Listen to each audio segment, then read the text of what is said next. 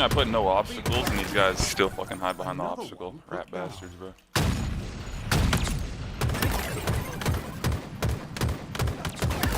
Double kill. Killing spree. Triple kill. Overkill. I saw that. I did. I saw the whole thing. Double kill. Triple kill. Overkill.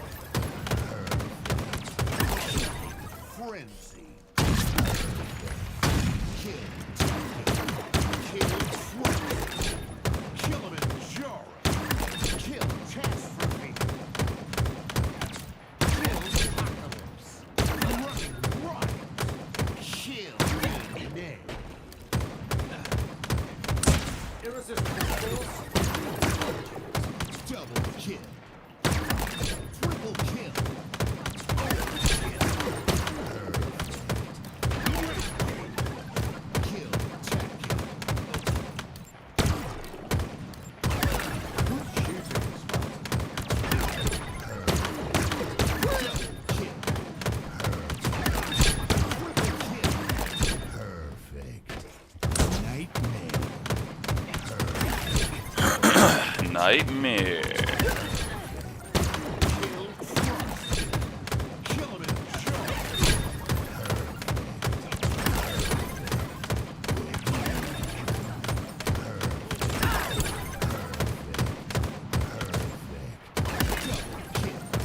Triple kill.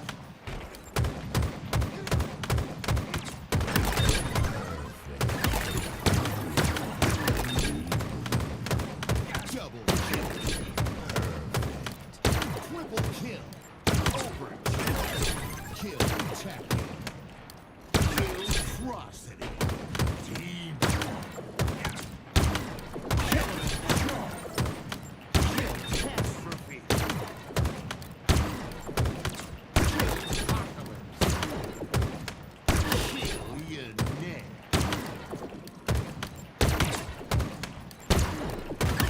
Don't think twice next time.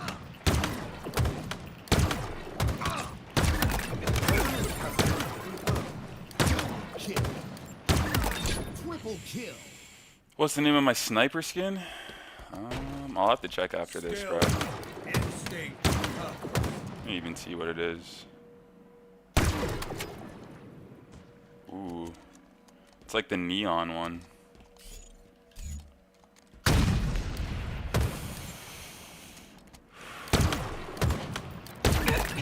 Fire shot. What an elegant shot. Double kill. Triple kill.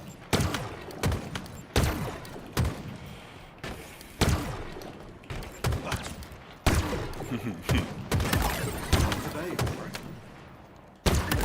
Double kill. This accolade. Alright. Victory.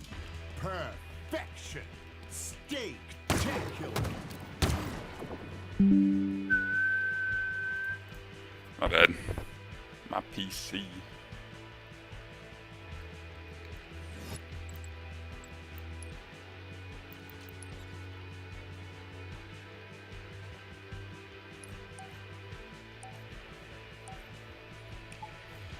Let's get it.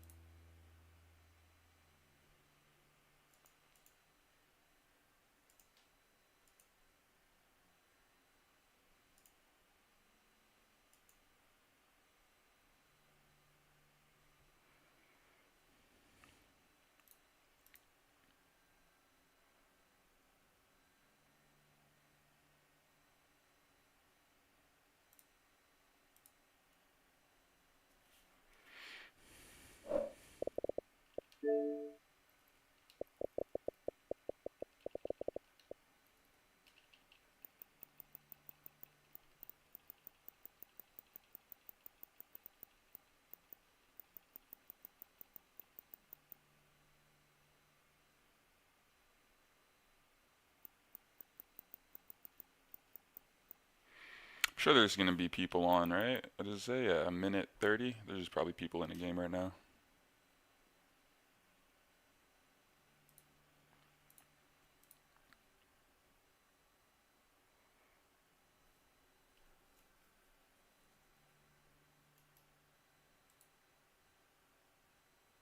Get there by the end of the weekend, I think. Nevertheless, though, if we don't sell another shirt, that's okay. You know what I'm saying? Because the support has been amazing. The free way to support, of course, is to join the newsletter, right? And you'll be able to, click around, get entertained with plenty of great content. The LVT team has been cooking as far as content goes. I call them the LVT team because they're here on our broadcast, like week to week, day to day. But truth be told, right? Everybody's their own person. They're all building their own brands. So shout out to all of them. Everybody's putting in good work. Tools, by the way, just put out a damn good video here on the LVTHalo channel featuring Optic and TSM on Origin. So if you haven't checked that out, you should, because you'll probably learn a handful of things, to be honest. It's a brand new map, and you get to see the best of the best competition on it and see how, those detrimental... Assault. Neutral bomb. Get the objective.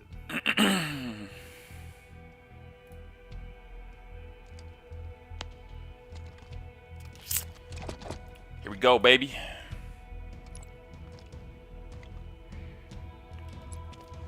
Oh, neutral bomb on this map? That's kind of cool.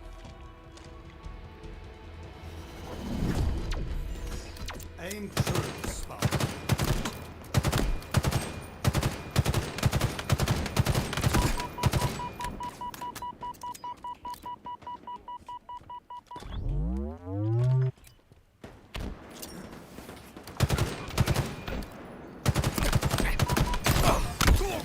Ah, shit.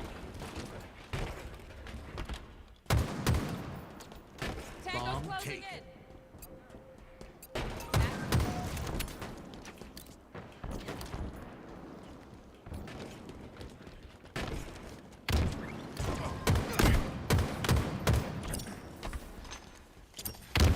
Hey, like, wasn't inside.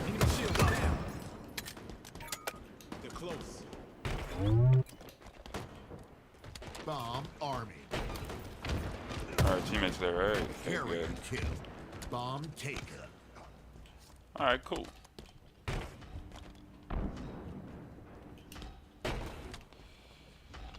Fuck are these guys?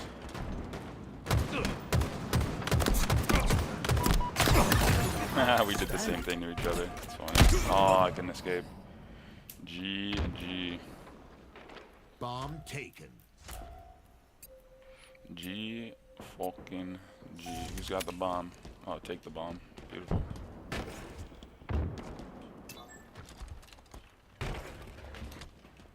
Enemy there.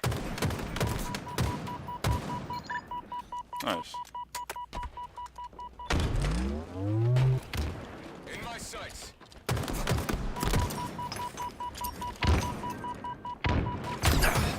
Active camo inbound. Bomb Nice. taken.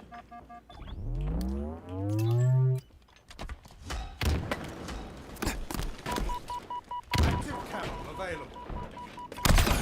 Ah, nice. There we go. Not too bad.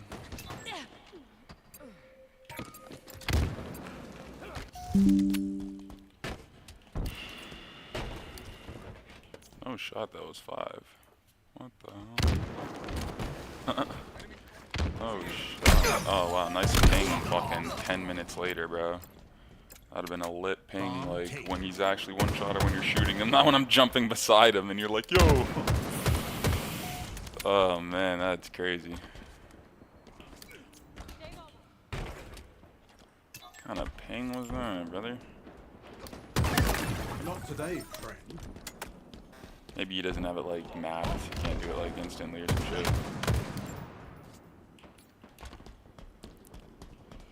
Alright, he is at car weak with a bomb. He knows I'm behind him for sure. Oh my gosh, bro. That's actually Bomb insane. taken. That was like the latest jump ever.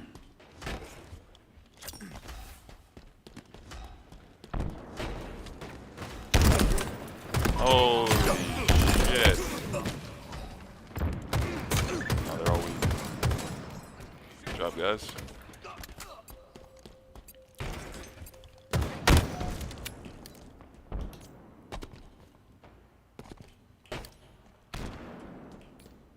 Okay. Bomb taken. They're gonna push pink, probably. Oh, never mind. He's got the bomb at his car. God damn.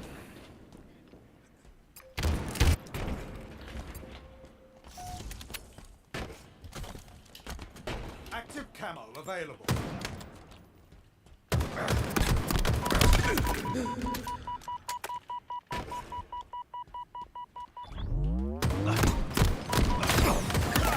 Shot call. Bomb taken. Nice. Here we go. Enemy shields down.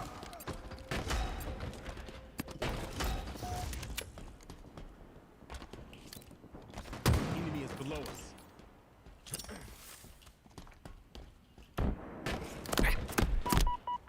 Okay. Damn, bro. It's fucking everyone.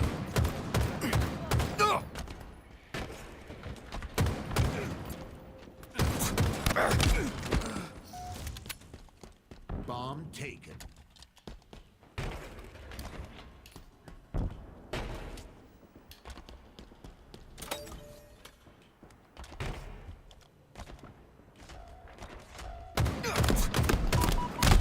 No beat down, bro, and I'm spamming the button.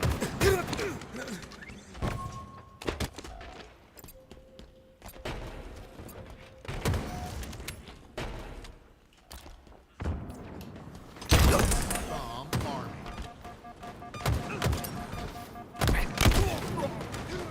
Off their shields. Bomb armed. Damn it. Enemy team scored. Objective incoming. Objective ready. Active camo inbound.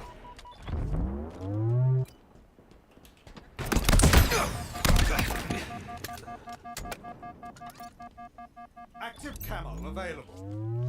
Bomb Probably taken. try to get that camo. Fuck it.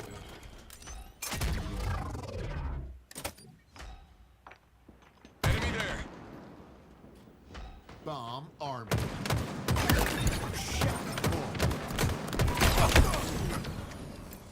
He's gonna jump up.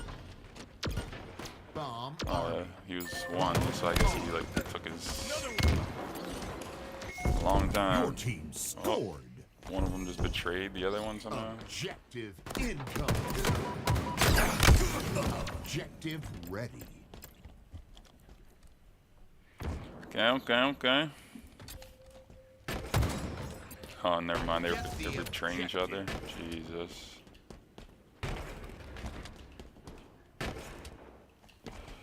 Bomb taken. GG. So I thought it was like an accidental nade or something. I was trying to figure it out. Nope. Like, yeah, actually just... Bomb army. He actually just fucking betrayed him. Nearing victory. Objective What incoming. out, boys? Guys don't lose anything. Objective ready. Bomb taken. Quit. Or not. Bomb army. Bomb armed.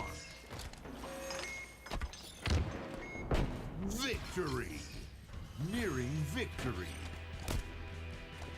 Objective incoming. GG. Objective ready.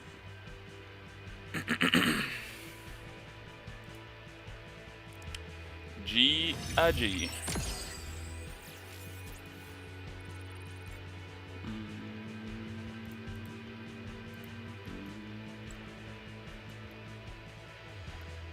Nice. Good stuff, ladies and gentlemen.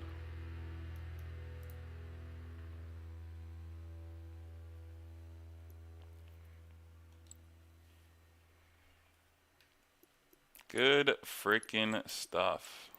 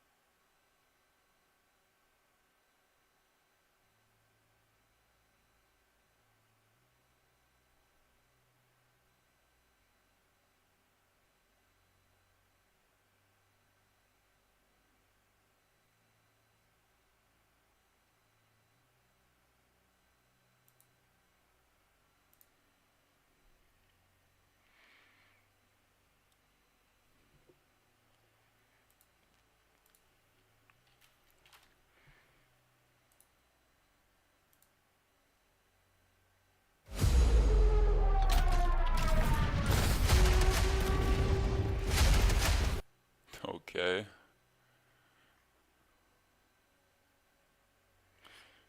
Never thought I'd have to mute that site. That's funny. Capture the flag.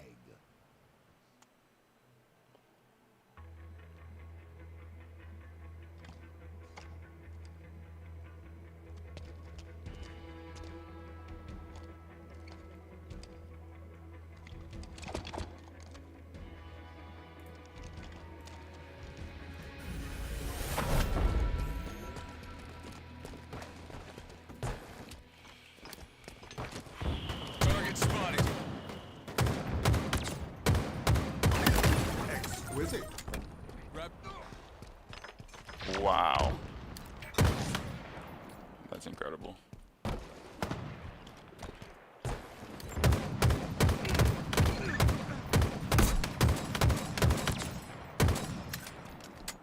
Enemy flags in Allied hands.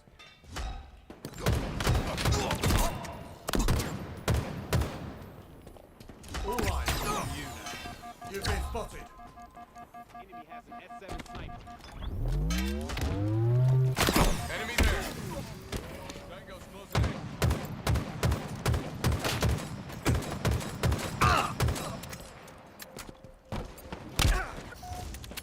Enemy shields down. Enemy flag returned. They have our flag. Taking back. In my sights. Enemy Spartans are closing in. Down. Target. Fuck, bro. Top mid. Damn. That's unfortunate.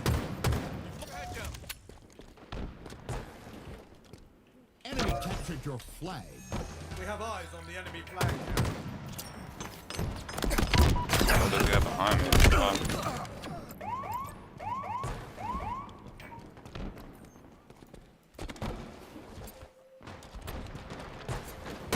Target spotted.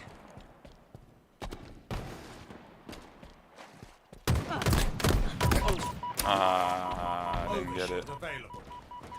Does he? Oh shit.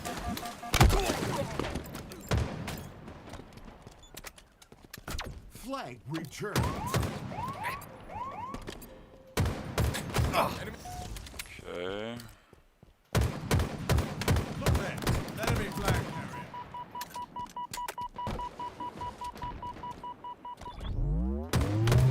Enemy captured your flag. The enemy Hey, carrier has bro. revealed themselves. And I'm dead.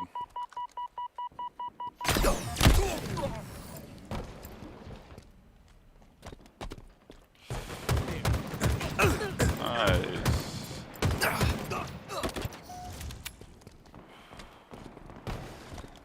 Power weapons en route. They've taken our flag. We have eyes on the enemy flag carrier. Okay. Power weapons now available. I have sniper too. Target spotted. Enemy there. Enemy captured your flag. Defeat.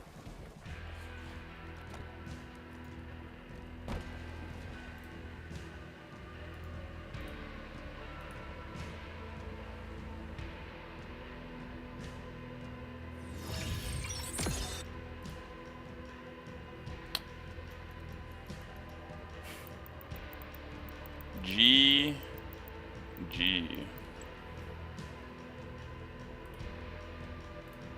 Reset 15 months. Let's go. Yo, so, Carrick, if you don't mind, drop a chat in the Twitch. I want to show people what your sub badge looks like. Actually, Dead Display's got one. Pukey Bunnies has the same one. That's the 1 year badge. If you get to 2 years, anybody here 2 years subscriber? You get to 2 years, you got a different badge. If you are a 3 year, you got a better badge. So is there any? Ooh, generic. Yo, let's go generic with the red subscriber badge. 28 months. Let's go. Right now, Casey generic, the only one with the red sub badge that we see. I'm sure there's more in the chat. Maybe some of you are watching on YouTube. Maybe some of you are watching on your TV in your living room. You can't chat. We do have people watching right now. 164 viewers on YouTube. Shout out to some of you. I'm going to check out your chat here. Is the bracket up? Yes. YouTube, Twitch chat. The bracket is not populated yet, but the link is in the description. So yeah. HCS is the only thing keeping Infinite on the map at all right now, says Travis. I would at least in part agree. HCS is kicking some ass. Luis Diego says Optic and Shopify Rebellion are the best teams on the bracket. Shopify is going to be a problem. You know, you're probably right. So yeah, we got two different chats going, guys. So thank you all, honestly, for. Damn, I damn near spit on the camera. I had to watch the replay on the delay in the stream. Sorry, I'm excited today. Like I'm damn near having I'm like salivating at the thought of HCS. Mr. Vomit Man subscribing. We got Prodigy 1142, Merc Mama subscribing as well. We're at 63% here in level 5, kicking off the stream. The tournament hasn't even started yet, and we're just building up this hype train. So let's go. 628 viewers. By the way, chat. I don't think there's any issue with me saying this, but you know, in Twitch, partner Discord, I requested to have front page promotion tomorrow, right? Unfortunately, it was denied, right? So LVT won't be on front page. I don't think that LVT has ever been on front page. I've seen plenty of Halo tournaments on the front page, but for now, right, we're working on trying to get things on the front page. I asked them, I told them, I was like, hey, HCS is kicking off. It'd be a great time for us to be on the front page. This Sunday, it's going to be Championship Sunday. We'll probably have teams like Optic, Shopify, SSG, all that good stuff, right? So they chose somebody else. It's all good. Maybe next time. Maybe next month. Maybe the month after that. We're trying to look for some like optimum opportunity to put us on front page. Maybe we'll catch their attention. You know what I'm saying? What time does the open start? The open starts in 25 minutes, ladies and gents.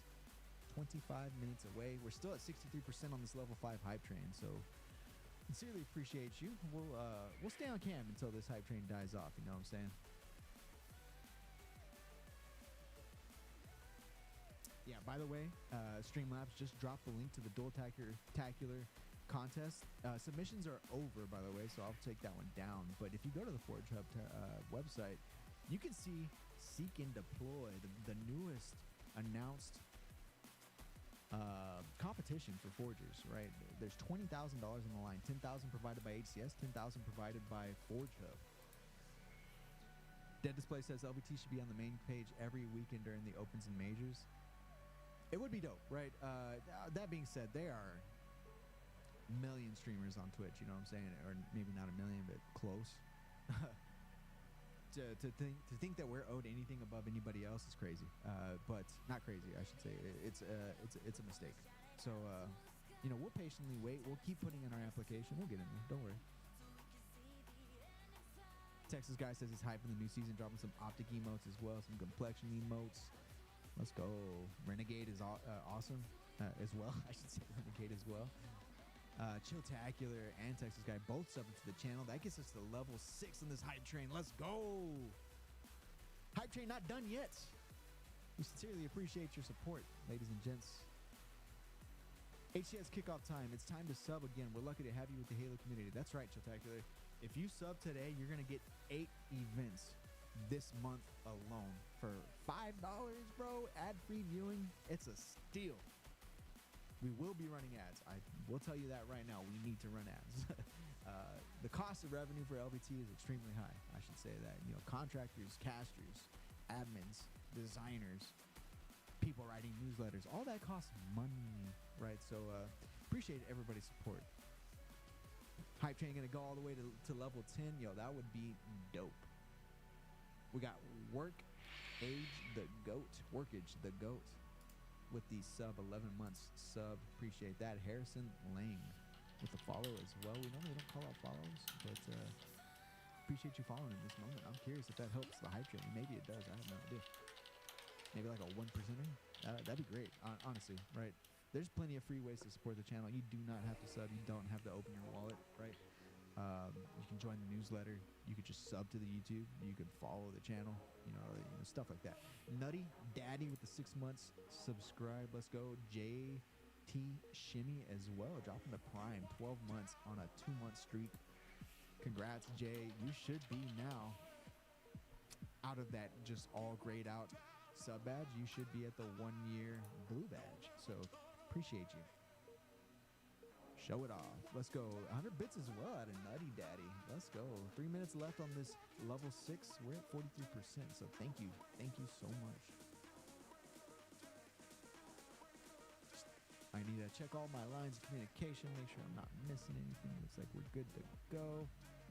Admins have acknowledged that we are good to go. Fantastic. By the way, ladies and gents, bracket will not be populated until 11 a.m., if not a little later, right? So what happens with these tournaments at 11 o'clock, I believe admins have to seed the bracket, make sure that it's like properly seeded according to HCS points, all that good stuff. I don't know the specifics, right? So don't take me, don't take my word as law, right? But just know that things do have to go down in the background. Sometimes that's why there's delays, right? So we just got to be patient. Our admins kick ass every single time, especially the HCS admins. They know what they're doing. Shout out to Celeste, probably heading up that team. So we have full confidence in these tournaments kicking off and going off with a bang. JT Shimmy says, thanks for keeping Halo alive, LVT. Now thank you for helping us stay alive. Spying Ryan says, we don't GA Prime subs here, so if you have a Prime, get a free sub to your favorite channel. That's right. By the way, ladies and gents, I will probably not be a part of the broadcast today. I'll just be in the background. We got Aliek hosting. We got Tools and Active on the mic kicking us off. And then later on, we'll have Tony rotating in as well. We're expecting today to be a little bit of a shorter day, right? We're used to coming off of these off-season events with single-day tournaments. Now it's a 2-day tournament, so we get to break it off into 2 pieces. And not only that, we separated all the tournaments by regions, right? So Tournaments should be a little bit of a shorter day, but damn, Hurtful EJ dropping 10 gifted subs, getting us to level 7 on this hype train immediately. We're only 30 seconds into level 7, and we're way past 50%. So shout out to Hurtful EJ. Sincerely, we appreciate you. PVT Taco says, awesome cast. Yeah, the staff that'll work today, obviously normally on our LVT broadcast, but everybody on the LVT team is goated. Shout out also to Callus, our observer.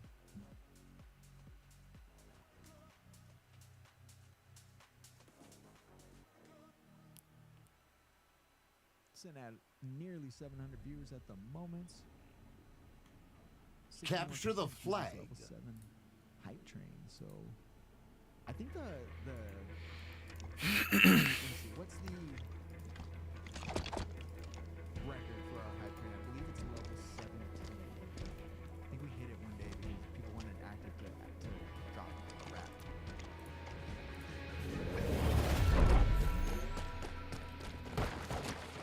Yeah.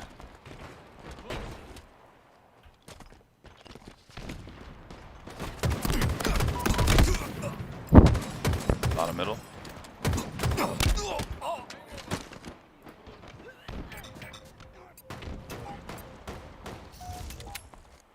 Rockets are up. Our forces have seized the enemy flag.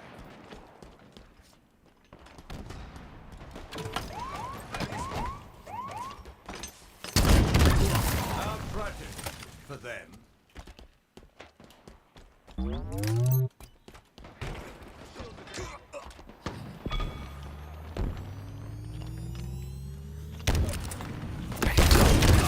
Dropping twice next time.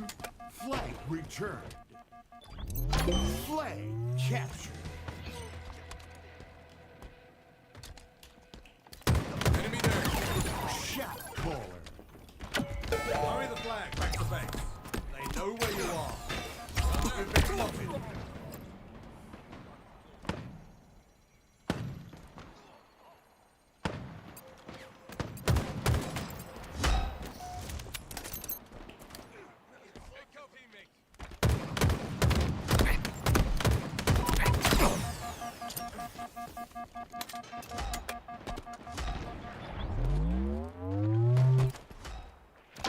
Flag captured.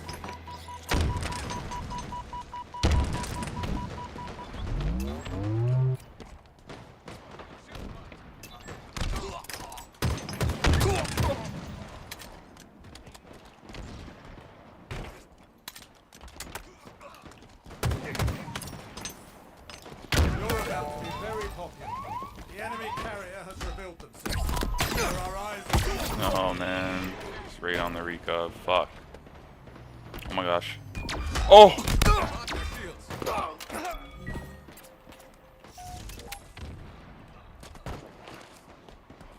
Flag returned. Enemy flag returned. M41 Spanker inbound.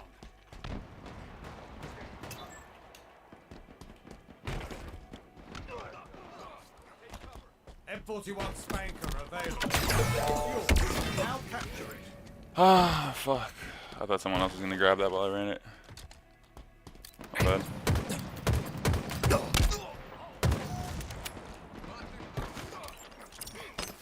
Oh, they're gonna have rockets for sure.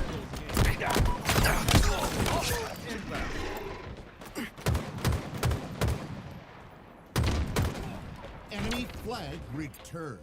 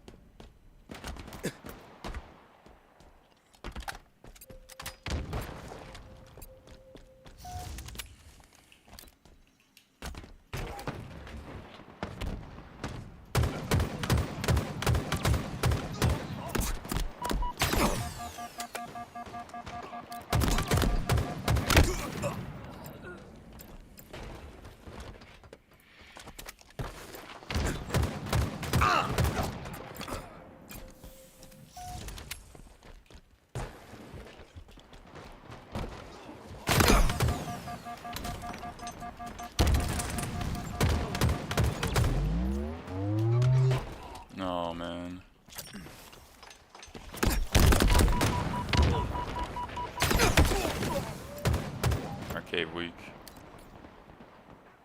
Spartan down.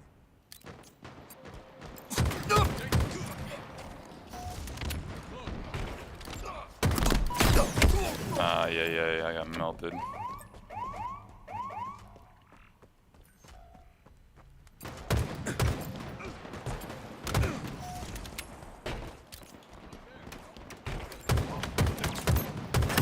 Good shooting, Spartan. Tango's closing in. Look there, an enemy flag carrier. You magnificent warrior. There are eyes on you, Spartan. You've been spotted. M41 Spanker, inbound. You're exposed, Spartan. We have eyes on the enemy flag carrier. There are eyes on you, Spartan. M41 Spanker available. Oh man, one shot, bro. Such a weird angle. Enemy Fuck, flag bro. returned. Enemy captured your flag. They have our flag. Take it back. The enemy carrier has revealed themselves. Bet that was a surprise. Great.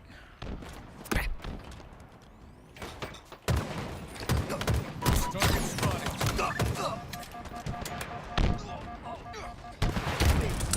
That's fucked. Flag returned. Flag captured. Victory.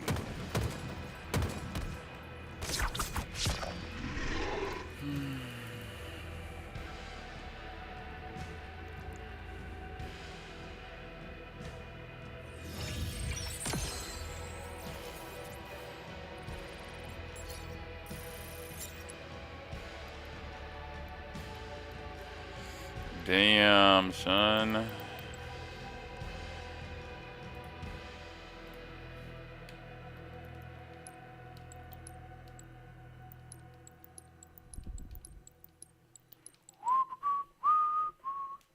What a game. Excuse me.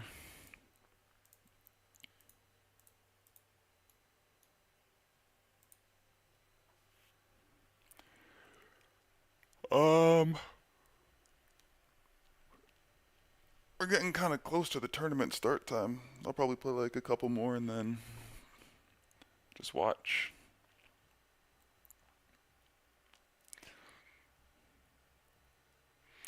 Shit, I'm kind of just vibing right now.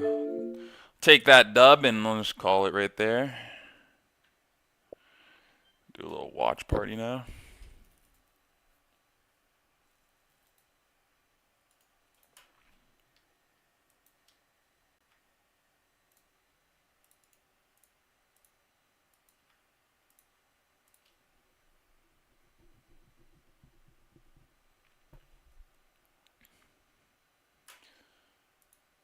Okay.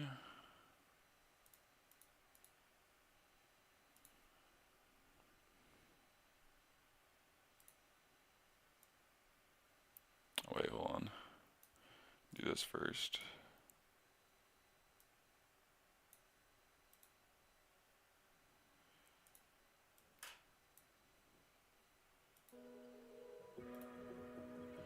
All right, we got the bracket. Nice, dude.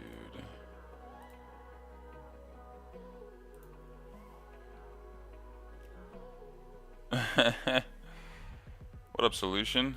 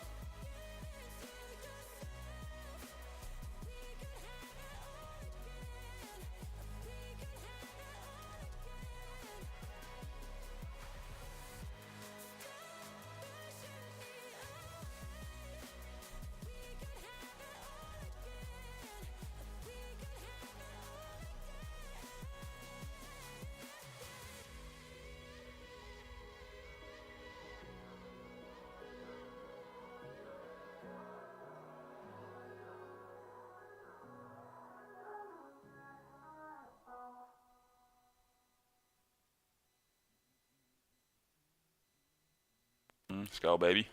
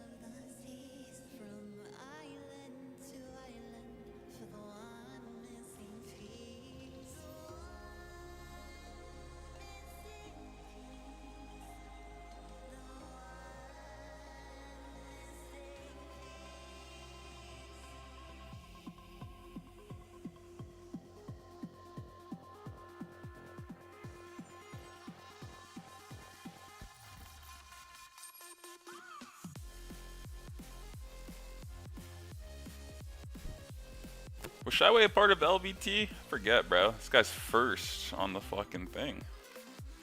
The founder, bro. I don't know why they don't have Shyway.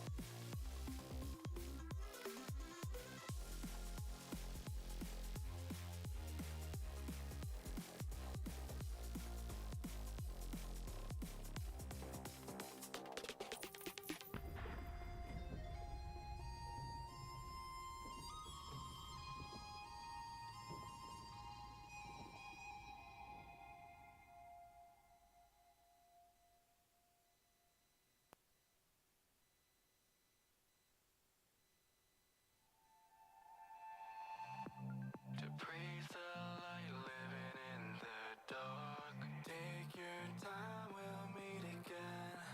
Just speak your truth, hoping it's a lie. You can't sleep, so why not give up? Let me tell you a secret. Just your heart like it's nothing hard. Can show you you are perfect. Good or not, it's still fun to try.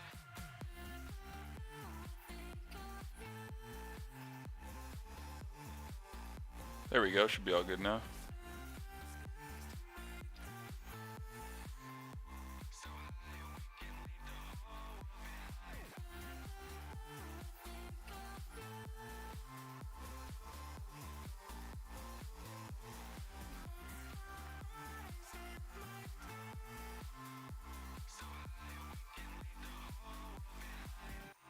To see the end, holding open arms. Sit down, think this through.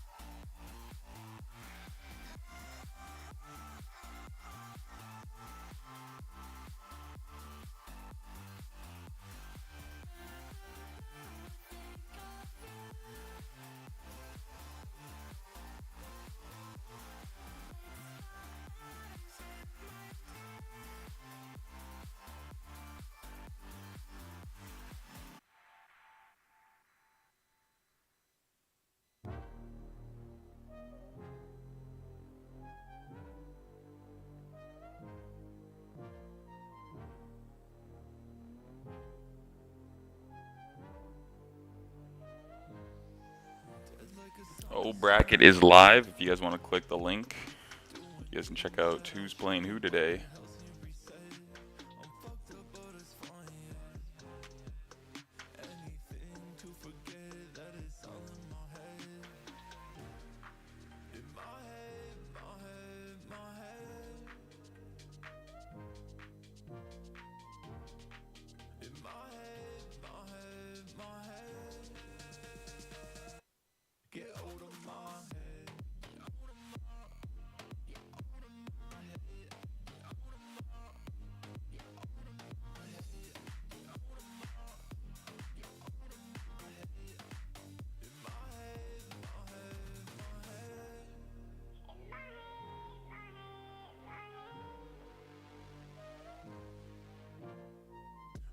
Don't feel like it used to.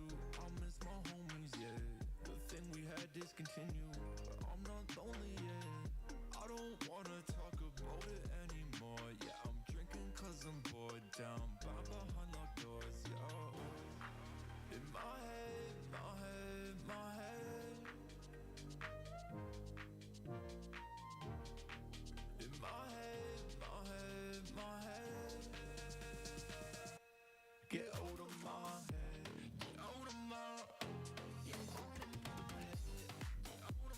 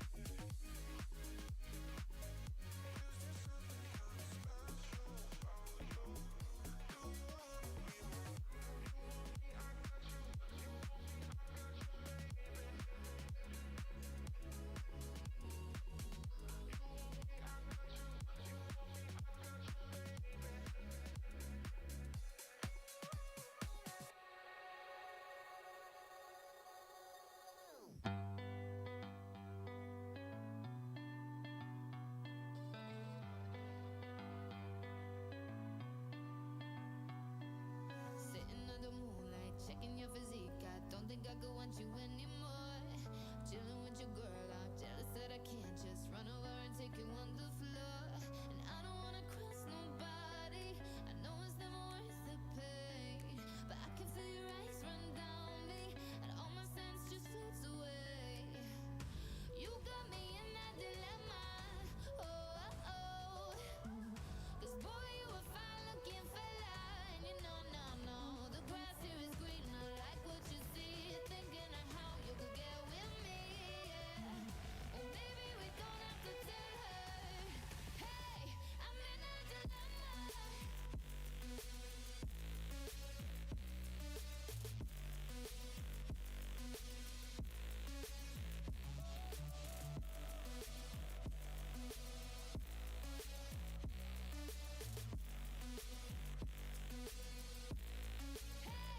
I'm in a dilemma. Because I want you, but I don't do wrong. I'm in a dilemma.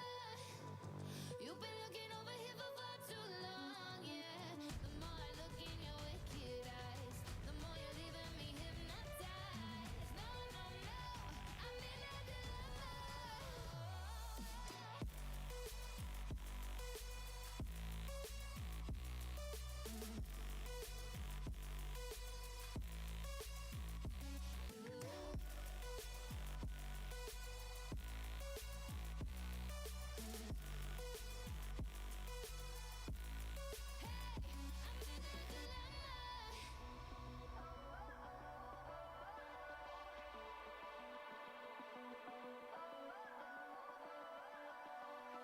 Sitting under moonlight, checking your physique. I don't think I could want you anymore.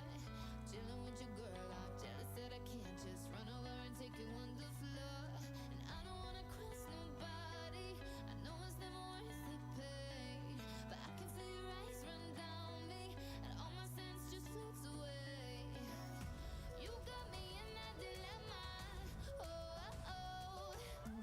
'Cause boy, you a fine looking fella, and you know, no, no, the grass here is green. I like what you see, thinking of how you could get with me.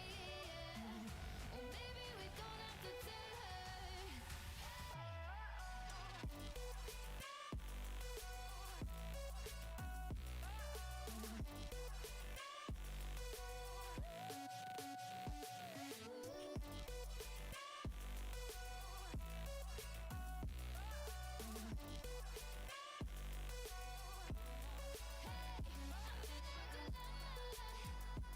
Because I want you, but I don't do wrong. I'm in a dilemma.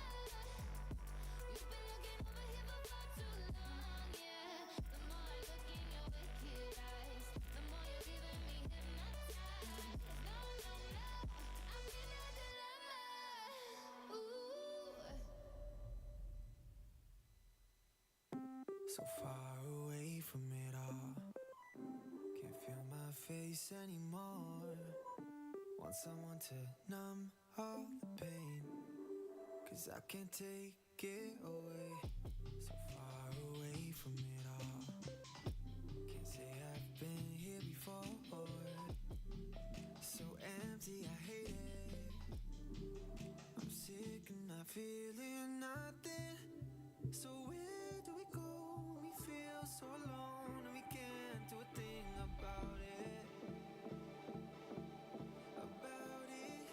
I'm done faking it, I can't pretend. In my head I'm running circles again. I'm done faking it, I can't pretend. And I've been spending too much time on the edge.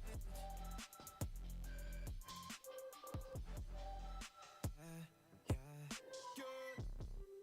You can see it in my face, though. You saw the mystery once again, oh no. I know we had this conversation a bit ago, so don't you know? I've been sitting at home watching the paint dry, kinda wishing you come over and say hi. Save my life. Yeah. I'm just hoping that you try. So where do we go when we feel so alone and we can't do a thing about it?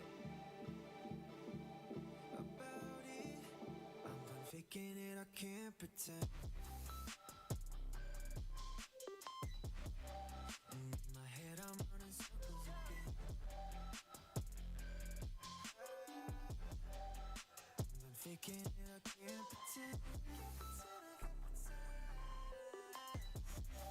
And I've been spending too much time on the edge.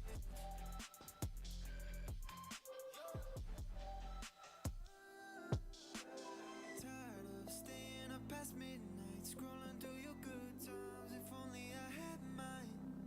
Lazy, watching too much TV, wishing someone missed me. Tired of staying up past midnight, scrolling through your good times. If only I had mine. Lazy, watching so much TV, wishing someone missed me. I'm done faking it, I can't pretend. And in my head I'm running circles again. I'm done faking it, I can't pretend. I've been spending too much time on the edge. I'm done faking it, I can't pretend.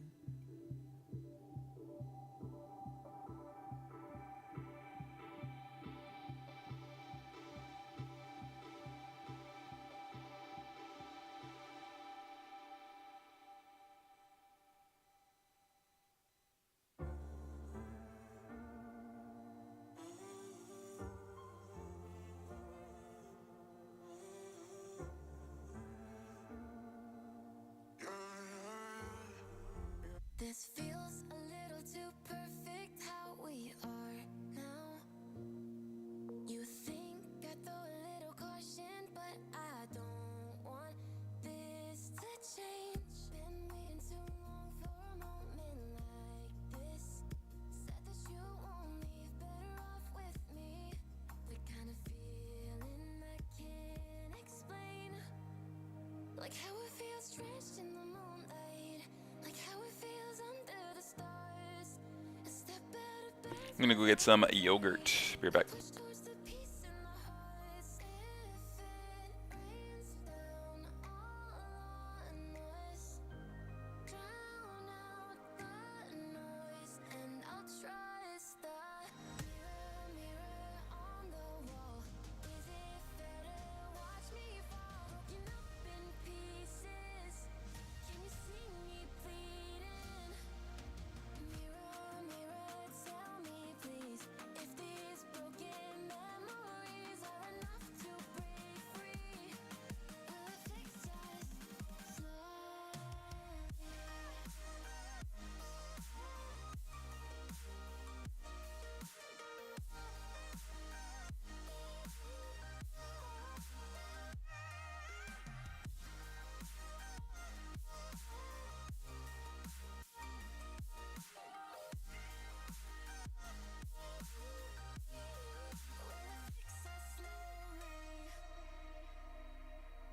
Each day I'm moving along with what fits best for. Taking me forward and back, yet all I know still leads right through to the start of the end, where the past can't chase us. You should stay for a while, disregard all the miles. If it's you and I, will be okay. Like how it feels drenched in the moonlight. Like how it feels under the stars. A step out of bounds with our own plight.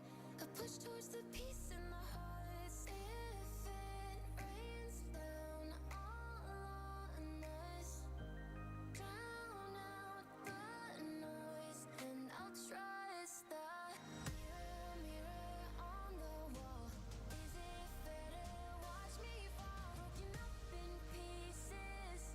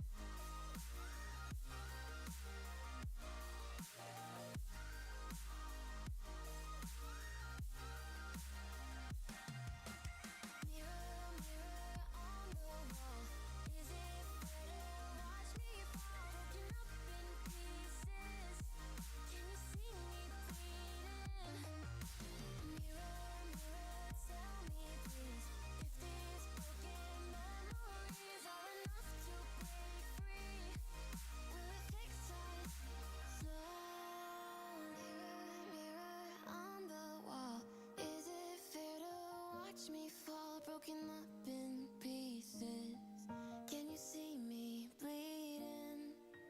Mirror, mirror, tell me please if these broken memories are enough to break free. Will it fix us slowly?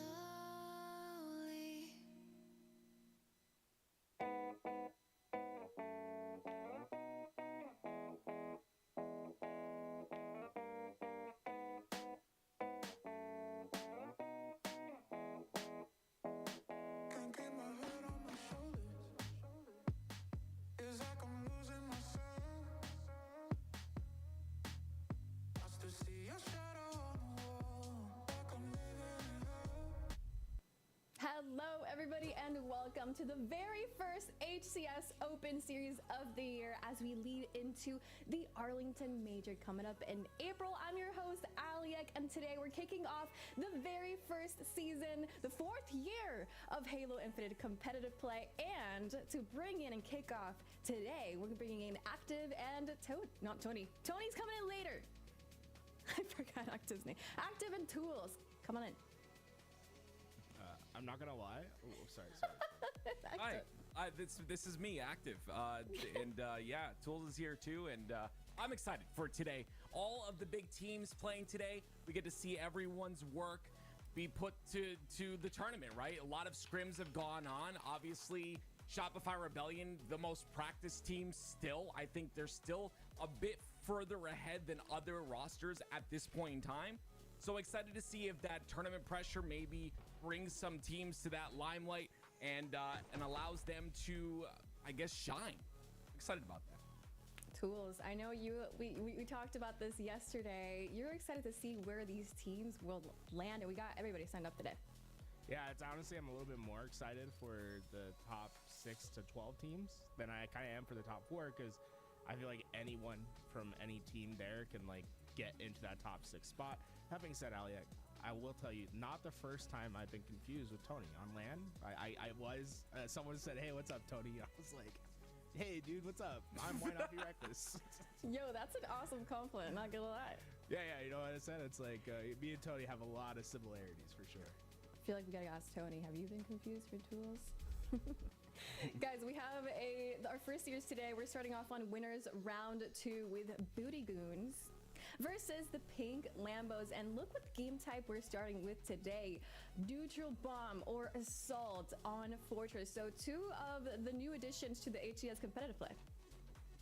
Yeah, I'm really excited for Fortress Assault. I think this map has a lot of, it's got to grow on me. I'm going to be honest with you. It's definitely a bit chaotic. Controlling the spawns a bit difficult, and we're going to see like what meta shifts kind of happen as this season goes forward.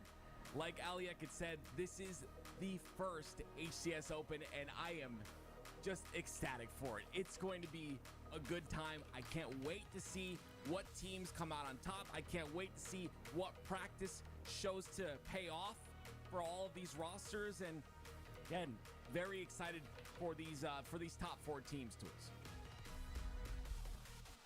Well, I will say, then, if you're having problems with Fortress Bomb, and Aliek, I think you could take this as well as a piece of advice. There's just one simple solution.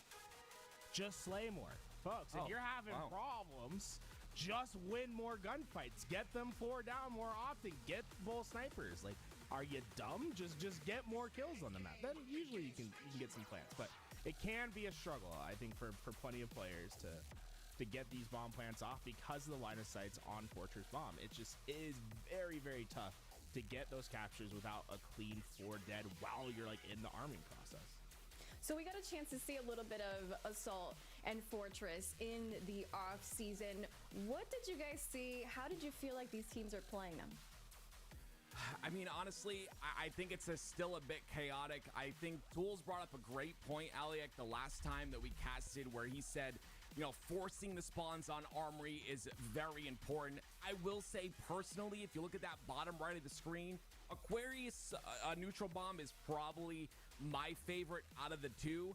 I personally still struggle on Fortress pretty heavily, so personally for me, Aliek, I like Aquarius Neutral Bomb, and I think it plays really well.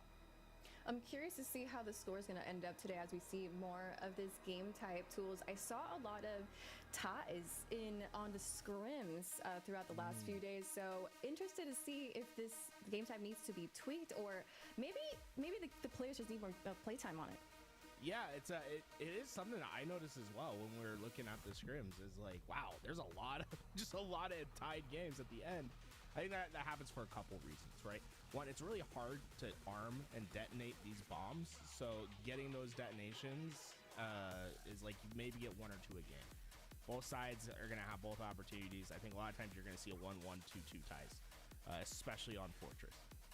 The other part is that the overtime rules for neutral bomb just aren't the same as they are for like CTF or oddball, where like if you're holding the bomb as you're going into the base as time expires, you aren't going to get that overtime like pie chart that everyone's so used to. I think that might be one addition that would help us not go to overtime as much, but it just shows you that getting those detonations off can be such a huge relief for a team, because it's not necessarily guaranteed that you're going to get all 3. Yeah, Active, any thoughts on neutral bomb? Yeah, so I definitely agree with Tools. There's some heavy slaying that has to go on in order to get that bomb on the bomb platform, right? And it does make it really difficult. I mentioned this last week as well. I think having a pie chart definitely will help the situation, because there are a lot of times towards the end of the game that you'll see teams get inside the base, start that spawn cycle, and you just don't have enough time to make anything happen. All right, everybody, winners round 2, Booty Goons versus Pink Lambos starts now. Ladies and gentlemen, I'm excited for this one. And Tools, I know you're excited as well. Booty Goons, a very solid roster, right? You've got Faka, Walmart, Dr. Cream and Scream, and Prufio. And on the other end of things, maybe you're into Lambos, and maybe they're pink. It's Mayski, clapping 7.62s furiously, who we know a lot about. And Thinking 4, we've seen all of these players play in these tournaments in the offseason. We've seen them get better. Now it's their chance to prove who's better at the very first important HCS Open of the season. Tools, I'm excited for this one. This is gonna be sick. New season, new game mode, game number 1. This should set the tone as to what we should expect all throughout the year. Remember, folks, Fortress Bomb is a tough one to crack. Depend on your slays. Try to get the 3-4 downs. And the other point is to focus on the spawns. Force what you want. Either armory or elbow, but be decisive as a team, and usually that'll lead to some success. In addition to everything you just mentioned, which is all very, very important, it's that ring control as well. Oh my word, Mayski! Speaking of controlling the ring, it's a beautiful thing here. Having this snipe, sees a player on the top tower and has to make something happen. This is a great trade, but you'd obviously want to keep that sniper and that tower control tools. So not to get That was really good. I'm gonna put my dishes in the sink. But I'm curious whether they're playing the right game type, and there we go. I was noticing the motion tracker in the bottom left corner. Ooh. Something that unfortunately in the HCS is a little overpowered. We can't know exactly where these players are, so I think they might take it back. We'll bank the sniper shot, Mayski, so if someone decides to challenge you, you get a free one, right? So you have a sniper in the hand, the first person needs to stand still. And then after that, we can get back into it. Don't worry, folks, we'll get right back into it. I think they just put on the wrong game type. I'm surprised that they had bandits, though. And it had a motion tracker.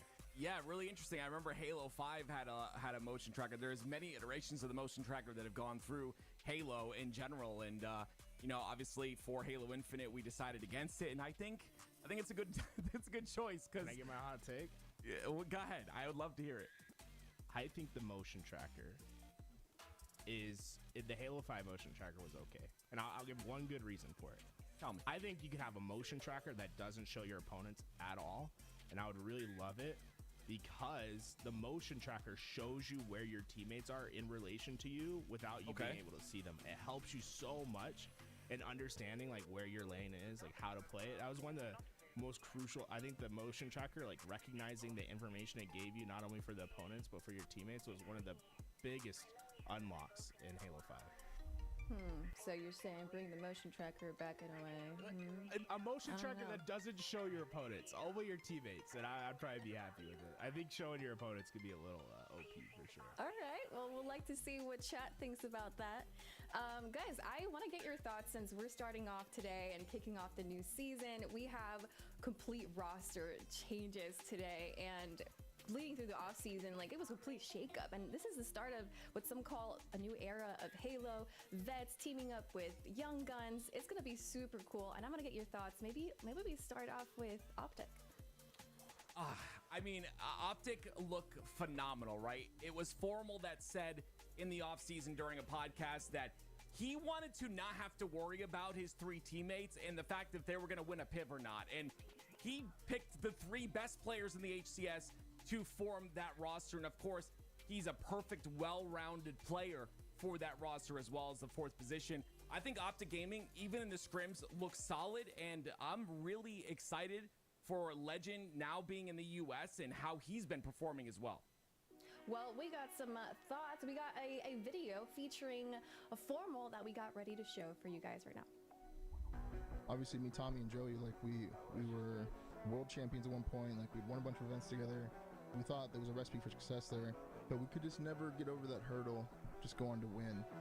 I wish we stayed the same. I got way too many. And when you've been in this as long as I have, like you have to be able to just just win. I just knew that roster was just kind of just chalk. I'm not one to blame, but I The vibe was it is what it is, and got a new look for this year. I'm really confident in this roster. Like this is on paper, I mean, this is an amazing roster. This is what I want my team to be. So it's like we made it happen, and I'm happy it happened. Well, you heard it from Formal. That's the team that he wanted. The name that they called it was God Squad. The question is this going to be the God Squad? I mean, they're looking at wanting number 1, the first place. That's all they want. Second place is not good enough for these guys. Yeah, I think anything but first is disappointment for not only for them, but for the fans, right? Like so much had to go in to making this roster reality. And it happened on the Sunday at Worlds, right? Those conversations were starting. So when you completely change what the landscape of the HCS looks like, if they don't win lands right out the gate and consistently throughout this year, I think it's a disappointment for them. But I think they thrive under that pressure. All these players are winners on that team. So I wouldn't be surprised if we see a couple trophies this year for Optic Gaming. Well, the question will be who will ruin, if anybody can, Optic's dream of being the world champions once again active. Who do you think might be able to do this? I got to bring up Shopify Rebellion. Aliak, you brought up a great point earlier. Veterans going alongside of younger talent, and Shopify Rebellion is exactly that. You've got world champs in Frosty and World 2, and they're bringing on Cycle and Last Shot, 2 players who I think are some of the best individual players in the league. If you've seen Last Shot's POV online, he has been frying. He's been playing really well. He's got this confidence about him that is going to bleed into this new season. Shopify, although they've got a lot of time ahead of these other teams and got more practice than these other teams, they are looking scary, and they are the team that's going to try and stop every single one of these rosters. Now, what's absolutely crazy to hear is that Space Station Gaming does not have any young guns on their squad. They dominated the entire of last year. The team broke up, and now here they are. Not like you just mentioned Space Station, Shopify Rebellion being the ones to maybe ruin Optic's chances at number 1. But we got to talk about Space Station Gaming. Yeah, Space Station, right, is such an interesting team because they're by far like the oldest team in the HCS, which is such a weird thing to say because it's like how old can you be like in esports? It's like we're still talking about like late 20, early 30-year-olds. It's not like a crazy thing, but when you look at the other top 4 teams and how they're composed, they all have some young talent behind them. You look at Shopify Rebellion, they have Cycle and Last Shot. If you look at Trippy's team, you have Suppressed on the roster, right? Legend, Bound, these players are young and have big upside potential to them. But what you do have with the Space Station roster is a ton of experience and championships underneath their belt, especially the 3 to your left, right? Snakebite's got 3 rings. Eco and Stellar both have a couple rings to them. And then, hey, Lucid freshly minted off his ring in Halo Infinite. So plenty of championships, lots of experience, but a lot of betting on that experience to get them through the season. Indeed. Now let's see if these two teams are able to get through this new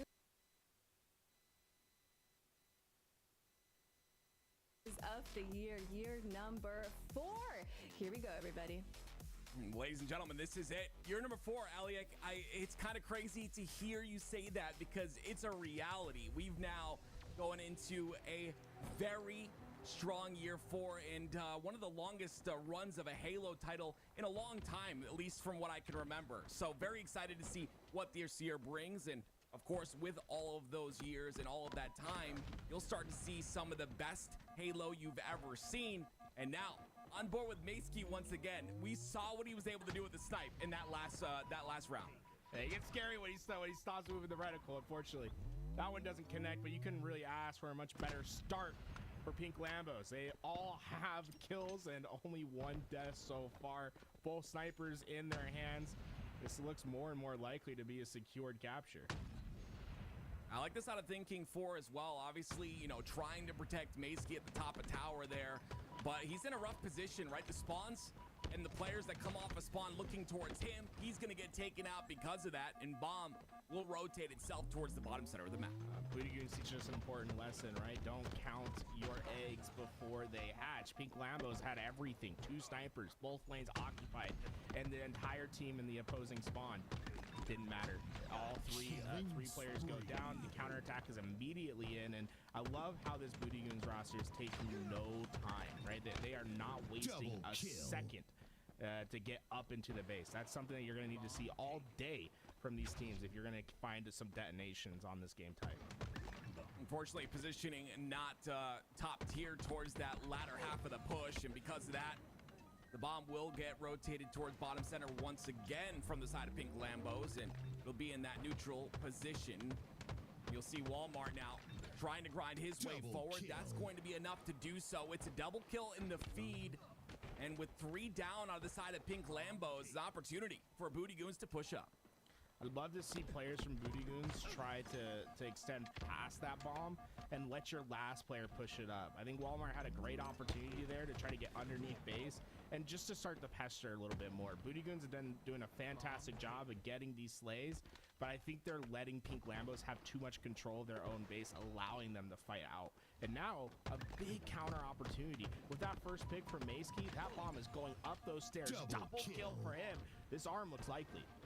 Yeah, Maceski hitting some perfect shots right there on the second player, ends up getting the double. You see Bomb is inside of that bomb circle. Rufio, though, doing his best to try and defend here, and you see it's Pink Lambos once again trying to attempt to get the slays as fast as possible so they can get that bomb in. It's 2 down. This could be 3, and this could be the arm happening again. Rufio's gonna be the first one, but look at these elbow spawns. They should have great line of sight. Does not matter. Great job pushing up into the corner of that circle, isolating the angle, getting that bomb arm, and well, going up 1-0. We've seen plenty of times in scrims since this game type was added that 1-0 is enough to win. Got that extra cushion now to work with. What a beautiful nade by Faka. That's a Hail Mary, and another shot there to the head of Fluriously. That's going to give him that ring control once again. You see him on the wing, a very powerful position on the map. You can get away with your life. You can get a lot of angles on the spawning players, but the angle's a bit too strong there, Tools. He ends up going down because he exposed too many. Still players to take care of in this base. I think the priority right now for Booty Goons is try not to let Pink Lambos out, right? Keep them contained until you find your next opportunity. But Maceski always so smart about how to move up on the map, and look at what it rewards him with, getting a double kill. That's all because of the space that he took, the opportunity to get behind. And this is what I love even more. Even though he goes down, I like the thought process of like, okay, I'm the first player forward on the map. Let me get behind everyone on the other side and be a pain for them to deal with. Well, Maceski leading the lobby in slays here, 12 and 7, and stinking 4 with the snipe in his hand. He sees Bomb resetting towards bottom middle once again, and like we had mentioned before, it is a nice, comfortable spot to be in, to be up 1-0 in this game thus far, and to have sniper in your hands like Thinking 4 does. 2 bullets to work with here. I need Thinking 4 is maybe to start thinking about one, right? Just one headshot. Unfortunately, a couple to the side, and Booty Goons, although they haven't gotten the slays, look how far up on the map they are, pressuring in those back spawns. But when you get into the base without damage, you can see what that leads to. 3 going down. Dr. CS is known, and 2 kills for Thinking 4. This looks to be another great opportunity. Spawns come on the elbow side. Maysky ends up going down, pressuring there. Thinking 4 going for a different angle, pressuring this side of the map. He's got the rest of his team here as well, but unfortunately, that member of his roster not going to be in a position to help him. 3 down now for Pink Lambos. Yeah, Maysky's position's also known. This makes it fairly easy for Booty Goons to know where to occupy, but you also have to win the gunfights, and that seems to be a tough task, especially with how Thinking 4 has been covering his teammates thus far. He's done a fantastic job of playing the middle lane and helping his teammates stay alive, consistently laying down damage and getting these assists. 10 and 8 with just 6 deaths to start this game. I really think he's been heating up these last few minutes. Heating up is what's necessary. Tools, as you said, some shots being missed here early in the tournament. First HCS Open of the season, season 4. Gonna get those little kinks out and start to work towards that precise aiming. Faka looking for that. Boy, he has snipe on the bottom of tower. So far, not gonna spawn anybody. Unfortunately, the drop comes through. The audio cue happens as well. He'll go down, and so do 3 of his other teammates. It's 4 down, Booty Goons. And Flariously backs up here. He almost is like daring them to spawn elbow. He says, I got a sniper looking, and Daylight has everything else covered with his own snipers. So we've seen this situation before where they had the 2 snipe control. It didn't lead to a to a bomb detonation the first time, but potentially more opportunity the second. No, man, they've done a great job of getting rid of that tower sniper when they come off that spawn. Booty Goons being able to survive 2 opportunities now where dual snipers were in the windows. Well, 1 sniper did survive, and it's Daylight. He ends up getting a double. Doctor ends up taking him out, though, and gets another kill as well. A double kill will allow this bomb to move forward on the map. And wait, he's not done just yet. Looks like that shot connected, but he's going to back up and play his life, which is the smart play in this scenario. And like we had talked about, it's 4 minutes and 50 seconds with Pink Lambos still in the lead. But that bomb is arming right now. It's Faka on top of it. Gloriously goes up with the repulse. Not going to really be necessary, but they stopped the bomb from planting. Yeah, it is cool to see how Flariously went about that, though, right? You got to get some elevation to try to stop the bomb, go up high. I also liked how he uses that repulse to move that bomb forward. That's something that you're going to see a lot today, is because of how heavy that bomb is. It's not an easy thing to throw or juggle and get a lot of distance, but it is very susceptible to the repulsor. It will fly, man. It's like a center fielder throwing it to second base whenever you use that repulse. So expect to see that a lot for clears. Yeah, I like to see that go right towards ring 1, all the way crescendoing over the top of ring. You can see bomb is on the side of Booty Goons here. Still pressure coming out from Pink Lambos, but I like Doctor and his position to try and eliminate all these players, getting his shields back as well, putting a lot of damage in, but unfortunately 2 down for Booty Goons, and Maysky gets another. That's all 4 dead. This might be another bomb cap here. Well, this is what Macy's been playing for all game. Every time we go to his POV, he's trying to consistently get in this back base to lay down the damage. Not only damage now, getting important kills. The big problem that Pink Lambos has, though, is they opened up both perimeter spawns, allowing them to have that instant pinch. If they're able to find that solution, they'll get this detonation. I think a little trap that Maysky laid down there, Tim, is he went underneath the base, caused 1 player to try to chase him. While that chase was happening, he's like, we'll arm the bomb. They get the detonation. So sometimes things are a trap. You know, you can't chase every kill. Yeah, that's what's important right there. Playing your life, baits out that player. And now we look at a 2-0 score. This is really solid for Pink Lambos.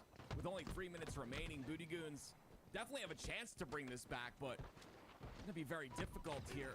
Multiple slays are needed, and it was momentarily 3 down for Booty Goons as well. So Pink Lambos still on the aggression in their base. And Booty Goons, they've done this a few times now where they've been able to fight out of their base. They just really haven't been able to get much of a counterattack going, and the clock is starting to play a big factor into this game. 2 minutes and 30 seconds to find these bombs, and we talked about it a bit earlier about the overtime rules. Compared to what we see with CTF and some of the other game modes, you're not going to get that extra time, that pie chart that arises in other game modes. So it's important to get your first capture earlier than later.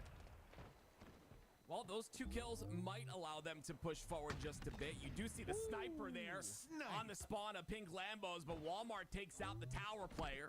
You see the spawns are coming out. Walmart deciding to pop off. Is it a little too late, though? With only 2 minutes left, we've reached the 2-minute warning. Yeah, providing great value for his team there. I love how he's pushing up on the base. Unfortunately, just got caught a little bit too forward, though. I think that's the idea for this team, right? Get that player up and start to slay further up on the map. That's been their struggle so far.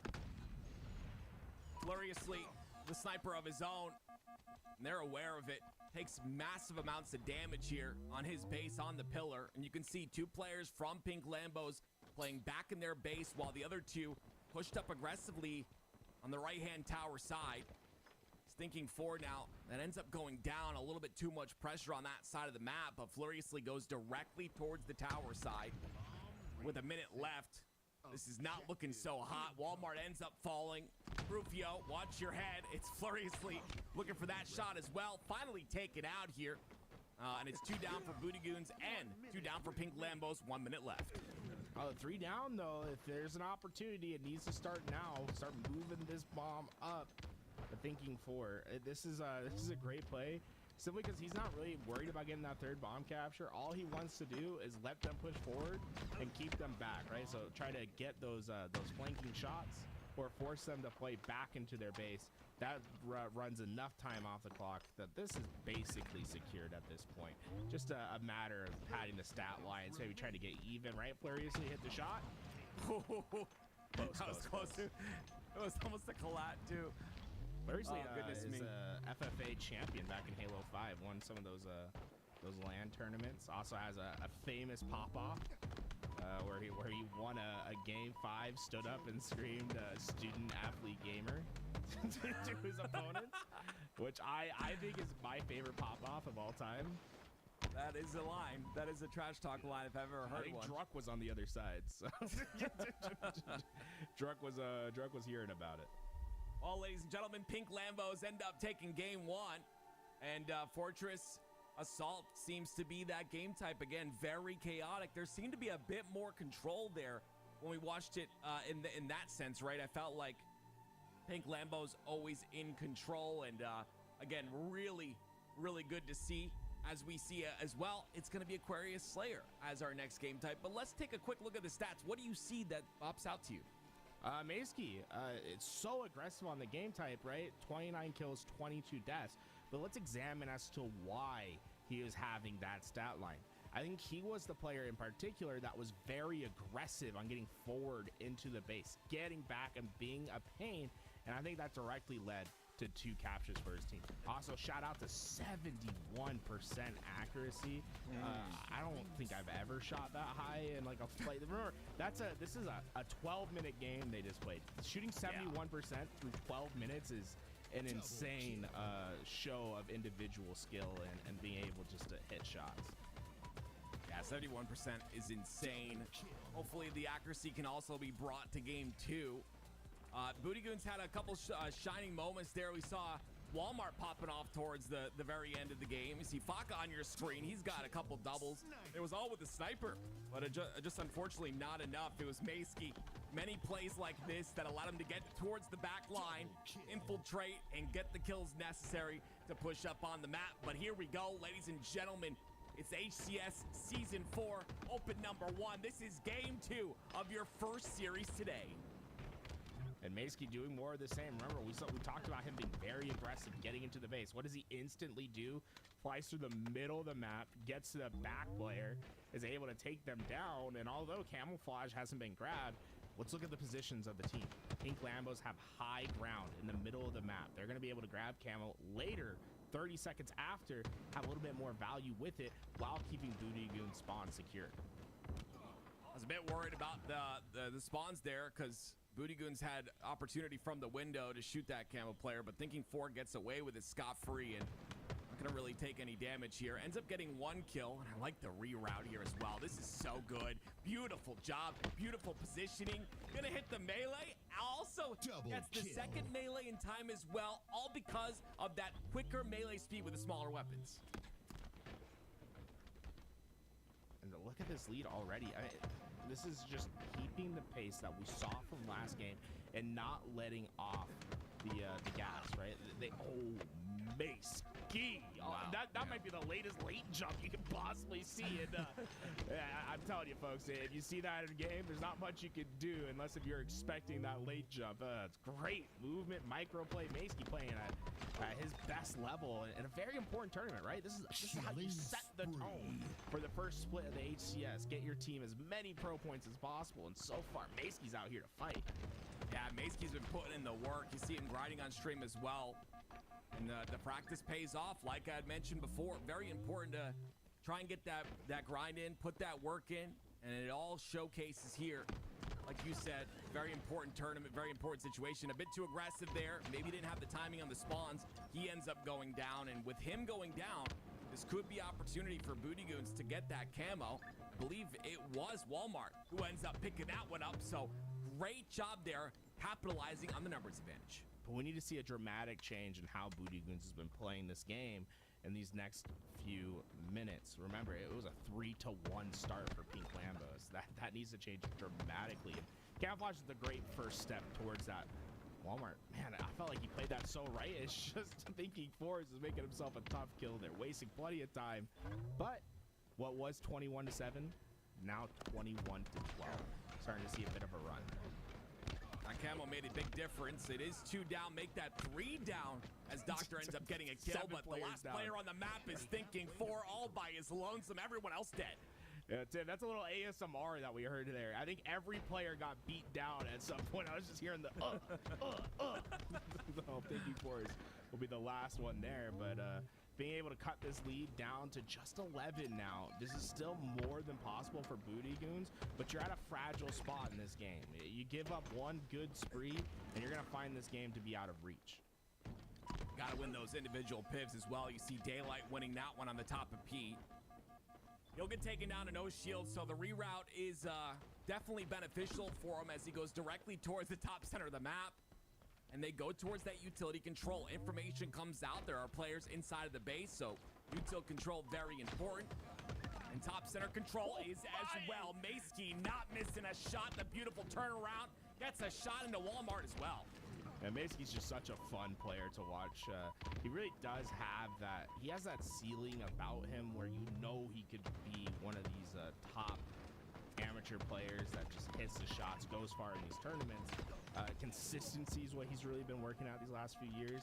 I also want to give him a big shout out because he's been working towards his college degree these last few years. I believe he just graduated, but he was winning the college Halo championships throughout all those years as well under that Fisher Esports roster. So he's very accomplished in all the stuff that he set out to do, and I'm glad to see he's still competing. 13-5 to start this game. There's just so much to like about how he plays the game. Man's got his life together, it sounds like. Love to see that. 13-5 is definitely a good score line for game 2, especially being up 1-0 in the series. There's no lazy gameplay here. It is just all gas, no brakes for the side of Pink Lambos. 44-23. We might see our first take-tacular of the day. Daylight wants to make that happen. Look at the ability to stay alive, utilize his teammates as well in that scenario. Doesn't go down, but gets a kill. Another clean one for Pink Lambos. Right, last time we checked in with the score, it was an 11-kill deficit. It's we've seen that grow more than double now. They're gonna finish this game in a spectacular fashion, but it just shows that this team is well oiled right now. They're playing extremely well, and my God, there is some highly talented individuals on this team, and it makes me really excited to watch Pink Lambos throughout the year this year because of the individual gunfights that we're going to see, in particular from Maysky and Furiously. I mean, that last gunfight, that's just filthy work from Furiously. I don't think you could pay him to miss a shot at the end. And let's peep the accuracies. Let's see if Maysky could keep up the trend. You think he can go double back-to-back 70s? So almost 80? No way. Maysky almost 80? Bro, that one shot he missed? I'm telling you, bro, he's not missing. Oh my That's God. crazy. That is crazy. Almost 80% accuracy out of Maysky. Every single player on Booty Goons would crush you in matchmaking. He's shooting 80% against him. Crazy to see. And on the other end of things, maybe not so beautiful, maybe not so attractive, is the assist column. You saw Furiously 10 assists. I think it was 14, 6 stats and 10 assists in that game. You love to see that. Look at that right there, 11.3 KD and 100 less damage than Maysky in that scenario as well. But my goodness, this is a best of 5 tool, so still a chance for Booty Goons to come back in this game, but it's gonna have to start here on Recharge King of the Hill. A large mountain to climb, especially when you've got players on the other end shooting like they are. You're gonna have to make them miss somehow. Maybe a little dance to the left, a little dance to the right, but you might need a bit more than that. They are frying right now. And that's one thing to keep in mind, right? Is Maysky's shooting extremely well. 80% is impressive, but that has to go both ways. You're probably giving too many easy gunfights to Maysky. Focus a little bit more on your position, the strafing, and not allowing him to do that, right? Look at how Maysky has to take fights. Oh, almost gets the triple kill. But like Maysky, it's almost too easy for him because of the position he's putting himself in. He's catching players, and it's making his accuracy pretty juiced out so far. Yeah, you saw him right there in the position on the top of tower. Obviously, he's got that height control. He just plays the stairs really well. Able to win that fight, and you'll see that many times. I hear so many people say, "Oh, my shot's off, man. It's my dead zones. It's my accurate. It's my controller. It's your positioning. It's terrible. Improve your positioning, and your shot will improve as well." We're gonna have to see a lot of improvement out of Booty Goons, though. I know they have the potential to do so. Right now, I believe they are outslaying by, I think, 1 kill. Prufio gonna get a triple, extend that just a bit. It's 3 down, Pink Lambos. Prufio might be a little overheated there too. He was going for that overkill through the creek, but he is certainly heating up in this game. Right, every reverse sweep starts the same way. Down 0-2, put the game in his hands. He's starting to show you what he can do. Unfortunately, misses that last shot, but plenty of damage done by Prufio there, and it gave them a good head start into this hill. But Pink Lambos very quick to recover throughout this game. They already send them 3 down, but what's most important is how they flip the spawns on the map. They're clear, decisive with the plays that they made. They get the pipe spawn, they secure a spawn as well, and Booty Goons are going to be working a very uphill battle to get back towards this hill. You love to see it. Pink Lambos. You think he's going to move around? It's like almost like his controller disconnected. The standstill, the confidence, 3 down for Booty Goons once again, and it'll be Pink Lambos that not only get the 3 down, but they get camo as well, and that's what spawns coming out on the seaside. This camo, interesting choices for thinking fours, right? Because you can play forward, try to get these kills in the spawn, but you still want to keep that spawn open. So he's being very tepid about how far he pushes into those back ranks. Wow. And you can see it all, what could be the danger happens, right? All the spawns start to flip, and although thinking for is getting kills, and with camouflage, now the focus is more about trying to break this spawn over at the pipes. That's exactly what happens. Gets caught out on the pipes due to the glass spawn and the player that jumped inside the pipes, and he'll end up going down, but it is still a slight lead here for Pink Lambos on this very first hill. Furiously staying alive. Love to see that. Yeah, the way he played with that shroud screen there is he dipped in to get as much information as possible, and never trying to get the kill, more trying to stay alive, but that's because it buys him a second chance to get into that hill. He leads with that first slay trade out. They go for it down, and To me, this should be enough for the secure and capture Pink Lambos. Although they had a bit of a shaky start compared to what we've seen in the previous games, quick to recover, and oh my man, they make this shock rifle look like there's been no nerve whatsoever. See that immediate rotation from Booty Goons off their spawn towards the back of Hydro, but you also saw as well, Thinking Force going towards that long haul side, trying to pinch for his teammate Daylight, puts a little bit of damage in. Only one of those kills is cleaned up. It'll be Daylight looking for more. Another shot with a shock rifle, make it two. The killing spree, the double. Daylight on fire. Daylight, been a big fan of Daylight as I've been watching him through the last year or so. He's one of those players I believe also part of that College Halo ecosystem. And honestly, it's there's whenever I've talked to him, whenever I've played with him, I can't say anything but good things. Man, great vibes, and I really want to see him do well throughout the year. I think this is a very fun roster for them to start trying to get some HCS points with, though, and I hope they go far today. Pink Lambos, I've been having a blast watching this team. Well, off the screen there, we saw Walmart get a double, and that was a 4 down for Pink Lambos momentarily, which secured Booty Goons that camo. And now they utilize that and a bit of kills, and a couple of kills, I should say, to get some hill time on this second hill, and a very important lead on the second hill. Maysky once again, though, in absolute dominance with this bandit, not missing a shot, and that's going to really just put the pain on that Booty Goons roster. I think a couple things go in there, right? Maysky certainly not missing. You give him a chance, he'll take it a mile today, and sure, you hit that first shot. Maybe a little connection issue going out there for Walmart. I want to give it the benefit of the doubt there. It felt like that shot was maybe connecting on his side, but you can definitely see Maysky, you give him an opportunity, he will take it full advantage. And see some players hanging from the rafters, but 1-1 tied up. Booty Goons, never count them out, right? They already found a very fast hill, and if they can find a quick break, they could start taking control of this game. The start of that break comes on the elevator side of the map. It's Prufio, a player who's leading in slays, 14 and 8 thus far. Really starting to come alive for his roster. That's a spawn from Doctor, I believe. Maybe. That's what I was thinking, bro. I was like, we might have to go back and watch the replay. I'm like, did he spawn there, or did he just happen to drop at the right time? Squad spawning a big factor here in Halo Infinite.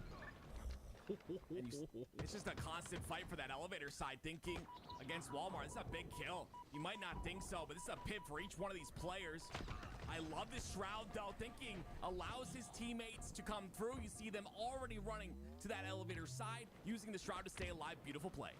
What separates great players from the best players is their ability to stay alive and to get that extra value. Thinking Force, you could tell that he's maybe starting to crack that code of what it means to stay alive. I love that play with the Shroud screen, being in the bag, trying to get that extra bit of value. It gives Pink Lambos a little bit of hill time to work with, but a couple things to keep in mind as we go into the later half of this hill. The clock is starting to play a factor. A minute and 18. This next kill could almost certainly win the game, and whoever wins this next kill is probably going to start playing time. So this is going to be a crucial one for both teams. These slays are going to be very important. Booty Goons, though, have constantly had that elevator side control, and look what happens when they get that. It's constant spawns funneling through, and with those spawns come a lot of damage as well. You see Faka, another very huge individual fight being won here on the Thinking. That's going to give them elevator spawns. That's going to give them more time in the hill, and Booty Goons looking good as a double kill comes out from Doctor. Yeah, a ton of talent in this lobby. You can tell just the way that they're taking their gunfights.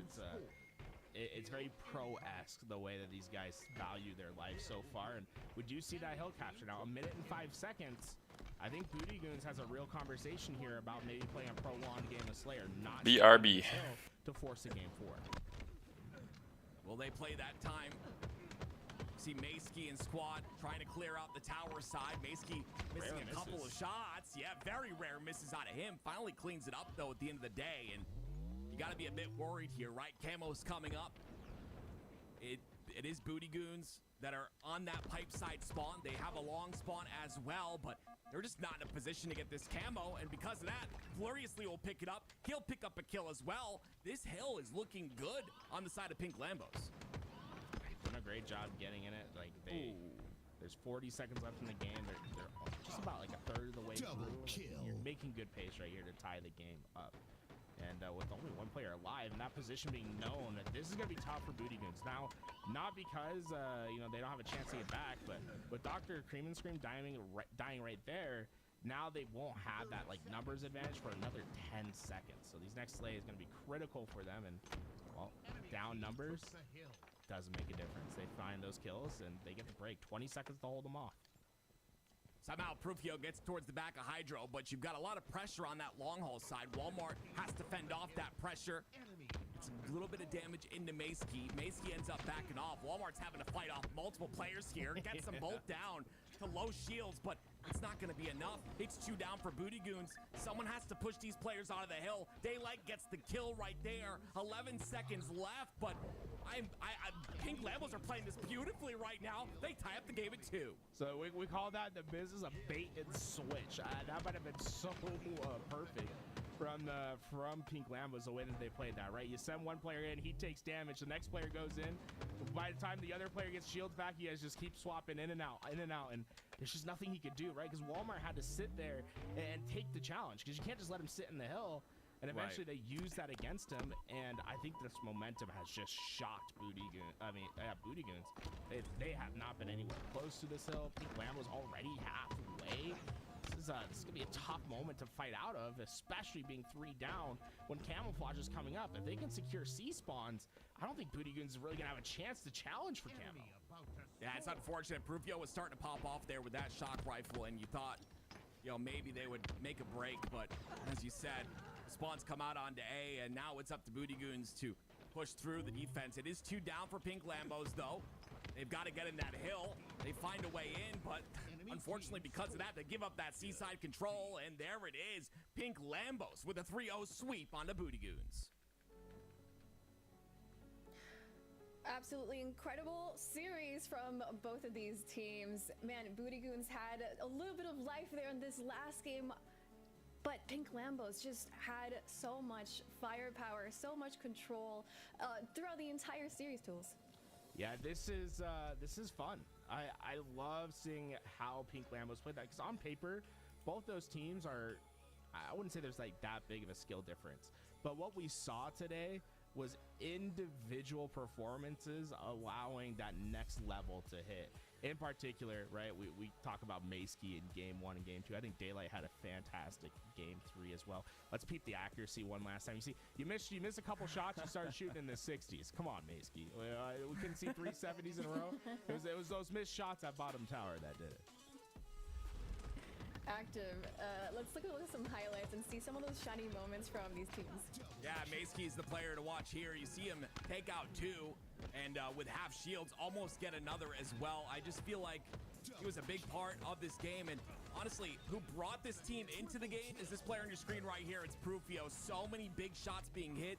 Utilize that shock rifle really well, as you see Daylight doing here too. But there's a lot of back and forth. But on the side of Booty Goons, Prufio played really solid Halo and very impressive, but it just wasn't enough. The pressure was a bit too much, and Pink Lambos take it.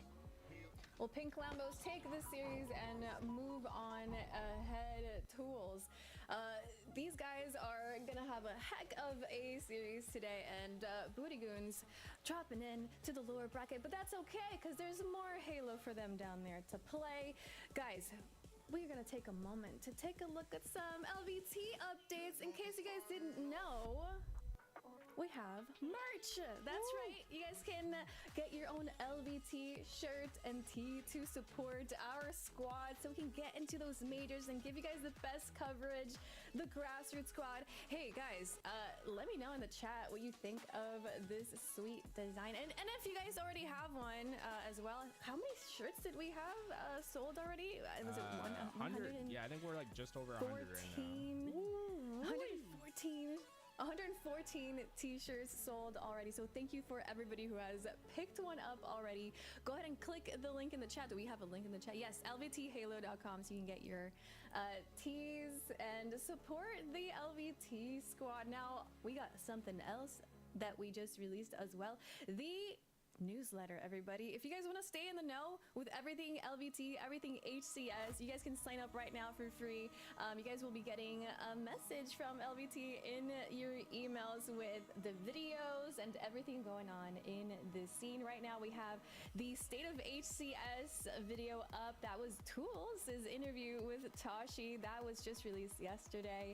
And what else do we got in there? I'm taking a look. We got some content creator highlights as well. We have the Tide Leader videos on there, so take a look, sign up so you can stay in the know.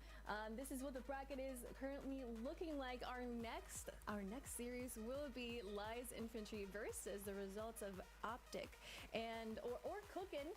Do we have a result there for that series? We'll have to wait and see. But more Halo coming up for you, everybody. The 4th year of the HCS season already started. We just got done with our first series. See you guys after this break.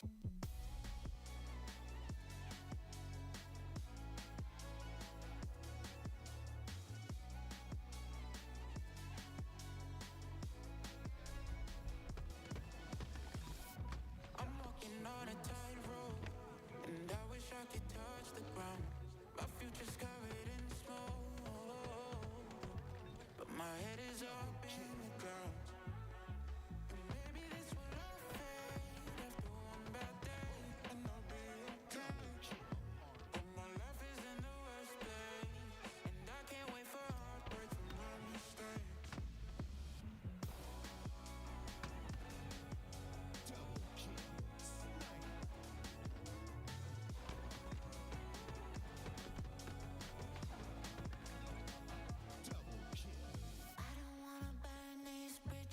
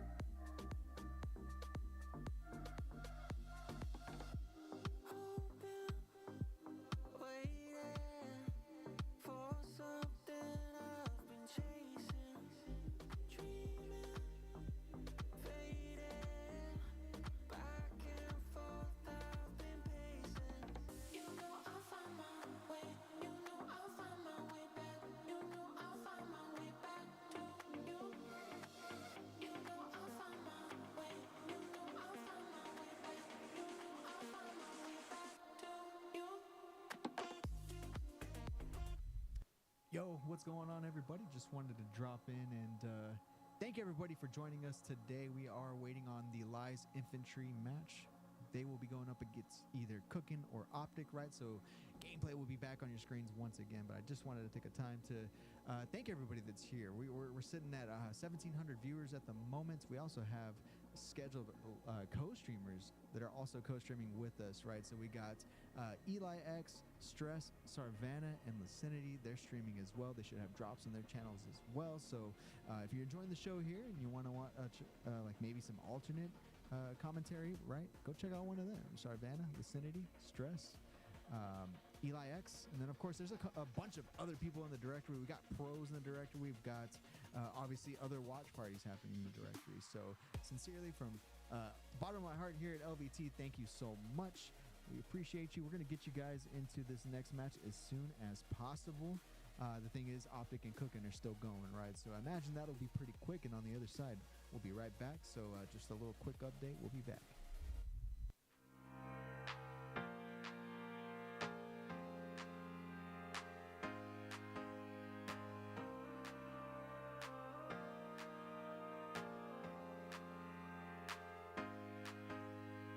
Goosebumps on my skin, I feel you on my body. Lose my mind within, your presence is so godly.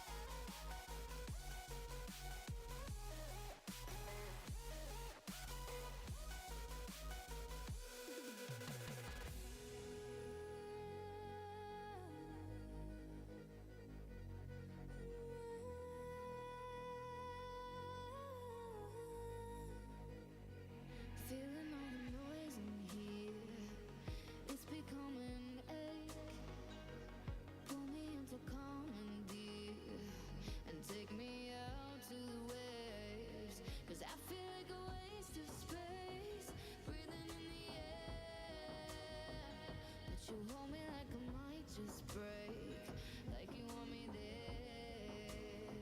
So I went down to the river and swam till the panic was over. Yes, I went down to the river, washed all the heavy rain,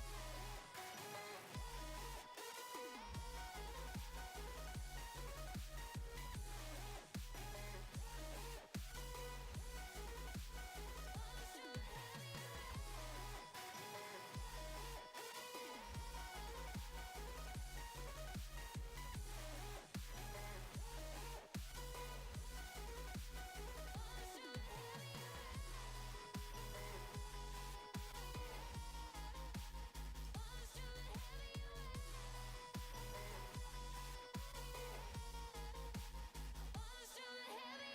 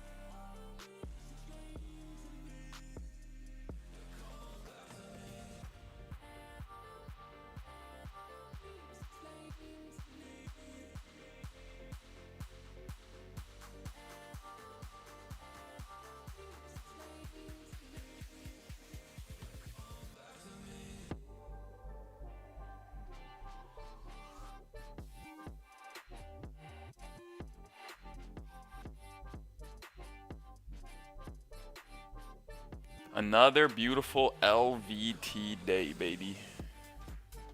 Let's get it.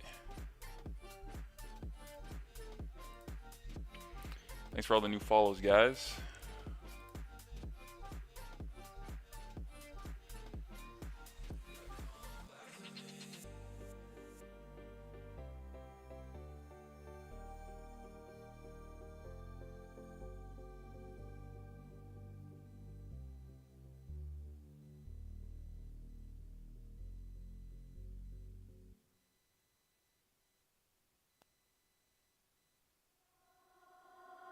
All I heard about was all your love, wrapped in lies. Oh, oh, showing off, pretending to be nice. All I heard about was all your love, but you crossed the line. Oh, but I got no heartache, heartbreak, grief about you now. No, I will keep dancing, I will keep dancing till the sun comes up and I'm running out of luck. I'm pouring out till dawn. I will keep dancing, I will keep dancing.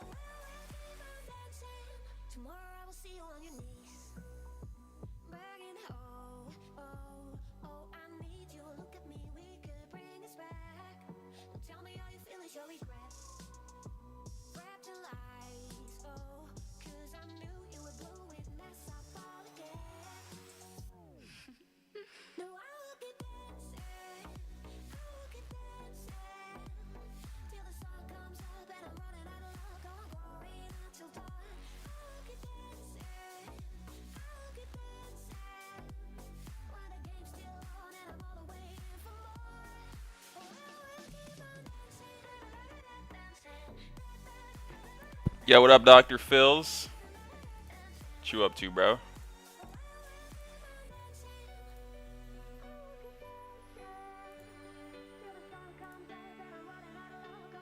What you up to, bruh?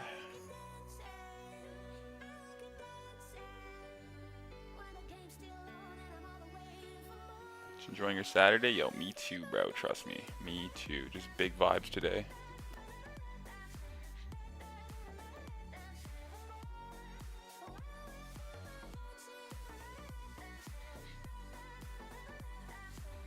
First HCS tournament of the year. So we got all the big teams playing. It'll start getting sweaty near the end of the day, you know what I mean? So right now we're kind of just chilling, seeing how all the teams are doing. Not too many people streaming though, unfortunately. So we'll just watch LVT.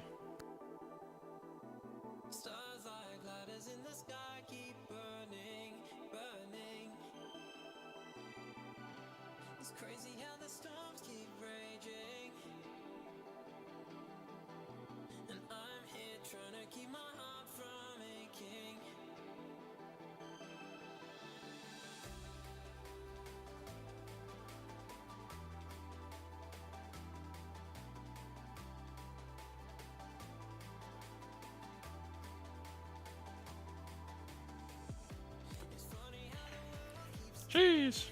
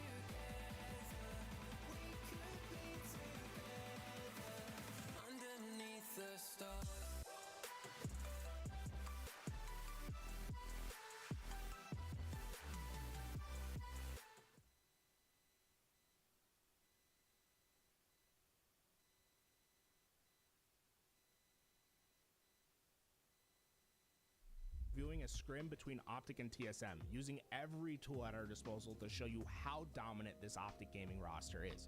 Renegade hit the Damn. triple kill, and I decided we have to watch this game.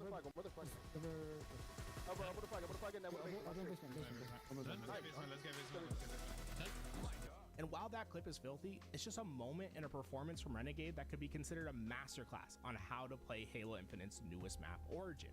By the end of this video, you should be able to recognize three main things. The first, how important timing is for a team to be successful on Origin. Optic play hyper efficient with their kills on the map, and they waste no time moving the objective. Next is how simple mistakes can snowball into disaster for teams. TSM make a crucial mistake in the first 10 seconds, and they won't be able to recover. Finally, you'll see why Renegade is one of the best players in the HCS at controlling aggression. He's been playing at another level since joining Optic, but his ability to change his pace of game will differentiate him as one of the front runners in the inevitable MVP conversations this year. But before we get into that video, let me tell you about something that we just dropped. Some new merch. It's absolutely fire, and I'd love for you to be sporting this at all your HCS events. Pre-orders are open now at LVTHalo.com, but you need to order soon if you want to have it for HCS Arlington later this year. So get involved, get signed up, and let's have a good time watching this video. Optic started the match with a 3-1 push towards the snipe side, leaving Renegade on Rockets as an isolated player. Isolated players have two roles. The first, get information for the teammates on the other side of the map. The second, do not lose your lane. They should play selfishly, playing only for their lives, not caring about what's happening on the other side of the map. Let's take a look at how Renegade plays this position.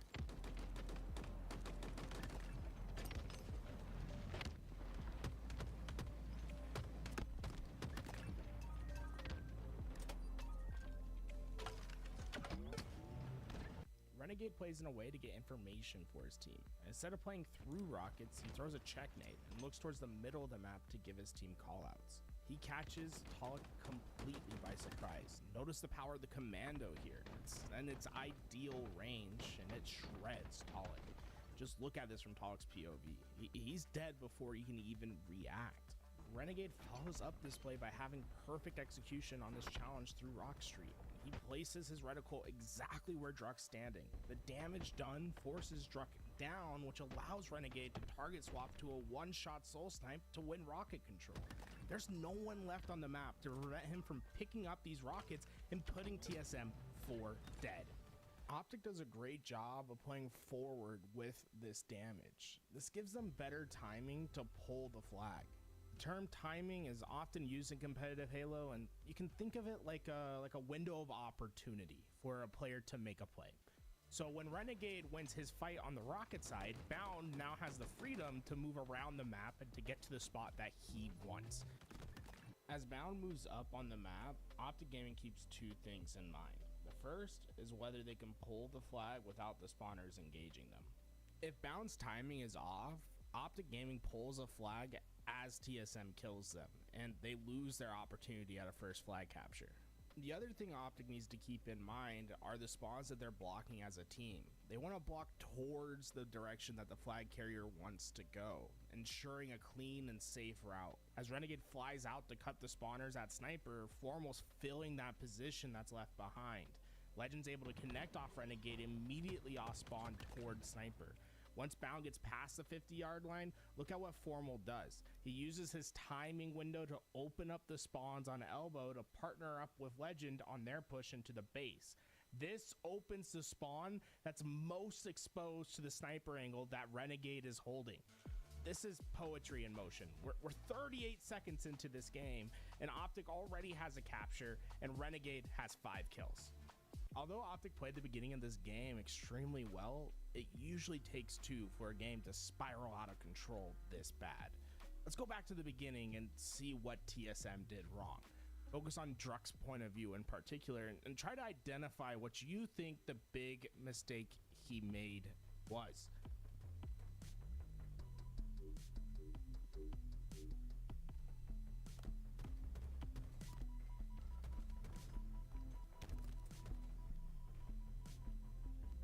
Yo, what up, Wolves?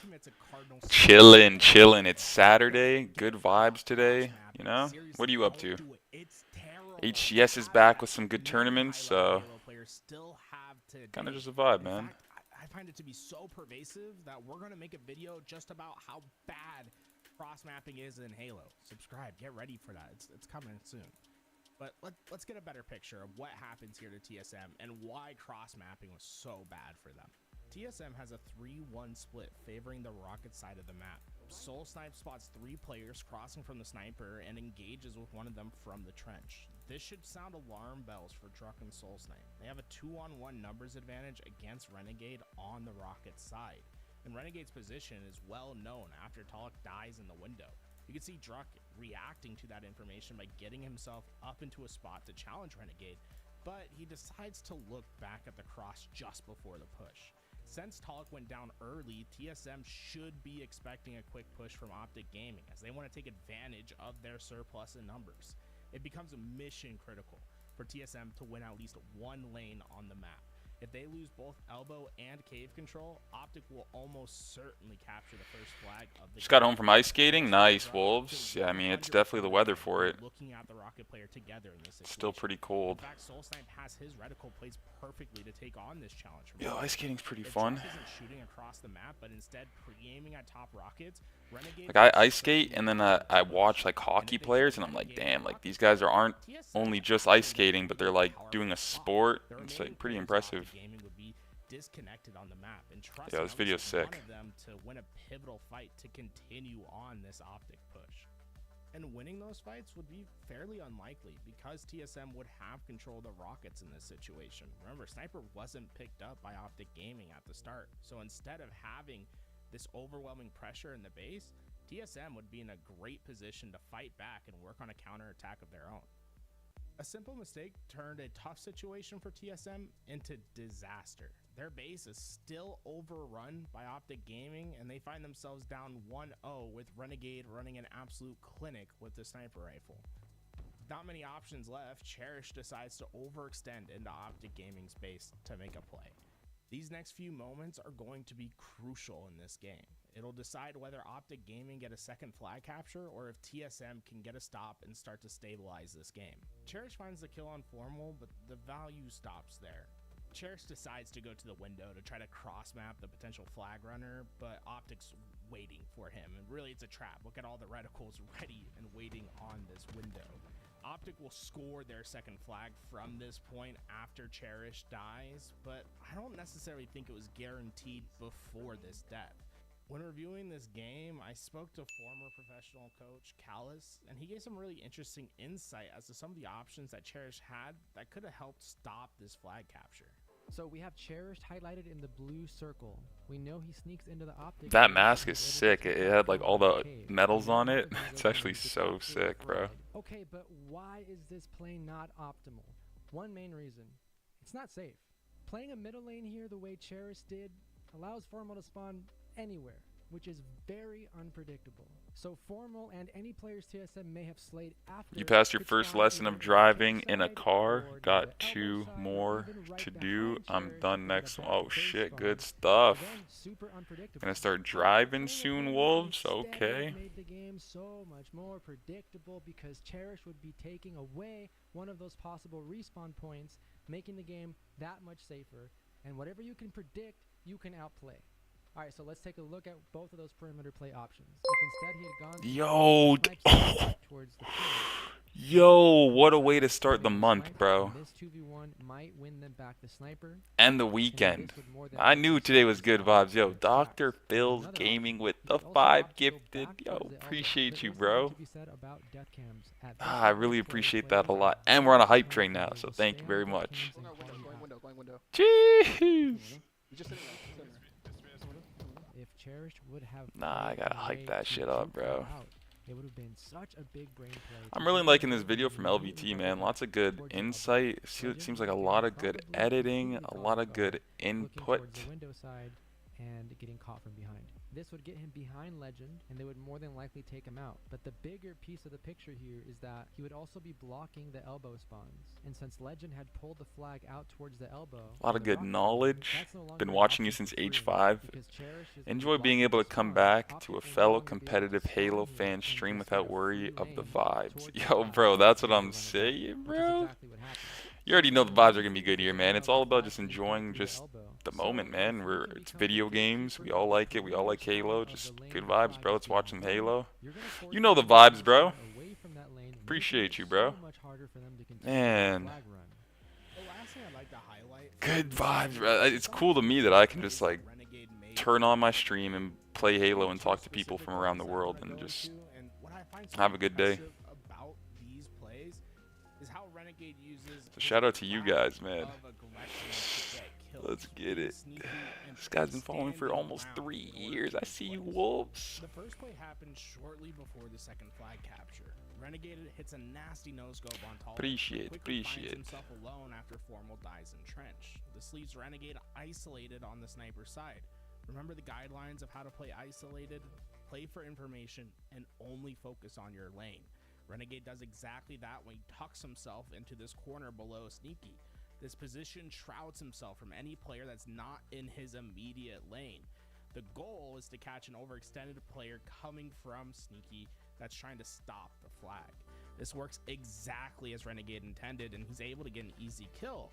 But think about what happens if Renegade is aggressive and fails to stop this overextender. Not only does Optic lose sniper Yo, side Wolves, thanks presence, for the support, but they homie. also give away the sniper and give Appreciate TSM a serious chance to stop a flag with just a simple body shot onto a weak flag runner. Renegade's patient, isolated play guarantees his team a second flag capture. The second situation comes much later in the game. TSM has finally been able to mount an attack after stopping this flag run. Notice what Renegade does after he spawns elbow. He doesn't move. Players often feel the need to immediately move after spawning, but Renegade reads the situation first. TSM's pushing into their base and he has one teammate alive at flag.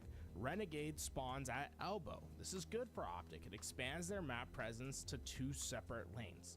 Renegade connects with Legend, forming a line through their base. After they work together for the first kill, the next spawner is Formal, who spawns just beside Legend.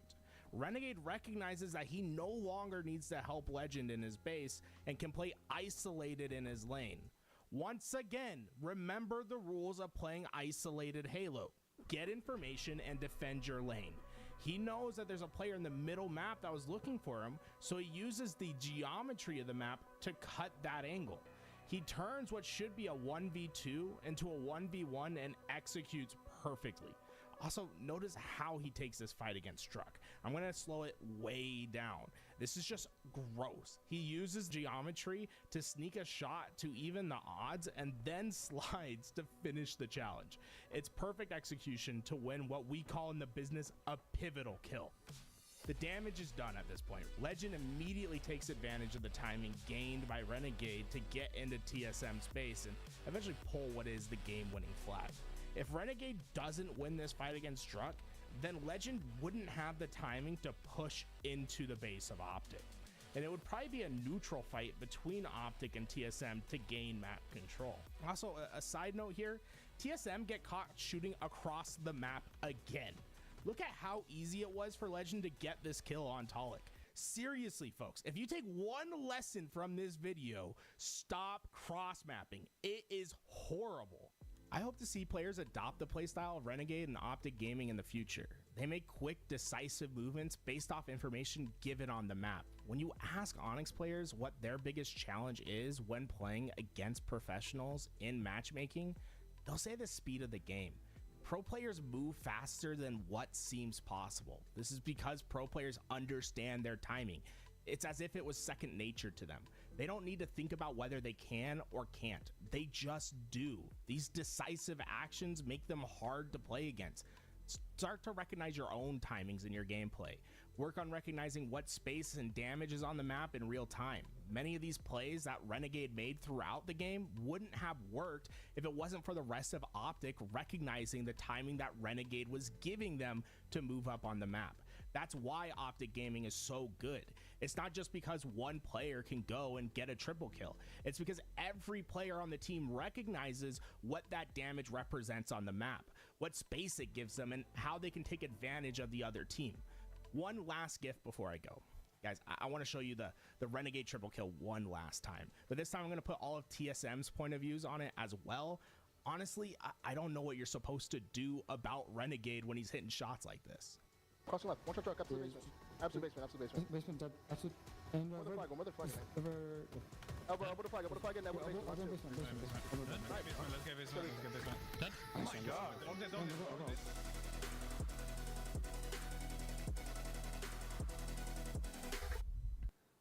Welcome back, everybody. You're watching the HCS Open Series #1, the start of year 4. And everybody, I need to shout out the merch that we got. So you all need, this is important because the Arlington Major is in April. And we just started selling the tees. And in order for you guys to get it for Arlington, the best time frame to do it is this weekend, so you can guarantee that tee in your inbox, in your mail, so you can wear it for Arlington. So go ahead and get your purchases in and support the LVT squad, so we can go to these majors and travel and pay for travel and everything that needs to be. We gotta. I don't know how Brandon does it. He just brings the entire production to every single HCS event. It is absolutely insane. So thank you so much for everybody's support. We have 114. Yeah, because of the community support, bro. Shout out to the Halo community support in LVT. These guys are keeping Halo alive during the off season. Like, bro, it's crazy. And now we're back in the full season. It's exciting, man. It's exciting. Starting. Oh man, let's get it. Let's get it. Let's get it. I'm also live on YouTube and Kick. Let's go. Just like LVT. Well, I don't think LVT's live on Kick. Oh, here we go. Here we go. Full of incredible talent. And do I hear that Persecute was MIA, but is back now again with his duo Gunplexion, guys? I'm a big fan of Persecute. Shout out to Persecute because he's a Vegas native. Anyone from Vegas, we're well familiar with his talent. You know, he's always been competing. He took a little bit of a break, but I'm glad to see him back, and he's playing with someone that he's played with plenty of times before with Gunplexion. I'm curious to see if this is going to be a long-term stint, Tim, or if they're going to go, you know, just week in, week out, see how they're feeling. But I think the HCS is always better when we have these content creators and great players playing the game and competing in these tournaments. Well, this team is facing off against Optic Active, the team built for one thing, and that's the World Championship trophy. Yeah, Optic look really solid right now, and in scrims, they're actually 7-0. Get to see. Ooh, 7-0 in scrims. Damn. We see Legend in the US of A, and we get to see them up against Lies Infantry. I'm excited for this one, Tools. It's going to be a banger. And of course, Gunny brings the energy every single time. This is Persecute on your screen, though. Took a break, like Aliak had said. Now back to the game of Halo. They always come back. Persecute, when you talk about micro skill, right? The shot, the movement, he's up there in the conversation with your pro players. Like, he does have that talent. It's just more time in the lab and the macro elements of the game for, I think, just about every player on this Lies roster. And there's no better learning opportunity than taking on, you know, world champions. Every player on Optic Gaming has a ring, and some of them in multiple FPSs, like formal. So plenty of learning opportunities to come here. I don't think it's out of the realm to say, hey, we expect Optic to win this series, but I do expect Lies to put up a fight when they can, and will Persecute reintroducing himself well in this first game. 6-1. Let's make it 7-1 to start. My goodness, what a start from Persecute. Now running the flag as well with 2 down for Optic Gaming. And of course, you see the rotation from the fridge. Legend makes it all the way through. And look how much damage he's able to cause. Gets 2 in the mix and able to stop that flag run from happening. Parabola gonna keep this thing moving for now, but I love how Ziad's playing this in the back. Try to take care of the players that are gonna be coming off that spawn, then work back with your team to take care of the player that's causing chaos in the mid-map. But I think Renegade played that just about perfect, right?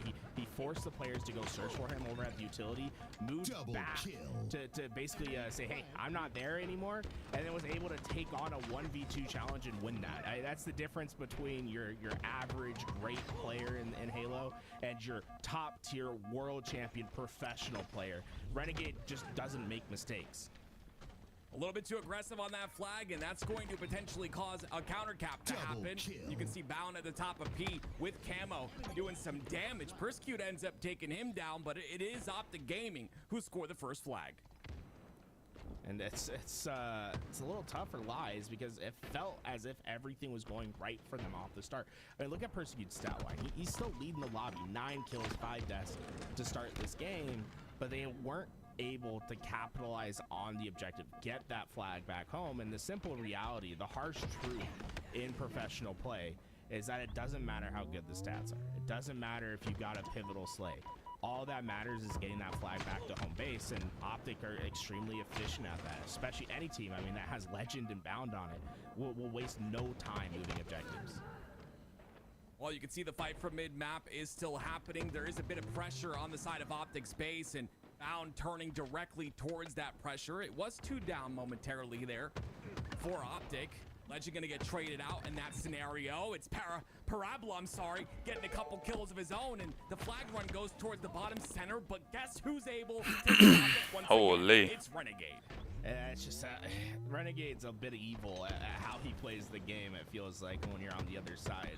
Whenever you think something's guaranteed, he somehow has made some sort of contract to get to the right spot at the right time, and it's so devastating to play against because at how high level you have to play consistently throughout the game. If you slip up, if you don't play at your best, they'll immediately capitalize, and you're seeing that, right? Renegade starts this whole sequence off by getting 1 kill that is a little bit questionable whether he should get it.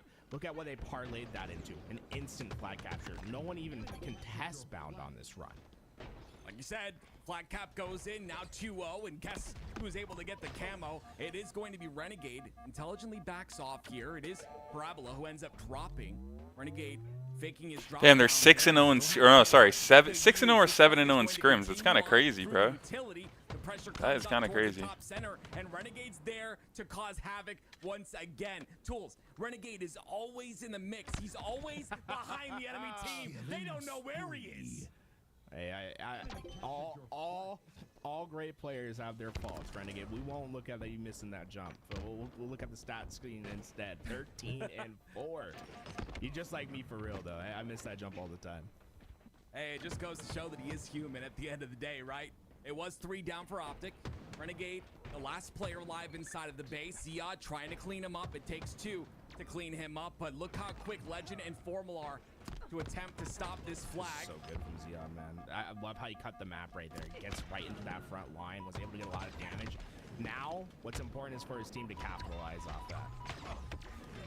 Well, Parabola's going to continue the run, but we've seen this before. A very scrappy run out of Lies, but is it going to bite them once again? It is 3 down for the Lies squad.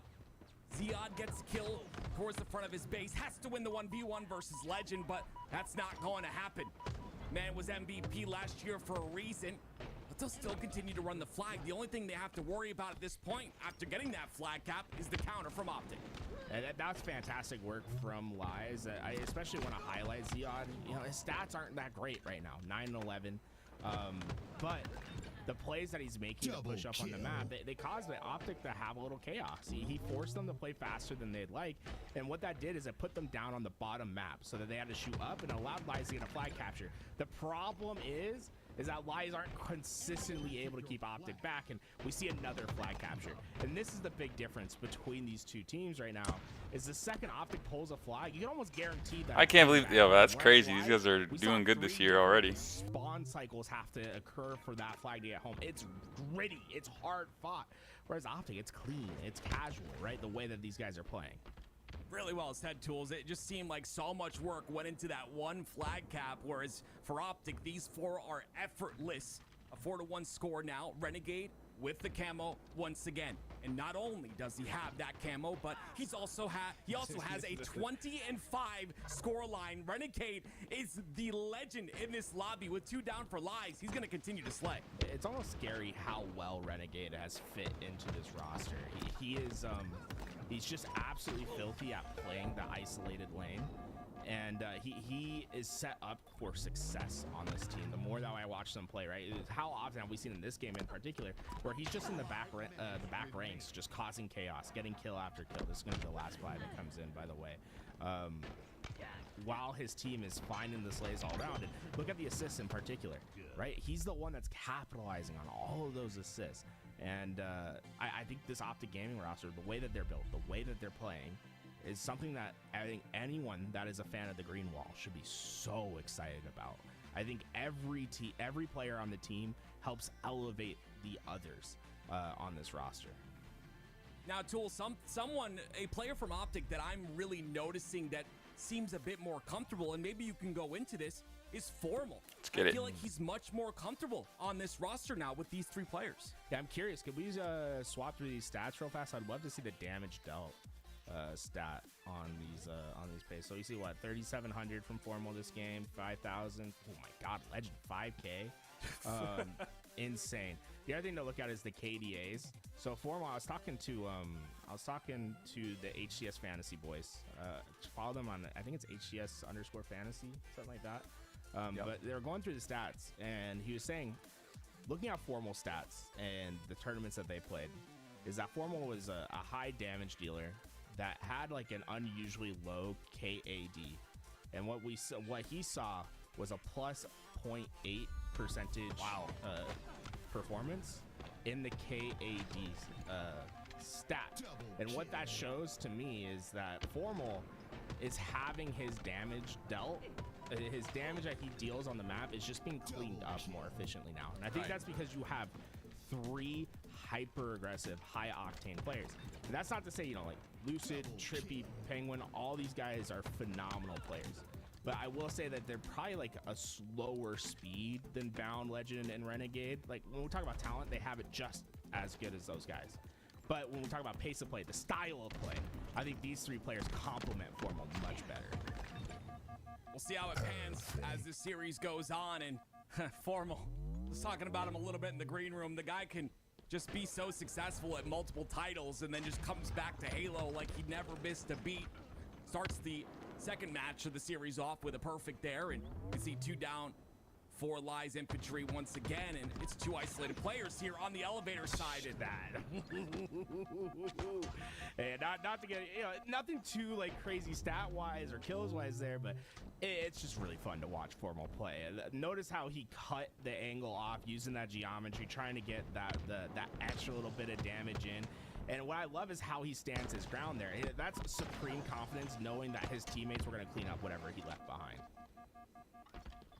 Renegade, once again, making it look easy in terms of staying alive. It's just so difficult to kill him. And you watch from his point of view, he is the target of this roster of Lies, right? He is the player that is the focus due to the fact that he does have this shock rifle in his hands, but still, they're not able to get the kill onto him. And because of that, he's 1 kill away from a killing spree. Will that be the kill? No.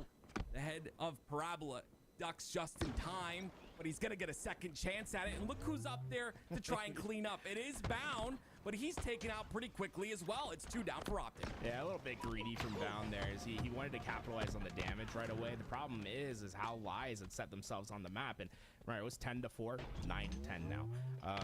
Big swing for Lies Infantry, but they're split 2-2, and they were holding hands in both those positions. So though that damage that Renegade gets, it's almost like a trap to lure that player into the lane. They just take him down 2v1, and they tighten up this game just a little bit. But the thing about Optic, right, is like you're gonna find moments when you get a 4 down, when you have your objective capture. The real important part is the follow-up play, like keeping them down and out, and that's what's so tough to do against, not only Optic but any professional team. The pace slows here for Lies Infantry, but it slows enough for Formal to push in with the camo and get himself a double. Parabola is going to clean him up pretty quickly there, but that's pretty good use of that camo if you ask me. It gives Optic Gaming a 4-kill lead in this game number 2, and now you see Lies trying to directly go towards that pipe side control. Shock rifle is coming up here in 20 seconds, and it's a very important piece of the puzzle. You got to keep that shock rifle out of Optic's hands. So far, Lies is set up well, but Renegade and Bound, the delinquent duo, come in from both lanes. They take down their one-on-ones, and they instantly find the melt. And what do you notice, right? Lies Infantry, they set up early for the shock rifle, try to get themselves in position and play defensive, whereas Optic Gaming, extremely comfortable at being like, yeah, we don't need to be there this early. We'll just break in, and we'll hit every shot. And don't jump out the window. You might just die. Zeon, risky plays there. And the lead is 5. Let's make it 6 for Optic Gaming, as Renegade has plenty of shock rifle left. Definitely a difficult game here for Lies Infantry as their 3rd round game. I believe this is round number 3, and honestly, they still have a bit of a chance. It's an 8-kill lead for Optic. They're continuing to swarm though, which makes it a bit difficult to get off a spawn. You do see a double push on the long haul side. Formal's going to take out Ziad. That's the first person to fall. And guess what? It's 2 players isolated on the long haul once again. Complexion and Parabola, though, going to get 2 kills in the feed. Bound just comes in and cleans it all up. The 1v1 versus Gunny. The double kill for him. Perfect shots takes Gunny down. Love to see the challenge. Optic Gaming, such an explosive team, right? It can be close 1 minute and then a double-digit game the next, and that's what we're consistently seeing. Lies has been able to cut the lead down before a couple times, but each time they do so, it's been extremely fast at the rate in which Optic Gaming responds, and I think that's good sights for Optic Gaming. That some, you know, Bound, I'm sure he's trying to figure out exactly what happened there. Renegade on the tower side gets double teamed. They're playing for him. They're playing for that tower side control. Legend cleans up a kill. Now it's a 10 kill lead for Optic. The spawns come out on the elevator side. Maybe a chance for Lies Infantry to start to grind their way back in this game. But look at the pressure from Optic Gaming once again. Gunny caught pushing towards the pipe side. He goes down, and you'll see the rest of Optic swarm on the back of Hydro here. Renegade very quickly with the grapple gets towards the back of Hydro, gets 2 players down to no shield, but can't clean them up. All right, if we're gonna see this game get better for Lies, you're gonna need to see a sort of a parabolic entry, right? They started off this game so hot, you're gonna have to end it at that same pace.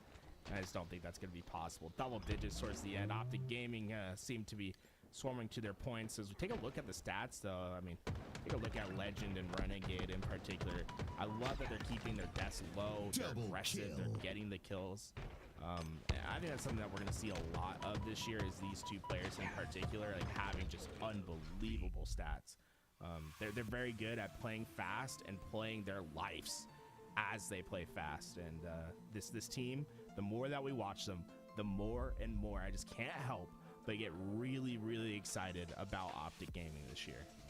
Yeah, you know, when I saw the roster, I said, on paper, this looks phenomenal, right? You've got 3 of the best players in the game, and then you've got another best player in the game in Formal. And he kind of rounds out the roster perfectly. Taking a look at the stats here, it was with Ziad.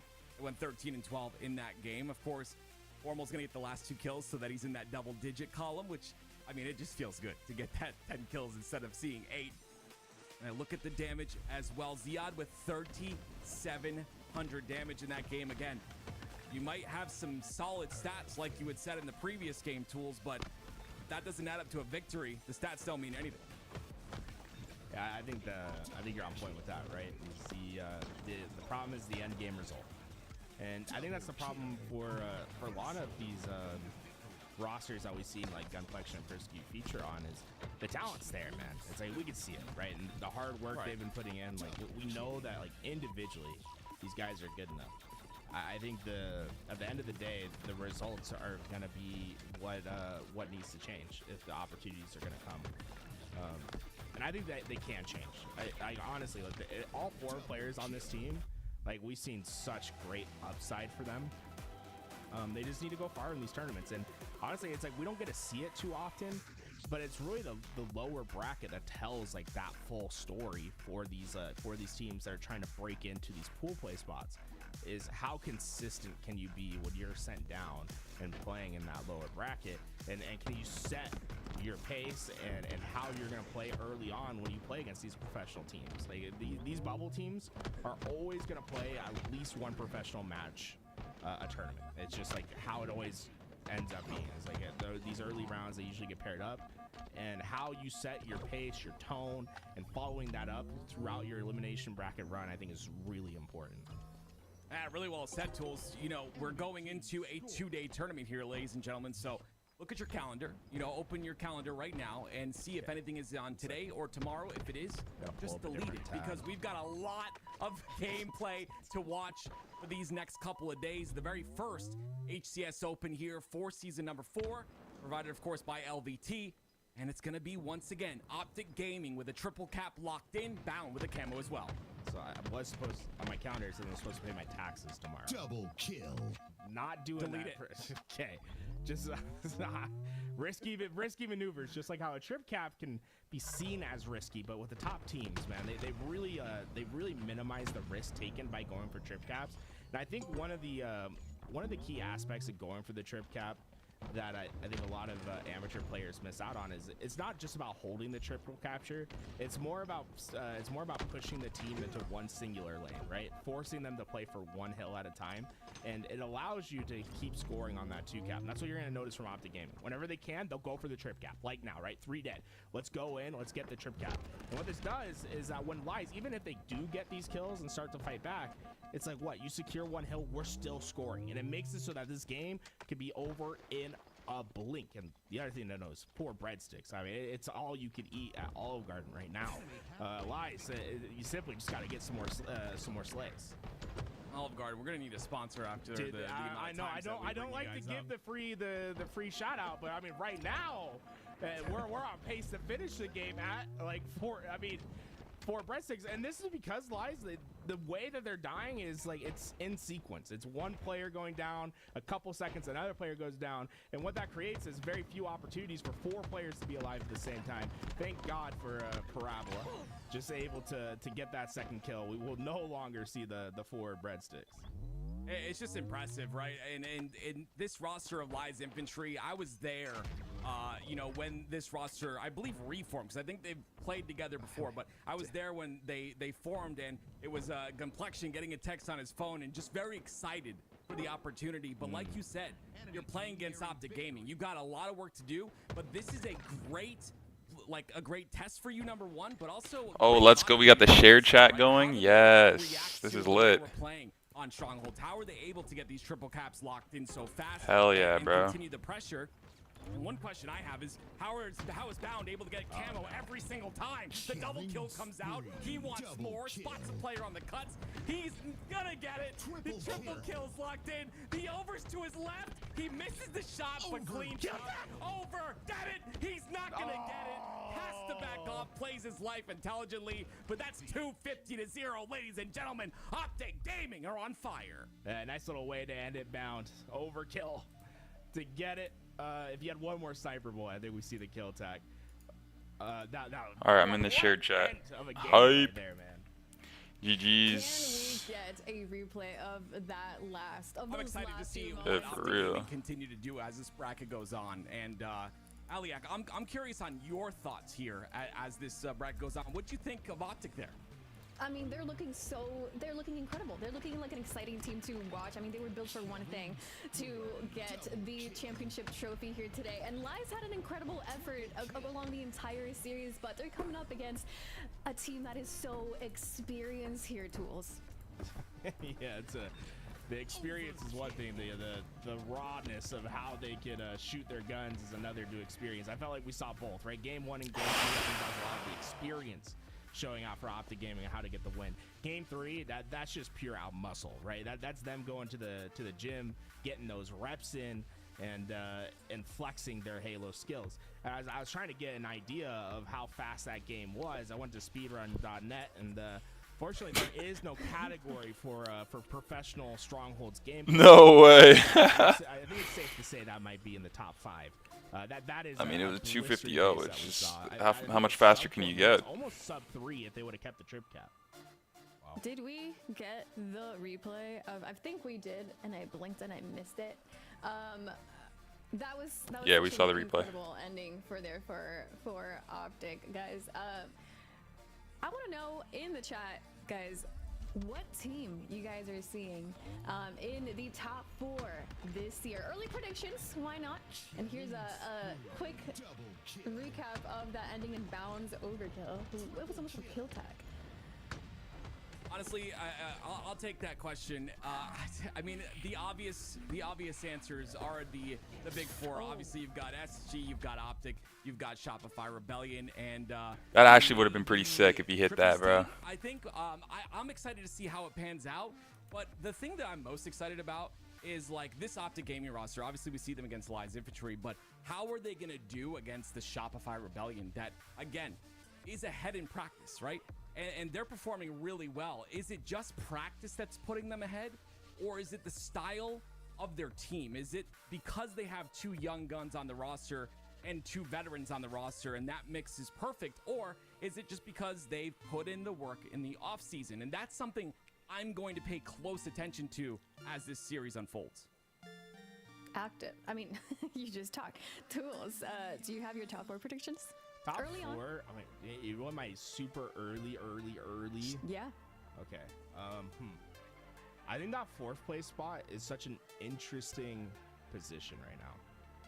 And I think that the Kason event might be a great feature as to what that top 4 should be. As I've taken a look at some of the scrims that have happened today, I mean, not today, but like through this last month, I actually think that what could be potentially whatever, man, it's like I feel like I could see an outline of like who that is. Yeah, in the who is back.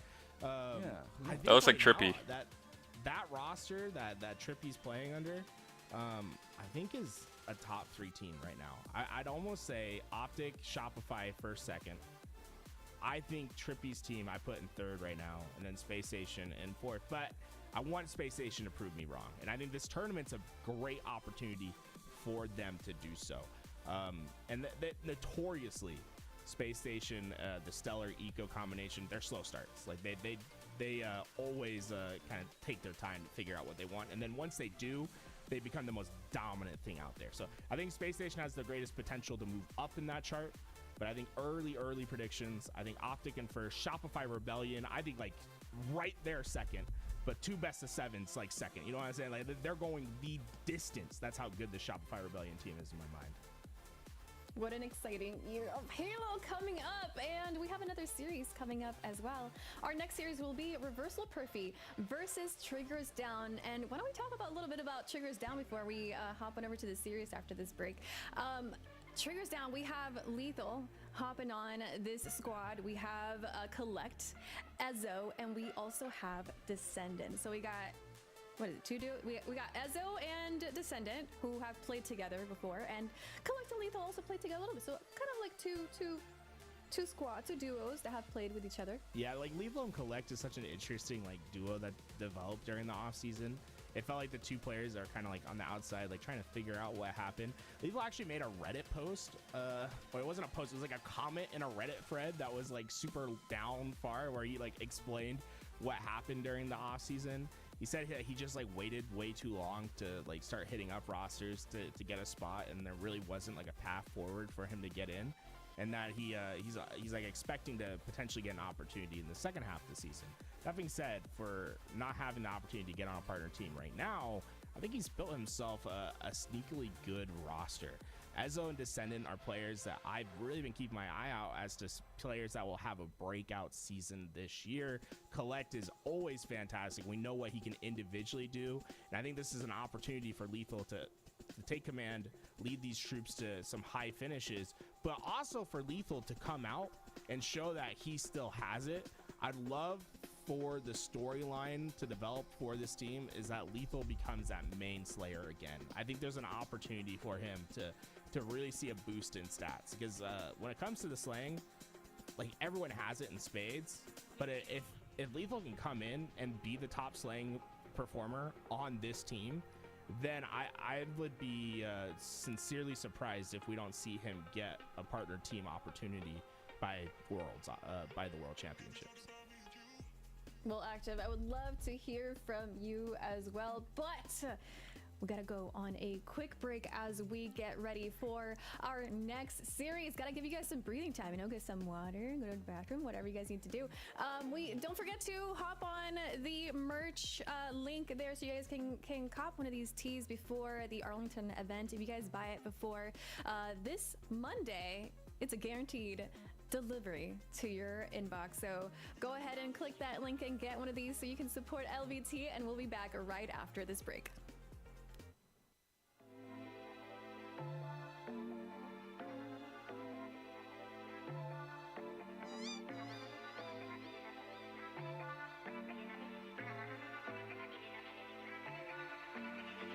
In the hills, I ain't got no service. In a white hood, I don't fuck with the Ku Klux. Old girl got mad and she switched up. So I went ahead, got me a new one. Down bad, so I had to move up.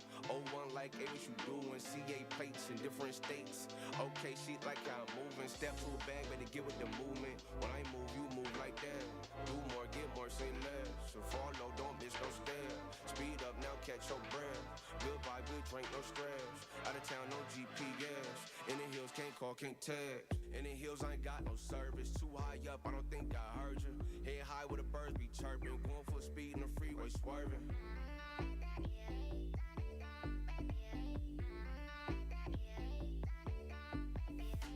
In the hills, I ain't got no service. Too high up, I don't think I heard you. Head high where the birds be chirping. Going full speed in the freeway, swerving.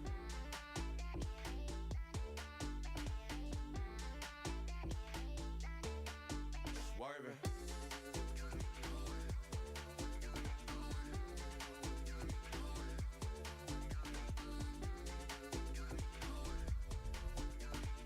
Probably gonna make food here. Hold on, let me just throw something on. I know you call, but I can't pick up. Locked in, my mind's encrypted. I secure the bag like lockbox. In my zone, I can't hear much. I don't flex, I just finesse. Make more wanna come around last. Out the way where I'm too next. Out of time, can't call, can't text. In the hills, I ain't got no service. Too high up, I don't think I heard you. Head high where the birds be chirping. Going full speed in the freeway, swerving.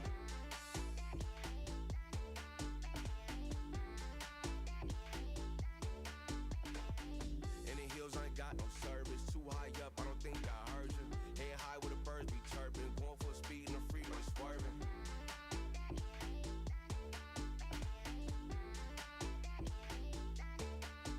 Swerving.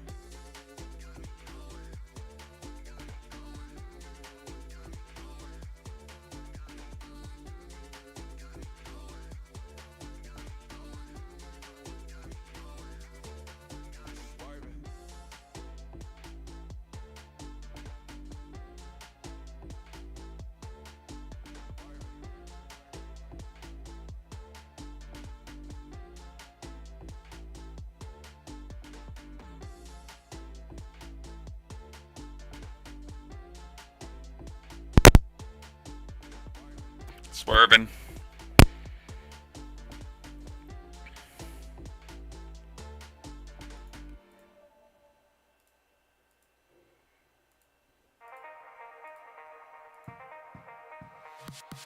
Take me back, leave me buried beneath wondrous stars. Brilliant night.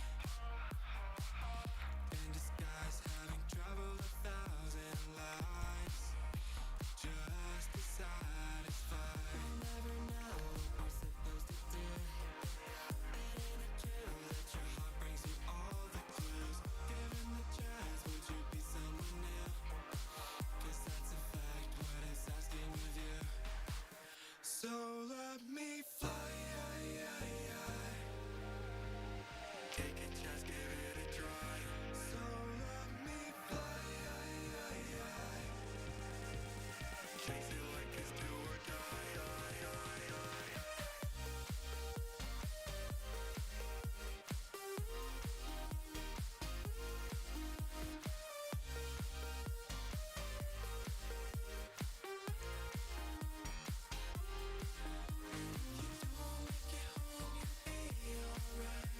You know you can't chase the fire inside.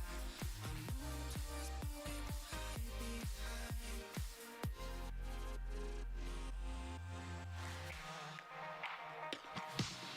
Take me back, leave me buried beneath wondrous stars. Brilliant night. In disguise, having traveled 1,000 lives. So let me fly. Wait, did Optic just lose or something? What the fuck just happened?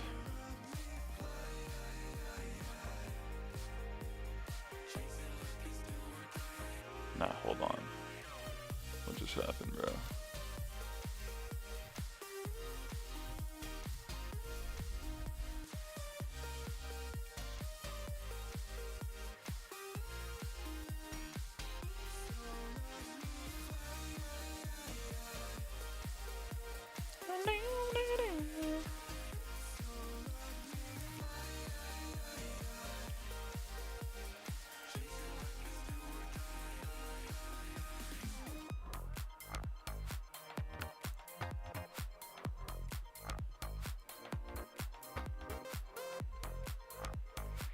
Oh, this is just one side of the winner's quarters. Okay, okay.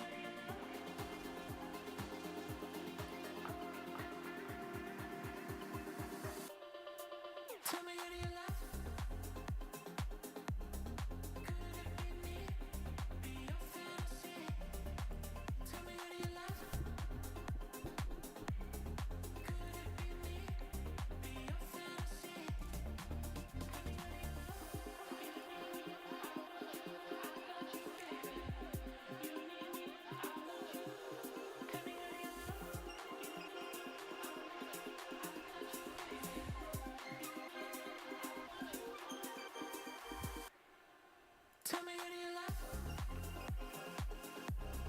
Could it be me? Be your fantasy? Tell me who do you love? Could it be me? Be your fantasy? My bad.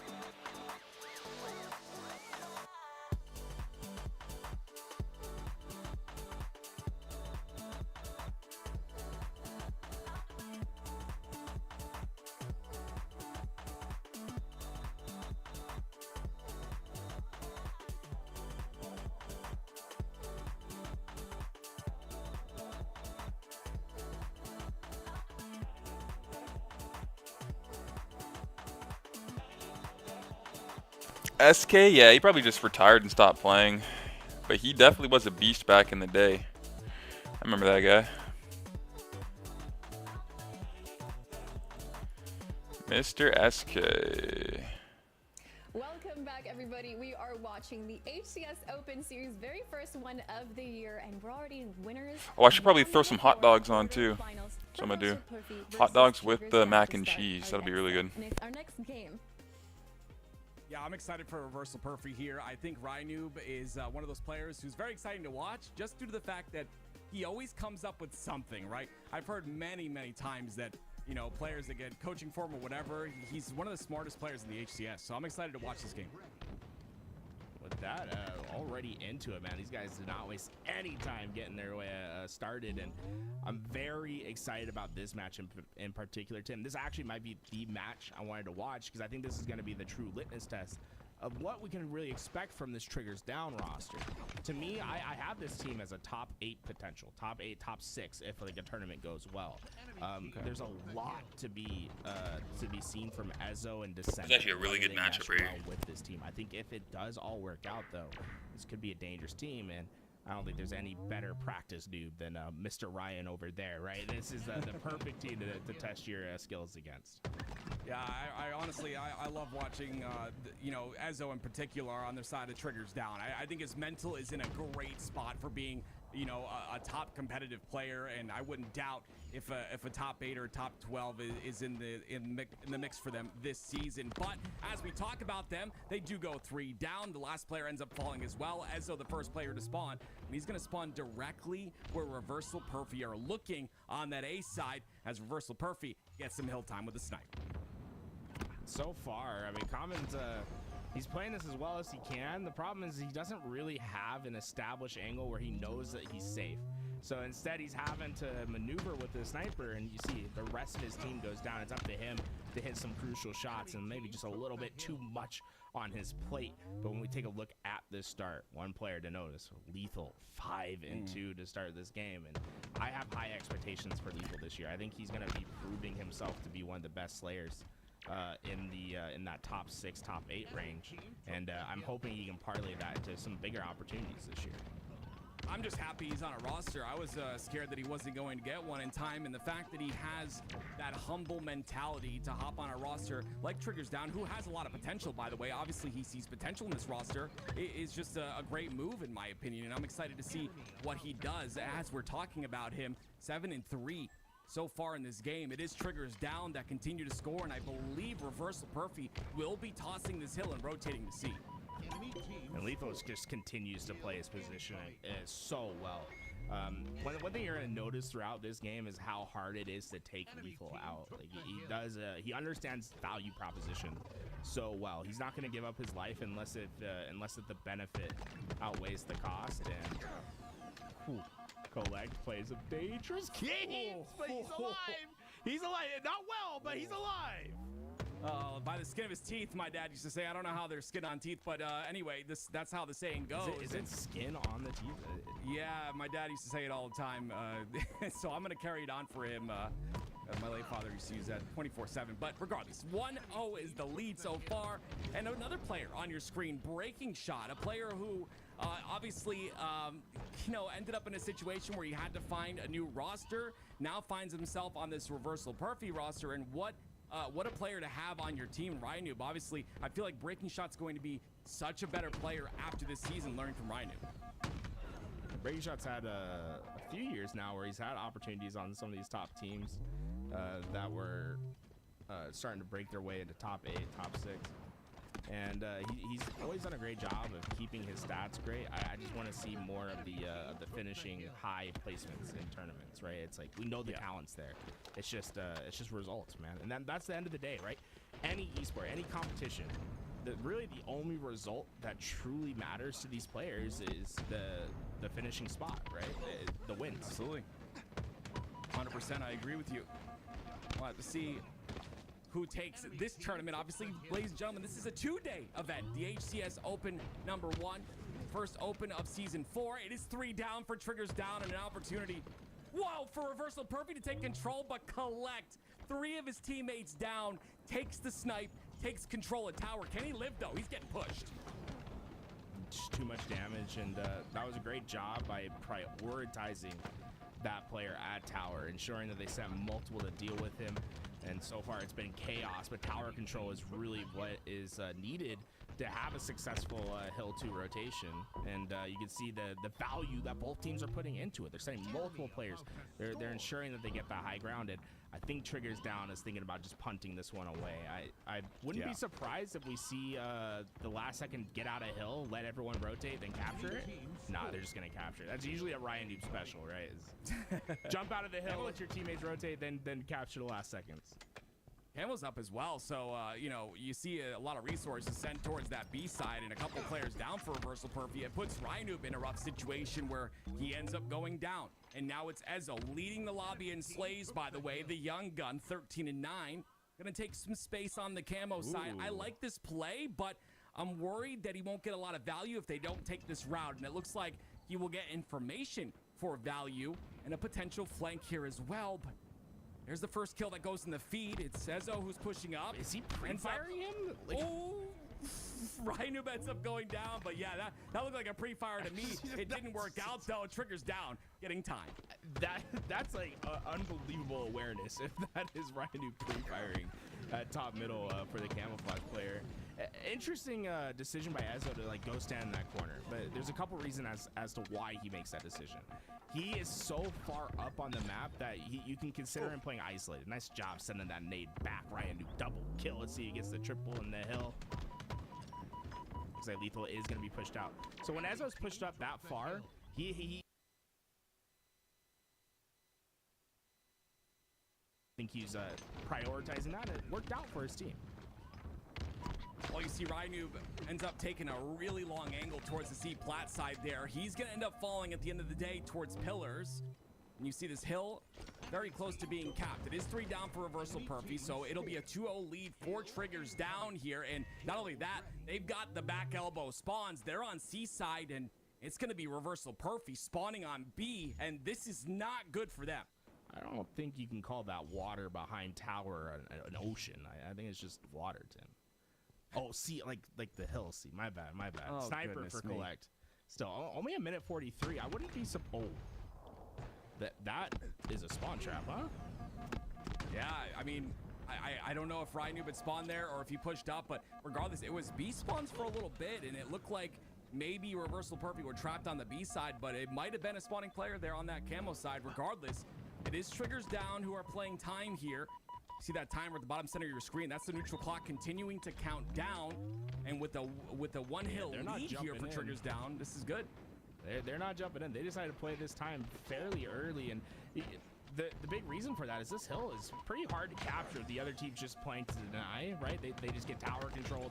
They try to break out the perimeter spawns that the other team wants. And so far, what we've seen is reversal Perfy. They've had to travel through very treacherous paths because of the positions that have been taken by triggers down. And it also allows them to prioritize the sniper, the camouflage on the map, and what Collect's been finding value time and time again. See, I mean, you could basically call this a triple kill. It'll be a double for Descendant, but that's all set up by Collect's great play. And then, look at it, he's just flexing on us. He drops down to show everyone in chat that he can hit that jump. Insane. It is year 4, and I still can't hit that jump. I'm going to be honest with you, but regardless, I don't practice it either, okay? Regardless, though. Yeah, you can hit the jump. You decide not to hit the jump is what you're saying. Yeah, I just don't practice it. Regardless, though, this is domination by triggers down. I absolutely love to see it. Not even a blip of time on this hill. And as I say that, of course, reversal Perfy finally jump in. 11 seconds remain. Do they have enough control to make this happen? It looks like they'll need to get control of tower and B if they're going to do this, right? So right now they're fighting on the tower side. You see Ryan, if he expands over to B, now this next fight's critical. If they win this, they can get that tower expansion and they'll have a good chance at winning this hill, but these kills are going to be so important. Yeah, you said if they win this, and then I see a piv by King Nick once again. A player who really confidently takes his 1v1s, but it is 3 down for reversal Perfy. Common, the last player alive, gets a trade there, but 2 seconds goes to 1, goes to 0, and oh my word, what a game to start this off. I just absolutely love the fact that triggers down just held that 1 hill lead, right? They didn't overextend to get more. They just played time for an entire minute and 30 seconds, I think even 2 minutes, and it benefited them. Well, Tim, you know what I really loved about what they were holding down? What? The damn triggers, dude.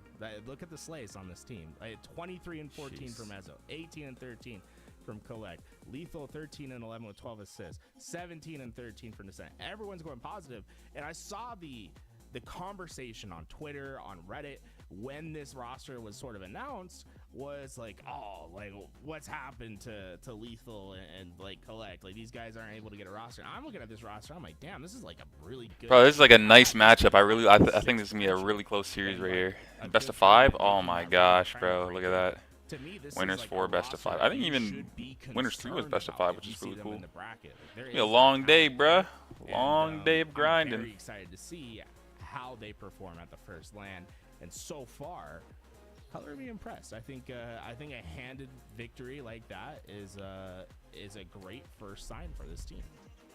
Yeah, what really impressed me is the assist column out of the roster. Everyone except for one player, I think, in that double-digit conversation in terms of assists. So we love to see that immediate teamwork coming out, and You know, we haven't really, you know, seen them. I don't think we've seen them in the scrim stats. I believe we actually have. They did scrim a few times, and I mean, it was a 5-5 versus the LATAM region. It was a 10-6 where Cloud9 beat them. I'll I mean, say the LATAMs. I think a lot of people see like a scrim that goes even with a LATAM team, and they're like, oh, but I gotta say this is the best team that Mexico has right now. Like this Mexico team is very scary. I feel bad for anyone in the open bracket that has to play this. I wouldn't put too much stake in the LATAM scores because I think that team's very good. Well, that team did beat Reversal Perfy 10-7 in scrim, so I'm really exciting to just see how this season's going to pan out. And just again, it's year 4 of Infinite. We're gonna see the best of the best in terms of plays. Like, we're going to see things that haven't been seen before. We're going to see close matches at these major events. Very exciting time to be alive here. And here we go into game 2. Triggers down, Reversal Perfy, triggers down, 1-0 lead. Lethal, oh wow, that's aggressive, and breaking shot shows you why it might not be a great idea to be that aggressive into the opening play. Breaking shot doing a great job staying alive. And I so far, I think this has been a good bounce back for Breaking Shot to stabilize this game, but you did lose the shock rifle. You are losing your perimeter spawns, right? So Reversal Perfy could have been a lot worse off the start, but you only find yourself down 2, and let's make it 3. Descended. That's a tough one, right? He hits him mid thrust to get that kill. Don't hit another one, right? Surely not another kill, right? Surely not. Goodness me. It's crazy, right? The Breaking Shot loses the shock rifle to Descendant, and as you were talking, I was gonna say, you just gave the shock rifle to Descendant. You should be scared. And then Breaking Shot comes back for his shock rifle. He missed it. He missed the shock. He wanted it back, and Descendant makes him pay and continues to make Reversal Perfy pay. I absolutely love this roster so far. Let me go check on my food. So far in this game number 2, and it's Ezo again. One of the best mentals I've seen in a young player in a long time. You've had the chance to interview him on LVT.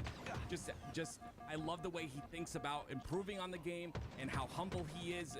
And I was hoping that wasn't Ezo shooting a body right there, but regardless, I love it. I love Ezo as a player, man. Yeah, I mean, I feel the same way about Descendant as well, right? I feel like he's got a great head on the shoulders. I love how he also has great hair on that head on his shoulders as well. Got some of the best hair in the HCS, but I love how aggressive he is in game. I love how he is eager to shoot bodies, right? It's like he just has that like old school, like, I'm a Halo player that's gonna let my presence be known, and it's just exciting to watch on LAN on these online tournaments. He's going to be fun to watch. What do you really lose from shooting a body, in my opinion, right? If you have the other team like 3 dead or something, timing. You know?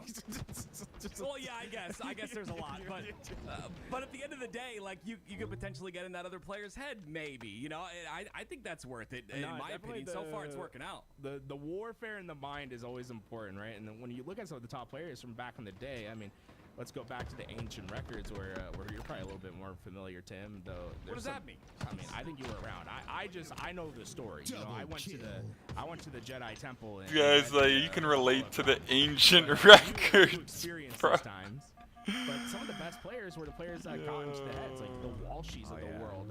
My favorite commentator coming into what I do now, Gandhi, was notorious for his trash talk. Oh man, he was great. He was great. Honestly, there's so many moments I will never forget. Toilet paper being one of them, but we'll never see that again. Oh my it's getting more gosh. professional now, Tools. Okay, we've got contracts and all of that, and right now it's triggers down. Looking like they're trying to play for something more here. So 31-15. This is dominance out of triggers down. Yeah, I think it's easy to look at this game and be like, man, this Ryan Noob roster just ain't it. And I'm telling you, it's not the Ryan Noob roster. It's the Triggers Down team that you should be impressed with. The fact that they're able to do this to such a good team, but like Reversal Perfy. This team is scary, man. Just the high flying, aggressive young guns on the team that really want to prove themselves as professionals. The legacy of Lethal, right, and his performance. I mean, we're talking about one of the most winningest players of all time with Lethal. He didn't miss a grand finals for like a 5-year stretch, 6 years or something like that.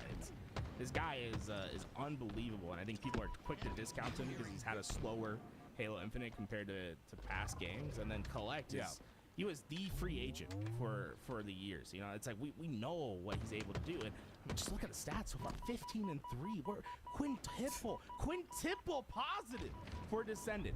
Collect's right there at 14 and 5. And, like, Lethal's just sitting there like, yeah, you guys go fry. I'll just keep getting the assists, bro. I don't need to do anything with how y'all are playing. It's great. It's great to see 3, 9, and 4. I mean, having such low deaths like that. I mean, obviously, Reversal Perfect haven't scored a lot. Yeah, they haven't scored a lot, but regardless, it's great to see the assist being put in. And again, it's great to see Lethal on a roster. I have so much respect for this man and what he's done in Halo. But it's only 7 more kills, and Triggers down will take this game number 2, as they did with game 1. It's utter dominance, and you said it yourself. Look at Collect and Descendant, both players who are very evenly skilled, and I think have similar playstyles as well. It's the head bashing playstyle, the aggression out of both of them. I think it's paying off on this roster so far. Okay, you know, they're not gonna win this game. That was pretty sick from Common. He thrust forward to make the guy behind him. He knows there's a guy to his left. All he's trying to do is make that guy miss and close down the space between him and the first player. So he turns a 1v2 into a 1v1, stays alive, gets a couple of kills for his team, and probably a big reason as to why they're not getting stakes. So even when these games turn out to be blowouts, right, you can still find things to like about how the other team's playing. And I mean, so far, this has been a good run. Like, Reversal Perfy, it feels as if they're starting to get their feet below them, and they're setting themselves up for an opportunity to have a good chance into game 3. And yeah, you know what they always say, every reverse sweep starts the same way, boys. Yeah, that's why I like the best of 5s, and even more so best of 7s. Just that competitive integrity to allow a team to kind of come back from situations like this where maybe you started off a bit cold. And like you said before, Reversal Perfy is an extremely good roster. It's just right now, Triggers down have their number, and there's just no chance of them changing that number at this point in time. It's 48-34. Cam won the hands of King Nick, but what is he going to be able to do with this? Not much. As he gets taken out. Triggers down, lead 2-0. Yeah, I think about move 2 feet was the answer to that question. Unfortunately, that nade knew exactly where it wanted to go. I will say we did see a lot more to like from Reversal Perfy in the last couple seconds, you know, like in the last minute of gameplay. But obviously, putting that distance in. Not often we get to see Aquarius back to back. Hopefully, we do see a game 4, game 5. Would love to see both Assault and that Slayer come up later. But if the stats continue like this, right, 17 and 5, 17 and 9, I don't think we're getting there. Well, I talked about the best of 7s being a really good tell and good for competitive integrity, but so is an oddball game. Okay, we're going to recharge oddball here. You started to see a little bit of spark from the side of Reversal Perfy, a little bit more kindling, and we could have a fire brew in here for this roster. It's going to be tough from what we've seen so far, Tools. I agree, but they showed some life towards the end of that game, and now they've got a long game of oddball to maybe continue and build some more momentum.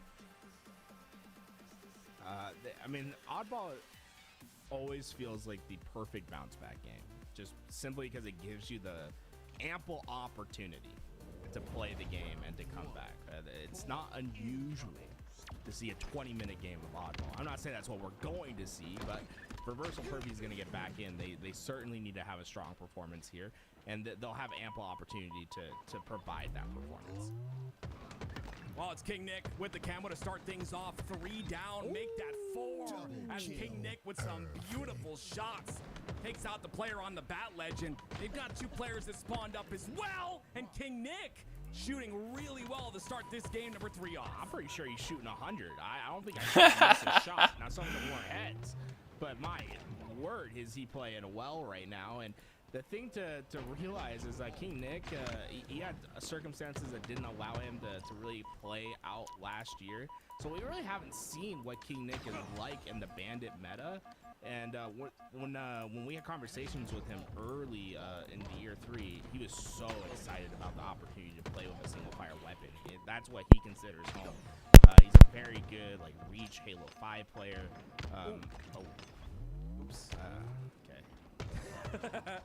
Ryan Noob heard all the gas, and so he's like, yeah, I got to take this guy out. He's getting way too much gas right now. So yeah, Ryan Noob, let's talk about him. Sabotage I like a this little play. bit out there. I really like this play, but it doesn't look like the rotation is coming through the long haul side. Maybe Rynoob makes an off-angle play here. Yeah, do you check? Do you check? Nope. Nope. No one checks that corner, man. Nobody. Ever. It feels like. And the thing is like you stomp pretty loud when you go down that hallway, so it's like you get a lot of information there. I'm surprised more players don't play that angle. Yeah, a lot of information in the audio, especially if you're like me and you have your volume all the way up and you're going to go deaf in 10 years. But well, no, Tim, I think you make a good point because every player in this game just slides for no reason all the time, and it is Let's go. loud.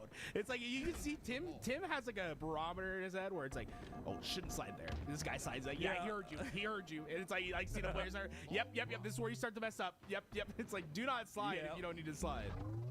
There's so much sliding that goes on, and it's just countless audio cues given to the enemy team, but there's no cues here. It's King Nick silently stepping towards the enemy team. He's got information on 2 players. You know that communication has been said, and now he goes into push. It's going to be the plasma pistol utilized, and that'll be 3 of his teammates down. He'll get 2, and he's looking for 3. There's potential 3 here. Lethal's down to no shields. Oh my word, almost got it done, but a great camo usage there by King Nick. Oh, I love this double back from Lethal, right? They think he's like deep into those pipes. Instead, he doubled back, tried to connect with his teammates a little bit more before opting to get in. And he just gets great timing, able to find that shot on a one-shot Rynoob. And although that should have been a situation, right? The triggers down was 3 down as that ball was reset. They should be in a spot where they aren't able to recover. Instead, Lethal gives them that outlet. They get pipe control, and they're in a pretty strong spot to play for this reset. I'm going to be honest with you. Are we watching Oddball or are we watching Slayer right now? This time is low. It's crazy low. 21 to 12? I mean, I think players, they realize that, like, objective doesn't get you paid. All people really care about is stats. It's like, people be like, nah, your KD's not high enough to be on my team. It's like, okay, well then let's pump up the stats onto Oddball. There we go. Well, we're seeing some ball time being had here. 4 triggers down, and Descendant once again scary with this shock rifle in his hands. He's got the cross watched, and he's got Common in his sights. Great nades though. Will force him down to no shields. Common jumps across. What is Common doing there? I don't know what that play was. He had a one-shot Descendant. This might be the fear that Descendant struck into the hearts of every player on Reversal Perfy last game when he hit every shock rifle shot, right? Yeah. It's like now they're like, well, I can either challenge the one-shot shock rifle player that is going to hit the shot, or I can jump out towards batteries while one shot and take my chances. And well, it looks like the jump into battery strategy was the play. When we talked about mental war, it was actually a Descendant who was shooting Common's body, and Common is currently 1 in 10. I don't know if that has any correlation, but I just like to bring up drama for all of us here that watch Halo. This is some next level instigating that's going on right now. Descendant 56 to 12 so far. Descendant stuck Common, and then Common ran into Rynoob. They 2-for-1 combo on the stickies, so. I will say Reversal Perfy for going 3 down.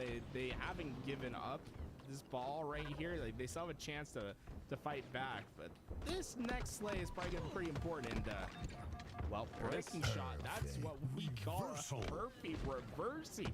My God, he just obliterated that player at triple stacks. Probably no one else on the team got a kill. 4 down, triggers down, gets more ball time, and it's looking more than likely that this one's going to be out. They're just going to take this back play into the milk spot, wait till Reversal Perfy pushes them, get that big lead, and then probably play time from there. I was going to say, confident enough to hold this ball all the way through, and you see 75 and counting. That ball will be played off the map. Definitely a very safe spot to hold that ball in the back of Hydro. Yeah. 75 to 12 now, hard to come back from. But look at this. They put all their players forward to force that ball play. Collect was like, yeah, I'm just going to let my teammates die. I'll secure the spawns over at Pipes. And now Triggers down. They're just set up to contest that ball. And they're not going to pick up ball unless they get like a very clean 4 down. They'll just play Slayer and try to keep these spawns in their advantage. Yeah, that is a beautiful spot for both to be if you're trying to make it difficult for the enemy team to grab it. My bad, guys. Batteries. Not bad, man. Yeah, I mean, breaking shot. There we go. Staying alive still with camo. The rerouting is good. He's making his location unknown here, and it will be unknown enough for him to get the beatdown. There's the first kill. Ezo takes a couple shots. I love this amount of damage that Breaking Shot is doing. It's just not turning into anything just yet. And the problem is Breaking Shot's in the middle of the map, and he's playing as a middle player, but he has no perimeters to clean up what he's dishing down. So while he's doing a ton of damage, there's just not really much to follow up on. King Nick, if you make it, I'll gift 1,000 subs if you make that. Okay. I was about to say, if you somehow manage to come back in that spot, we'll do it. One thing to note, as we go into round 2, not one player on Reversal Perfume more than 10 seconds of oddball time. In fact, no more than 7. Everyone single digits.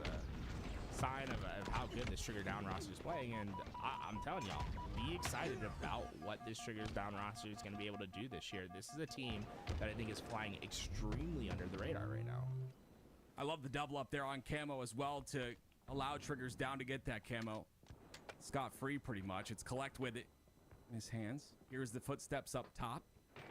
He does, yep, there it is. Nade. Oh, King Nick doubles back the slide. Oh my word. It was a trade. Well, everything that could go wrong for collecting that gunfight just about went wrong. It was like an instant reaction from King Nick hearing the nade skip to just completely 180 and start dishing out the damage. The fact that he gets a trade there is crazy. I mean, that sticky was interesting sticky that came out of the end of the gunfight there. Take a look at the stats real quick. King Nick, 20 and 16. Everyone else struggling just a bit. 2 players struggling to hit that double-digit mark. But like you said, the ball time is the key here. Nice stick by Collect. Ends up taking out Ryu. It's going to be 2 down for Reversal Perfy now, and they'll end up grabbing ball. I don't know where the spawns are, and neither does Ezo at this point in time. He's trying to rotate towards the A side and predicts the spawns intelligently to get that ball on that side of the map, and they'll get some time for it. Ryan will be an entry player here, but there's the Reversal Perfy are all kind of scattered to the winds. Ryan is just trying to do his best to stall while he waits for his teammates. So you see the timing's just always been a little bit off so far. And it's like Reversal Perfy, they're getting that damage in, but they're having to just like do so much individually to make these pushes work because their timings are just a little bit off. You want to push in as your teammate is collapsing in from a different angle. Sendin trying to utilize that jab step a little bit. It's like not even the jab step. I think he's just right stick strafing him, right? I think I've seen this come in.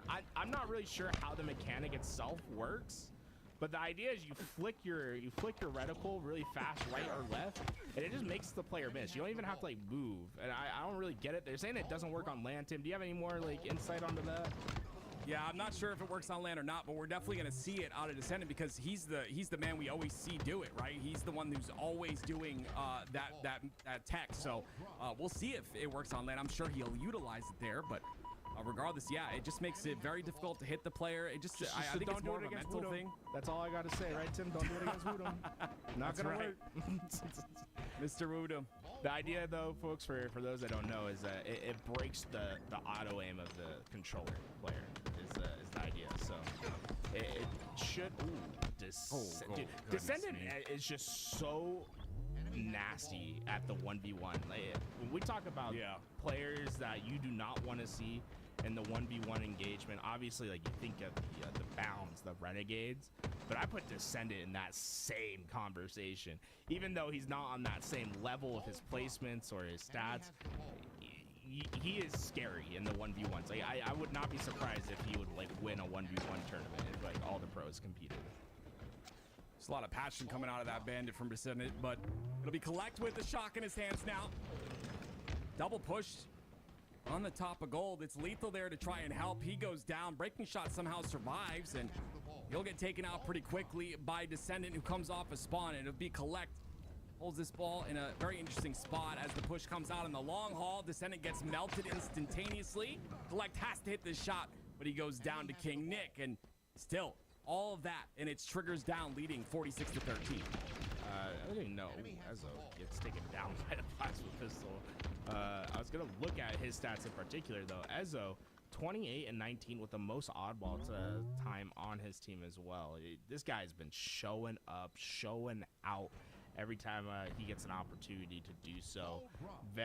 I would man, do you consider this year his rookie year, Tim? I feel like, in my eyes, I think it's okay to call it his rookie year. Last year was his first opportunity to debut as a professional player, but this is his first year from the start being professional. Yeah, I would say, I would definitely say so. I'm very impressed by him, and I constantly talk about his mental, because when you're that young of a player, you generally don't have like a mature mental in terms of being a professional or a top AM player, and I think he's got that, and that's a recipe for success, Tim, in my opinion. But it is 4 dead, Triggers down, and they have seen Reversal Perfect come back. Right, this is what's so interesting, right, is the oddball we talked about at the start. It's never out of reach because of how long these games can go. And Reversal Perfy, although they just have had such a brutal game from the start, they get a 4 down, they reset, they get themselves in a position, they start to chip away at this lead. How are you alive, Ezzo? I love it. I love Rainu's play too. He was gonna get away as well. Oh my, wow. Ezzo! He did take it out by a nade that landed behind him, but man, he was making himself a tough kill. I'm gonna be honest. This map's been out for 4 years, and I've never used that pillar. It's actually so good. You have the rail there as well to curb slide off of. It's a minute left. Triggers down. Get the ball. Get control of elevator. Spawns come out onto C here. That first kill is gonna be devastating for the side of Reversal Perfy. King Nick going down first. But it's an insta-splode out of Descendant. He somehow stays alive as well. And Triggers down continue to get time here. Descendant is like, what do you call it? A nerd?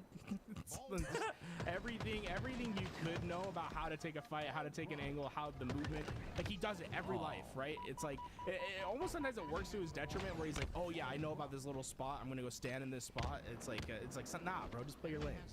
You're good. Bro, Eclipse 3-0'd TSM. What the fuck? Thousands and thousands of hours on this game, and that so many of those hours are just being in the lab, working on tech, right? Not just mindlessly playing matchmaking. Yeah, I think it's a big misconception, is people think, you know, you have 15 hours a day into the game and you're gonna get better. That's not how it works. You have to. Oh wait, no, they didn't. They got 3-0'd. Holy shit, I was gonna say. It definitely looks like Descendant has done just that. 85 points and counting. The only aspect I want him to work on is picking up that oddball, bro. Where you're letting your team down 2 seconds. I get it. I mean, bro, you're showing out, but come on. I mean, we get you to 7 seconds at least, right? he's got a chance here. 30 seconds left on the neutral clock. 95 points for Triggers down. It was Ezzo trying to make a play towards that ball to end things quickly, but again, this is going to be nearly impossible here for Reversal Perfy, and being down 2-0 in the series. They're gonna need a miracle at this point. They do get ball into pipes, but not able to hold control of. What a good day of Halo it's gonna be. Holy shisha. The last 5 seconds, and that'll be a 3. Holy sweep sheesh. here. 4 Triggers down. It'll be a dominant one. Tools, I absolutely love to see all these players playing at their highest level. This Triggers down squad is looking really, really good, guys. A 3-0 against Reversal Perfy, a team led by Ryan New. We need to talk about the 2 rookie, I want to call them rookies, the 2 young players on the Triggers down squad. We've talked about Ezzo potentially having his first year being pro rookie this year.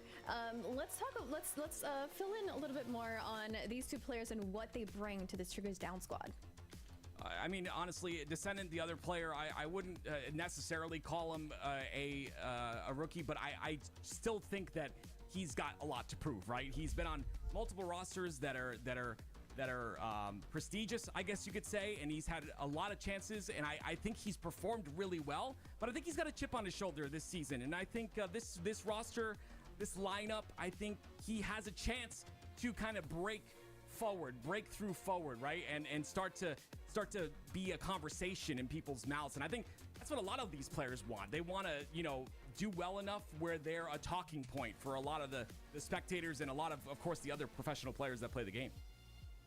Yeah, and Reversal Perfy, I believe they did an incredible effort here up against Triggers down, but what was making Triggers down so, should I say so different, Tools? I think it's just the slaying power that came down. Like I said, man, they're holding triggers down this game.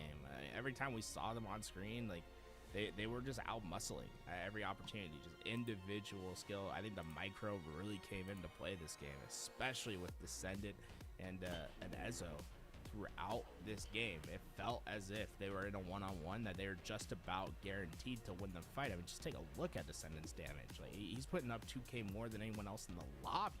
Like, these are stats that are kind of unbelievable when you look at pro level gameplay.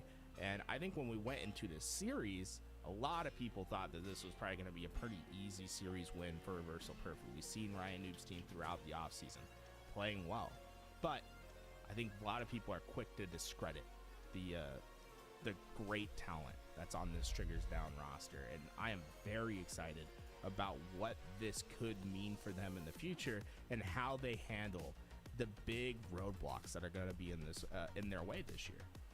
Well, I think this Triggers Down squad is eager to prove themselves, and what better way to prove themselves than to maybe defeat Space Station Gaming here in the open series today. That's the chance. That's what the chance that they have in this next upcoming series. It's Triggers Down versus Space Station Gaming, winners round number 5. How are we feeling about this series? We have seen Space Station Gaming through the scrims and their performance so far. How have they been looking? Space Station, I heard Snakebite talking about it the other day on his stream. He's proud of the progress, but he says there still needs to be work, right? And I 100% agree. Watching some of their scrims, I think it's difficult as players to find roles on teams, on brand new teams, especially if you've been on rosters for so long. You've got to readjust, and I think Space Station have a readjustment period, and against the Triggers Down that is just very hot right now. This is going to be a tough match. I think we're going to have a more even match here than we think. Space Station versus Triggers Down. Yeah, something that just came back to me is, Tools, you said that anything can happen here, and between like top 6, top 12, like we're waiting to see where these teams end up. And we were talking about how Space Station Gaming might be in the top 4 conversation rather than top 3. That's a really scary thing to say about Space Station. They really have to start winning strong here in the open series. Yeah, obviously there's a couple big asterisks to the conversation for Space Station. One is, like, we're talking about online scrims with what we've seen from Space Station, and we always have to take those with at least a grain of salt. But we have seen a bit of a slower start. Snakebite has talked about it, how this team just needs a little bit more work. They need some time to gel, and we've seen that with other rosters in times past, where it just takes them a second to get used to it. They'll get used to it. They'll become good. So right now, I have them, like, if I have my power rankings today, I have them in that 4th spot. But I think at the end of the year, when we talk about movement of teams moving up and becoming a first place team, Space Station is the prime candidate for that. It's for a couple of reasons. You have 3 MVP caliber players on this team. Snakebite's performances last year was, I think, MVP worthy in the discussion. That MVP obviously went to Legend. I think he was well deserving of that. But if I was going to be like, who's in 2nd place, it was Snakebite, in my opinion. When you looked at the fantasy stats throughout the year, Legend was 1st, Snakebite was 2nd, and there was a hair's margin between them. Lucid, year 1 MVP. We're seeing the sandbox come back into play a little bit more. He's so good at the game. I was just watching a Lucid stream the other day, and I'm just so impressed by the way that he's able to maximize value in every little bit of engagement. The way that he's able to play his life. Like, you'll see him being behind a pillar. He won't push out Jiggle Peak all the way to the left to throw a grenade. He will move himself as close as he can to throw their grenade out of his left hand, to not expose himself to an angle, to then Jiggle Peak to the right to make the guy miss. It's like he's next level good at those things. And then Eco is such a strong IGL and leader for a team that I think he goes under the radar, and a lot of people will look at his stats and discredit him as one of the best players in the game. But there's a reason why, when this offseason happened, that this SSG team, that a lot of players were hoping to get that call from Eco. I think Royal 2 and Frosty 2 in particular, that have always wanted the team with Eco, and Snakebite was the one that got that opportunity alongside Lucid. And what else can we say about Stellar? I mean, Stellar is like a highlight reel throughout the HCS. The man like doesn't miss with snipers. I think that the Space Station team right now, although they're not playing their hot as Halo, they have that potential to be first, but we'll have to see that potential go. Yeah, Active, would love to get your thoughts on Space Station Gaming as well. Yeah, like I said, obviously this is an online match. Obviously this is open season, open series number 1. I'm just kind of going off of what I've seen. Yes, SSG, like, they are supposed to be the better team, and I don't doubt, like, you know, 8 out of 10 times they take this series. But again, we're online. Triggers down looks really solid today. They're all shooting extremely well. And I think that there may be a fight here. I don't think this will be a blowout. There's a potential that it is, but you know, with Snakebite saying they need a lot of work, and I completely understand that with watching some of the scrims. I think we've got a match on our hands here. It could be a blowout on the end of Space Station Gaming, but Triggers down, like I said, look good, and I'm expecting them to put up a fight here. Well, I am absolutely excited to see this next series. We're only just getting started with the first year of the 4th year of the Open Series. Our first event is today, so there's so much that can happen. And this series is going to be an exciting one for sure. Triggers down coming off of an incredible win. Guys, we're going to go ahead and take a quick break, but I want to shout out that we have sold so far. You guys have bought 100, is it 140? Shirts 100? so Wow. far. What? We sold 100 and... So 30 shirts in like today? What's the number? That's awesome. Yeah, let's see, 130 shirts.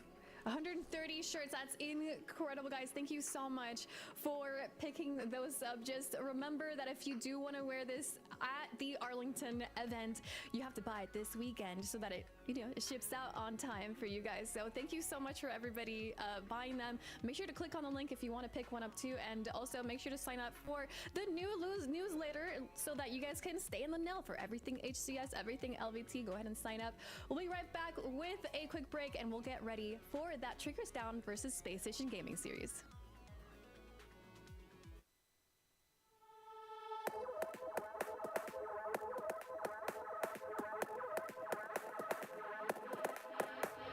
Seen the light in the dark, but it's been a while. And just remember, it's the heat from a heart beating next to mine. But I surrender, 'cause everything I touch seems to crumble, and everyone I love leaves me broken down. Everybody runs when they see me now. So I put my hands up in the sky, revel in the storm clouds as they pass me by. Now there's no escape, I realize I'm death in the land of the living.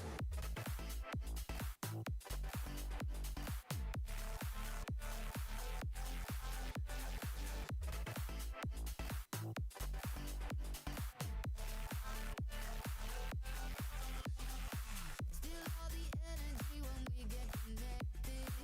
Your good is done when you have my full attention. I'll take you away into a dark dimension, and you can't get out.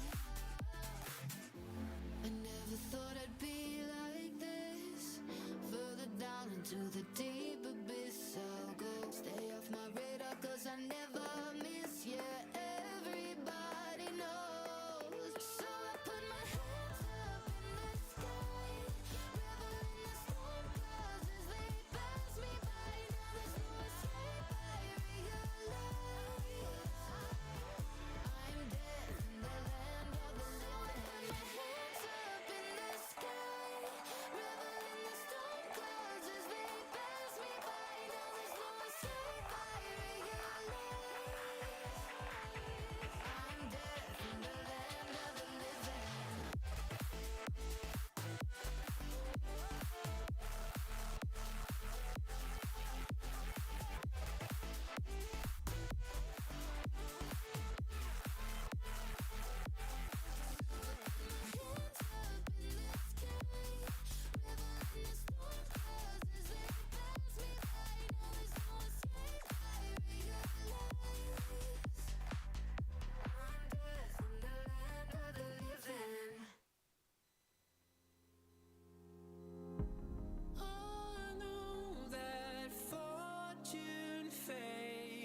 treat you with treasures I don't hold.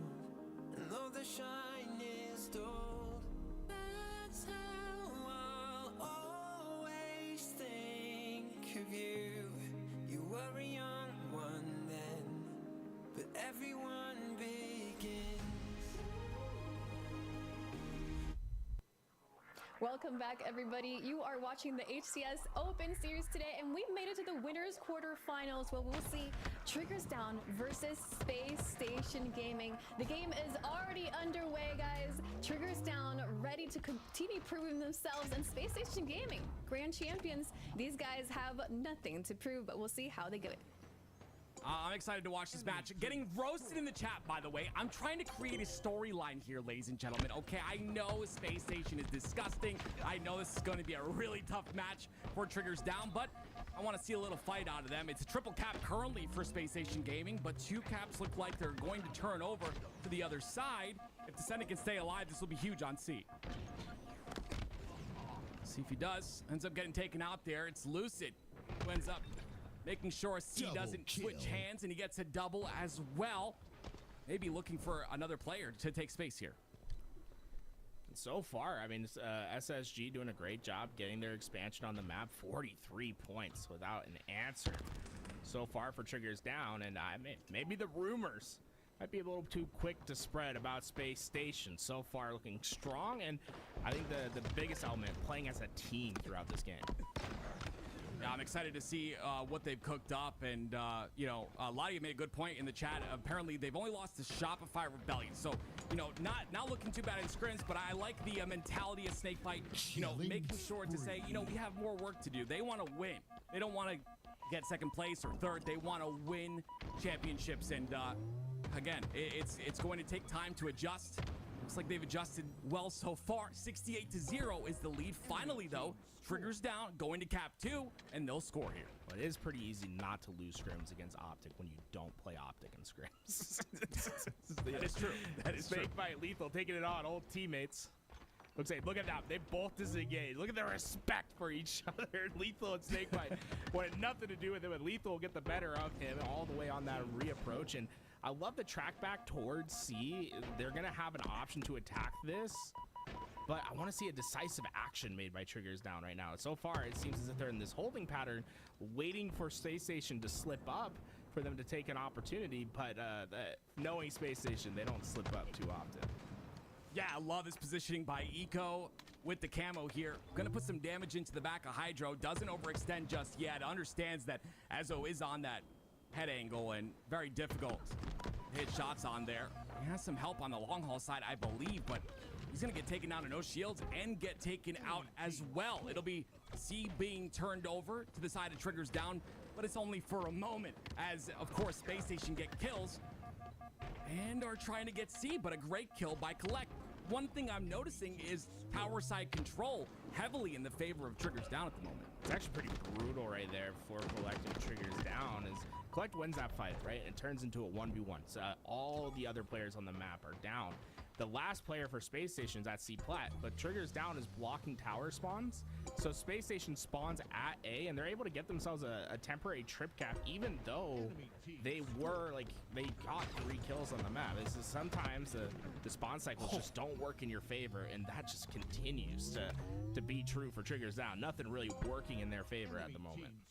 What a difficult shot to hit for Lucid right there, and he's gonna hit it pretty cleanly. The triple cap is locked in now. It is some pressure on the Turbine side, but the trade comes out. It's 2 down now for Triggers Down. Lethal trying to make something happen, but he'll lose pipe control unless the Senate can pick up the pieces here. And as of right now, it doesn't look like he can. It's Eco playing a ring around the rosy while Space Station continue the triple cap for a moment. I love this pressure. Just keep piling it on, right? Triggers Down. So far, what we've seen from them is a lot of reactionary play, trying to hope that Space Station makes mistakes, and well, Space Station, they don't really make them. A couple more damages, but this might be the opportunity that Triggers Down's been waiting for. Not only are they scoring right now, they have camouflage, and they have the ability to push for the trip, and that's what I love. No hesitation from Ezo to get towards that C plat and to start applying that pressure for the trip cap. When you're down 100 points, there's a few ways to get back into the game early, and this is the first, right? Triple cap pressure, get total control, and start scoring. Well, Collect's gonna be pushing here. 2 players to deal with on the top of A. It's Snakebite and Lucid. Collect's camo goes down, but in time for him to get at least a little bit of damage in, get a kill as well. The cleanup comes in from Lethal, so they'll convert A, and B being defended by Descendant here as well. So this is looking really solid for the likes of Triggers Down so far. Snakebite just spawned with a Descendant looking straight at him, and this long haul spawn is brutal. I love pushing back into that pipes. Make sure there's no other spawn for them to get. Lethal goes in and tries to do the damage, but honestly, I think Lethal almost purposely gives up his life there. He wants to make sure that they don't get some crazy expansion spawn by him being in long haul. He goes down, he'll spawn next to his teammates, and they'll have a chance to keep the 2 cap, but Collect win that 1v1 fight. And what was a 120-point lead for Space Station is suddenly quickly dissipating, and it just comes 40. Yeah, here comes the fight I was talking about. You love to see the fight back, and I think it has a lot to do with the aggression you were mentioning earlier. They just keep aggressing towards these points over and over and over again. You see 2 down for Space Station Gaming. It's going to be Descendant and Collect here, pushing towards the C side. They're aware of maybe a player back of Hydro, but there's no one there, so they'll be able to get C, as Ezo does a lot of cross damage from the pipes. Here comes the push from SSG. Great clean kill. No one goes down, but Descendant takes a beautiful angle there. Still gets traded, but a good trade on his part for a kill. Descendant put him in the best possible, put himself in the best possible position to win the 1v2. But at the end of the day, in professional Halo, winning 1v2s is not really a reality for many players. This is a tough spot for Triggers Down. They're stuck in pipes. They need to break out. But Space Station basically have all the exit points handled at the moment. Bandits ready and waiting to fight. And they're content with letting them have B. As long as they have them trapped on one side of the map, they don't need to put in that total control pressure. Lethal ends up dropping into B. I don't think there was anything to reset there, but he puts himself in a rough situation on batteries. He'll have to stay alive, especially with Shock Rifle up at the time.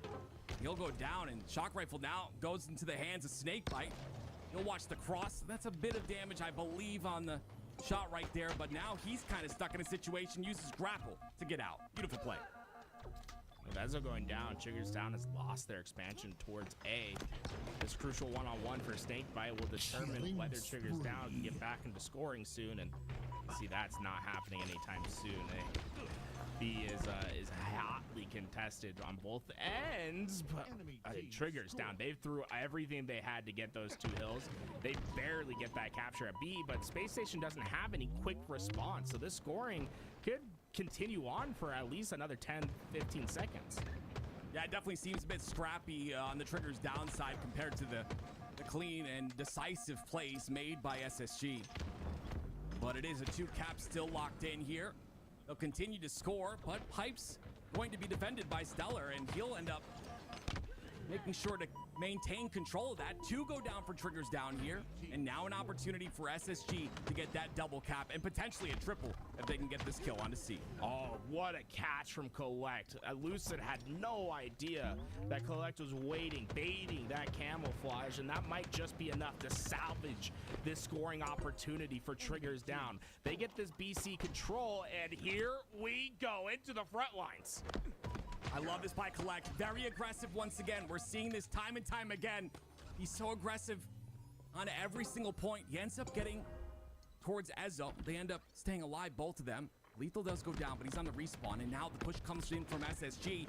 It's a 1v1 and a trade for Lucid and Ezo. It's 2 down for both sides, but it is Triggers Down continuing to score, and Descendant. That's one of the problems. Very aggressive. Reed Chalzen loses that fight. Yeah, that's so there's confidence, and then there's hubris, and I think we might have seen just a little bit too much of the ego there from Descendant. That was a crucial death. It gives SSG a pretty good opportunity to expand their presence, but Triggers Down. They have been quick and decisive on their rotations, and they've been able to win on these rotations. And remember, it was a 120-point lead for Space Station Gaming as we were in the early game. That lead, it's all but gone. 2-10 apiece. Here we go. Players on the A side. It is Triggers Down that trade out a kill. And Snakebite with a massive double right there. That's a game-winning double at this point. I mean, honestly, another kill goes in his hands as well. It's 3 down for Triggers down, and it's Snakebite once again, the general, making things happen. Love this position from him. Be at Needles. He's the primary middle player. He can help both lanes if needed, but he's also getting the information of where this push is coming from. It's important for them to be quick and decisive about handling this Triggers down push when it arrives. 2 things that are going to stop this push: camouflage and potentially a 1v1 fight at the elbow. But that's a critical mistake from Space Station. The only reason they get the A hill capture there is that's, I believe, spawned at back elevator. Look how quick Lethal is to get to A as well. They're gonna. Oh no, Tim. Yeah. It depends on what he does with it though. 2 players in front. This is not a good play. He's gonna get 1, but he ends up going down pretty quickly. SSG only needs 7 points, but they're 3 down. Stellar, the last player alive on this side of the map. Oh my gosh, they're getting destroyed right now. It is C switching hands. It'll be Triggers down the score.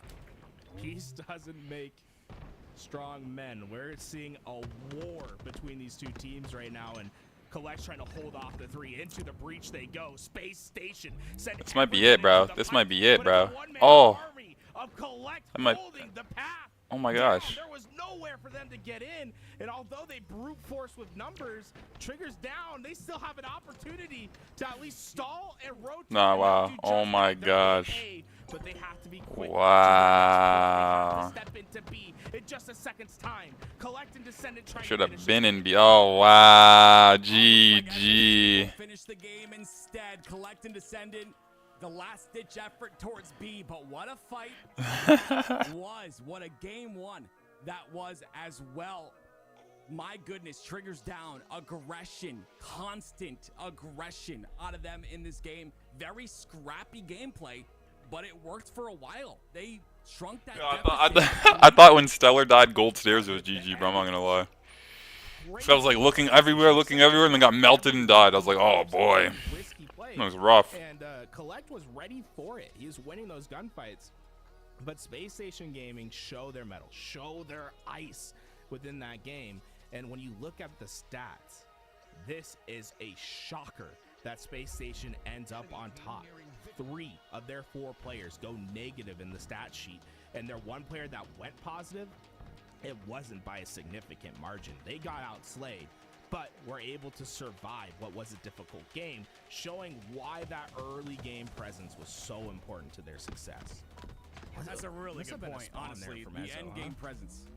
Sorry, not to cut you off there, Tim. I think that was a spawn, right? Like, I thought they might have lost the game there when that spawn comes in. And we're just I was watching more this so end game. worried It's about crazy. Stellar in that situation, right? He throws a nade, and then he kind of fades away and checks another angle. The nade doesn't get the kill. The whole He has replay, I to like it. go Fuck it. up towards the kill, and then Lethal comes in, saves it for just a bit, but multiple situations where Triggers down looked like they were in control. It just became very scrappy. And when you look at SSG, you look at structured pushes and structured breaks. Bro, how did they lose that? Down, Like they look, and then he gets this kill too. Right? Like, look, they sent 3 players to come take care of. How do they? Let me see. Stellar jumps in, trade. Descendant needed to focus on B harder right there, I think. He was focusing on something across the map, and then he wasn't able to stop it. That's what it was. Descendant needed to really lock down the fucking B hill there. Descendant gets 2, but Descendant looks away. So like, if we rewind this and go back to the push. Yeah, wow, he's talking about the exact same thing I was talking about. Yo, what up, Trip and a Half? What's good, bro? Even before this, right? Yeah. When Snakebite takes this challenge into the hill, you'll see Descendant looking to the right, and he jumps up. And this allows Snakebite to get so much time, and then by the time Descendant comes back to capture, It was before this, like, though. It's too late, right? He's like stuck in between. Yeah, facts, Trip. But Descendant It was before never this. had an opportunity to play a one-on-one. It was like 10 seconds before this. When Collect got the trade with Stellar, and then Snakebite jumped in, that's when Descendant needed to be looking at B, bro.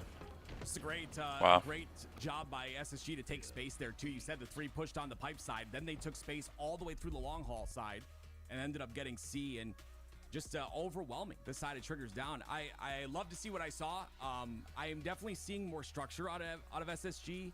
And, you know, it seems like the pieces are starting to work together and starting to come together. But yeah, I mean, Triggers Down definitely put up a big fight. I'm excited to see what happens in this Slayer. Yeah, unfortunately for Space Station, you cannot win Game 2 while being outslayed. So you might need to get those slays up. And honestly, that was a shocker to me when I looked at the stat sheet, Tim, and I saw 3 players negative for Space Station, and them being able to basically still win that game. It's really impressive in Strongholds in particular, but it usually comes down to trip cap efficiency. When you have total control, how many points can you get out of it? And you see only one player goes positive, and they go positive by just +3. Like, that's crazy to win this game. And I mean, hyper efficiency when they are scoring is the key to that equation. Well, we go to Live Fire Slayer for this game too, and like you said, getting outslayed was SSG, but I truly think that they didn't look informed, they didn't look warmed up. I said it when this series started that Triggers Down had that kind of fire from the last series, right? They had that momentum from the last series, and it was very important for them to take game 1, in my opinion, to start the series off. But as this series goes on, and watching their style of play and watching how just scrappy it is, it's going to get more and more difficult for them to win games in this series. And I don't know. I feel like losing that game 1 was devastating to the story of this series, in my opinion, for them. Folks, we're seeing some issues with players getting into the lobby. You know, we're waiting for that to come back. But while we wait, I just want to give a shout out to everyone that's been watching. We have 2,600 people watching on Twitch right now. We also have another 1,300 people just about watching on YouTube. So thank you guys so much. I mean, I love this. Day 1 of the HCS, we're back in full swing. If you've been enjoying the content, there's a couple ways that you can help support us here at LVT.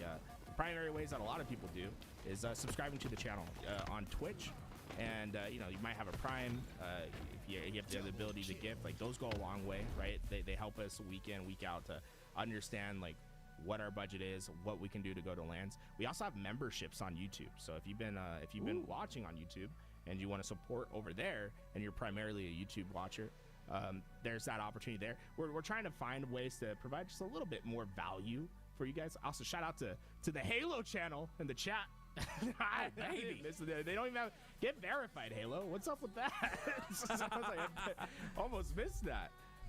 Gracing us with their presence. And then the other thing, folks, if you're a true super fan, check out the merch. Yo, I think we cooked with this t-shirt. Honestly, we're really proud of this shirt. I think the design's awesome. It really represents what we are at LVT, right? A foundation that was built upon grassroots, and we will be here in Halo at any point in time, right? It's like we love what Halo is. We desperately want to see more and more competition, and we will be on the front lines, always trying to serve that competition to y'all. So take a look at the design, and see if you like it. You know what's crazy though? If people don't pre-order this shirt by the end of this weekend, they may not get it in time for the first event, ladies and gentlemen. So get your pre-orders in right now so that you can rock it at the first event and show LVT your love.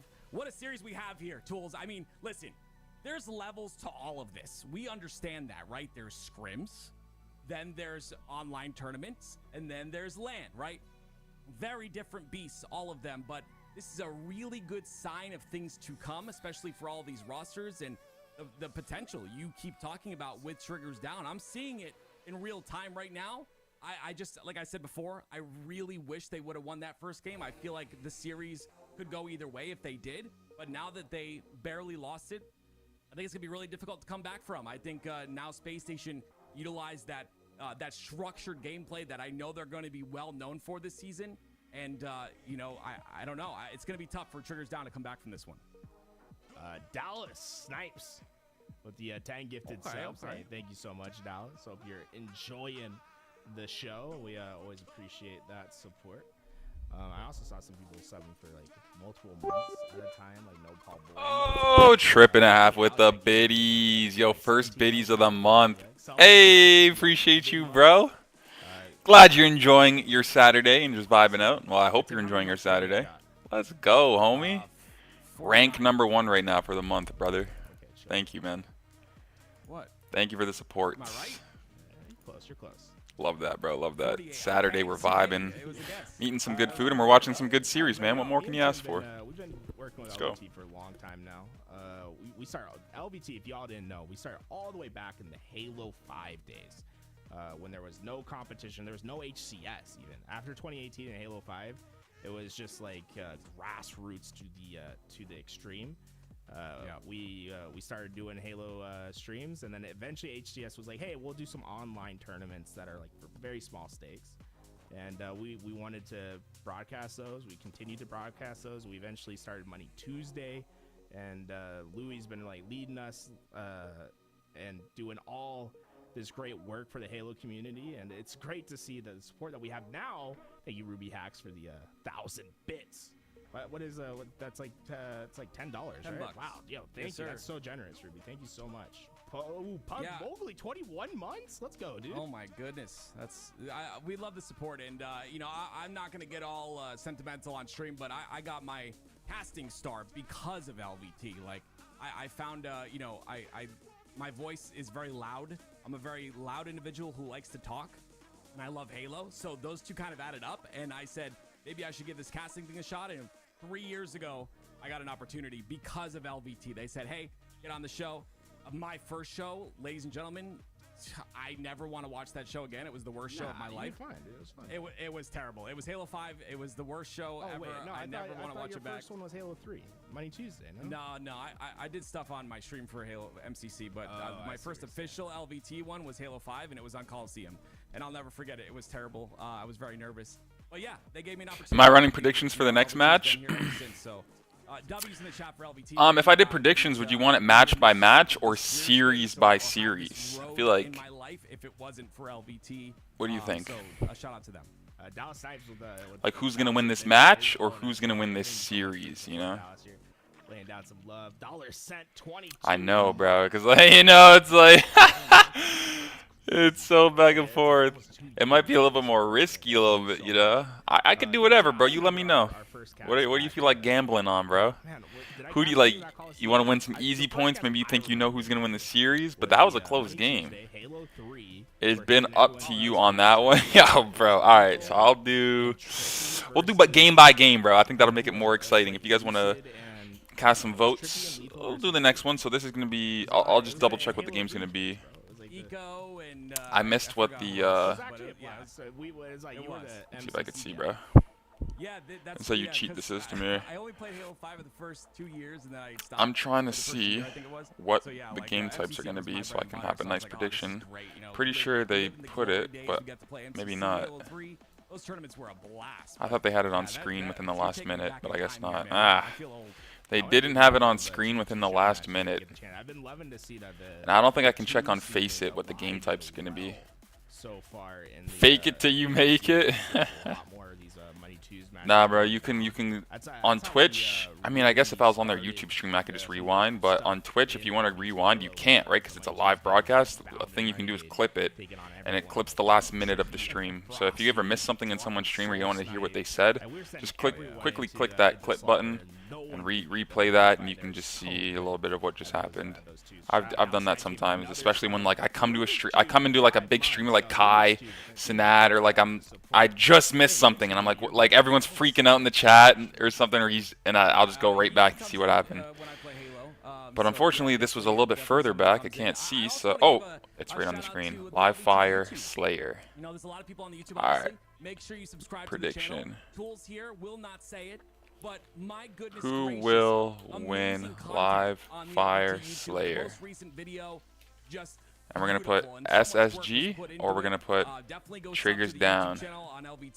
I'll give you guys 2 minutes. Different videos that we do.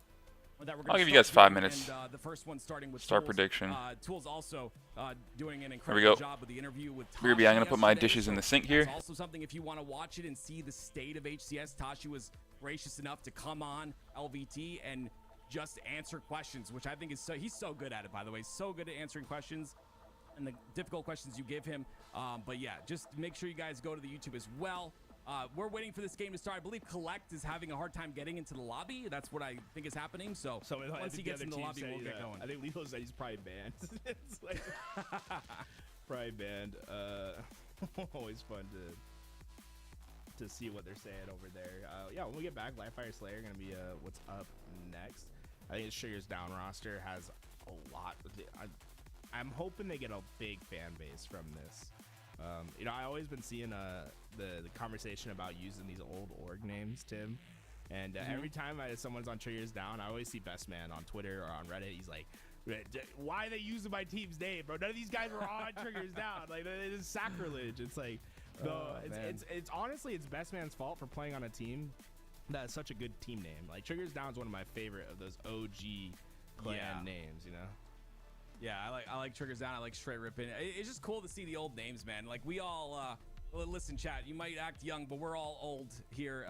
Everyone that loves Halo, we're in the older generation, so we remember all the good times and all the beautiful team names. I love so many of them. But chat, what's your favorite one out of the old MLG names? What's the first one? I know everyone's gonna say Final Boss. You know, it's like right, yeah, that's why so obvious. But Final Boss is only good because the team was a Final Boss, right? It's like you had to earn that moniker.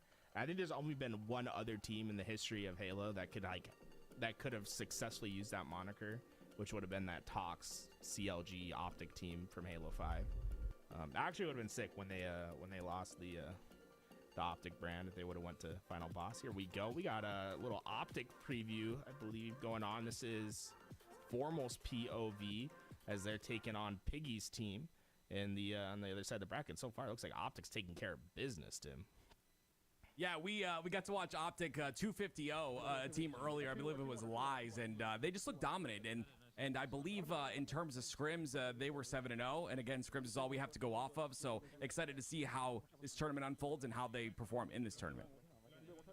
So far, I mean, Formal has been really impressive. You see Legend just hanging out on the ledge there, staying alive. He's still one shot. He's still just chirping away. 250, they get the job done. I love watching this Optic Gaming team play Renegade 19 and 12 to end that one as well. I really have a lot of high expectations for this Optic Gaming roster, and the more I see them play, it's like, man, you can see why they went out of their way to make that team. Yeah, I love, you know, there was talks about it. If you listen to the podcast with Formal, there was talks about that roster, and they hinted at it and, sat in Discord calls and kind of talked and all of that. And it is a God squad. That's what they call it, right? It is. I mean, you've got some incredible talent on this roster. And for me, the minute the roster was formed on paper, I said, this looks really good on paper, but how is it going to work? How will it form together? And that was something that was on my mind constantly. This other roster on the other side is Usabeni. I don't know how to pronounce it, but that's the name of their roster, and a lot of great players on this roster as well. Yaxon being one of them that I think very underrated. I think he's definitely an incredible individual player mechanically. Can't wait to see what he does this season. Yeah, it's, honestly, there's so many players in the HCS where it's like this year is such an important year to see whether they're going to break in, become like a top level player who is going to establish themselves as like these front runners. Because let's face it, like, we know a new Halo game's coming in. Like, this is the important time to establish yourself as the people that are going to be getting those first calls when this next Halo game drops, and like we have big opportunities once again. Then obviously World Championship is always on everyone's mind, and I think Optic Gaming definitely prioritizing the World Championship. Are you hitting him? Yeah, like kinda. Well, I'm excited, and Formal, second place all season long, definitely wants that first place finish. So I hope he can get it.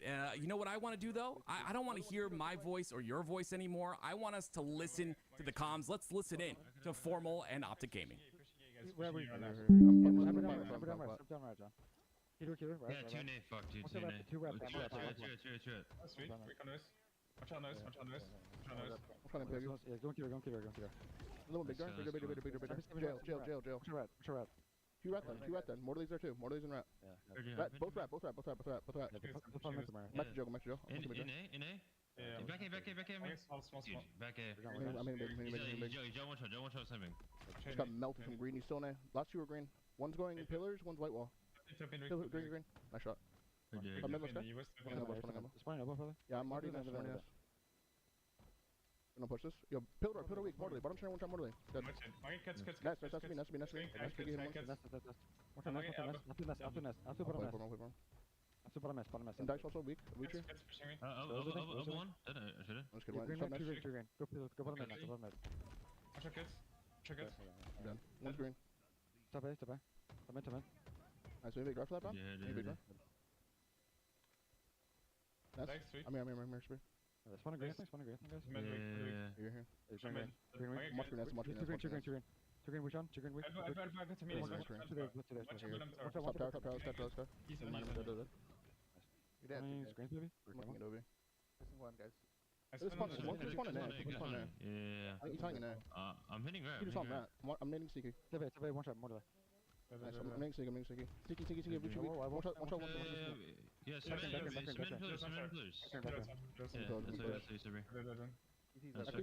Back green. Jackson. On me, Ayak. Nest or something? Or dice? Nice. Yeah. Posters One down. double. Wait, sometimes. We're hitting top mid. One was dice 3. Back Dice, Dice 1. One top tower or something. One double, yeah. Elbow one, Piggy. I'm leaving. One step, guys. I'm gonna go cuts for this camera. Pillars. Let me go for it. I'm looking at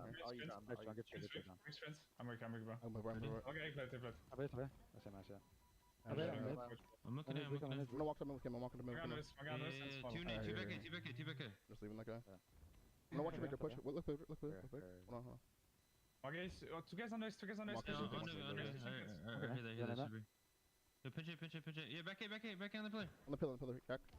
Two guys tap in. To mid weak, Morley. One shot mid, Morley, one dice weak, Piggy. Dice weak, Piggy. Tires weak, Piggy. Bottom. Both weak, John, both weak. Put them in weak as fuck. I have guys, I backed up.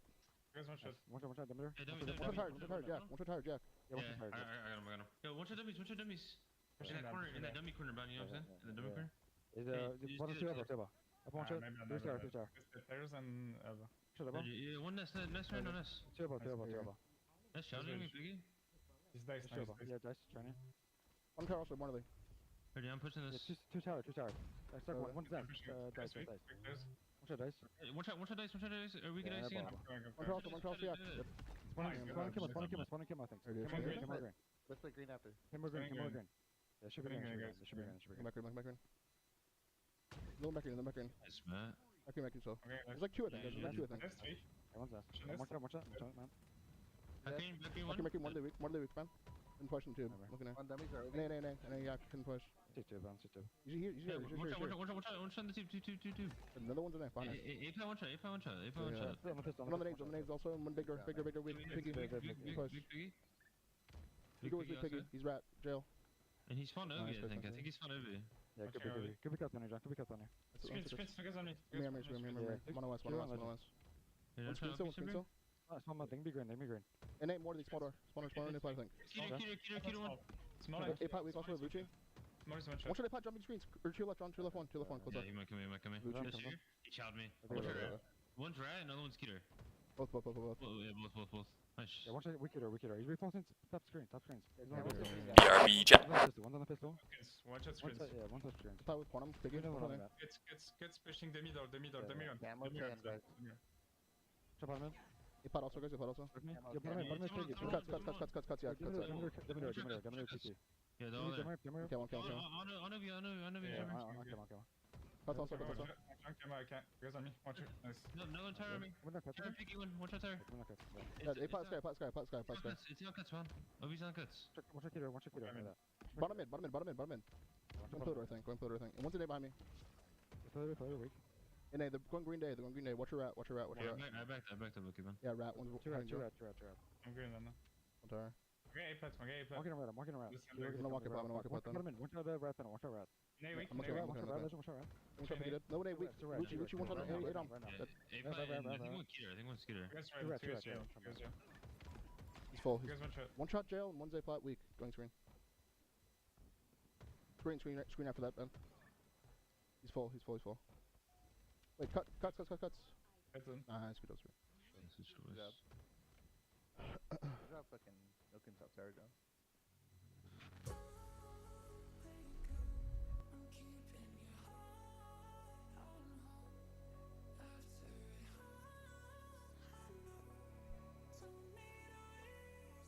Alright, we're still waiting for this live fire slayer, so give me a sec.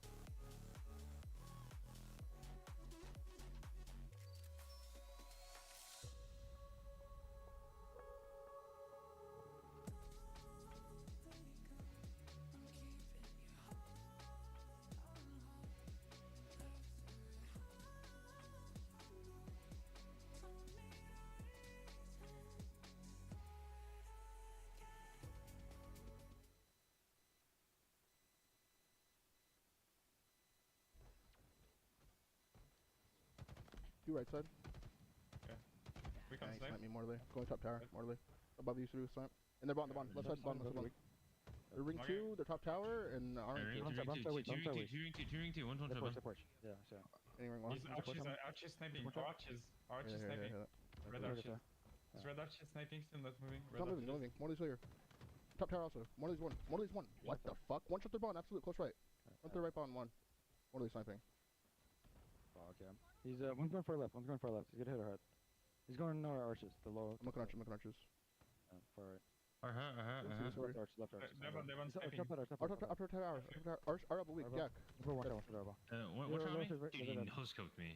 Yeah, two snipers are down on the arch. The window also, one shot the Vucci. Two shot the window, going the bond. They're bond 1. Two, they're bond 1. They're both sitting there. Not moving. They're both sitting under you. Just one. Going low left now, under you.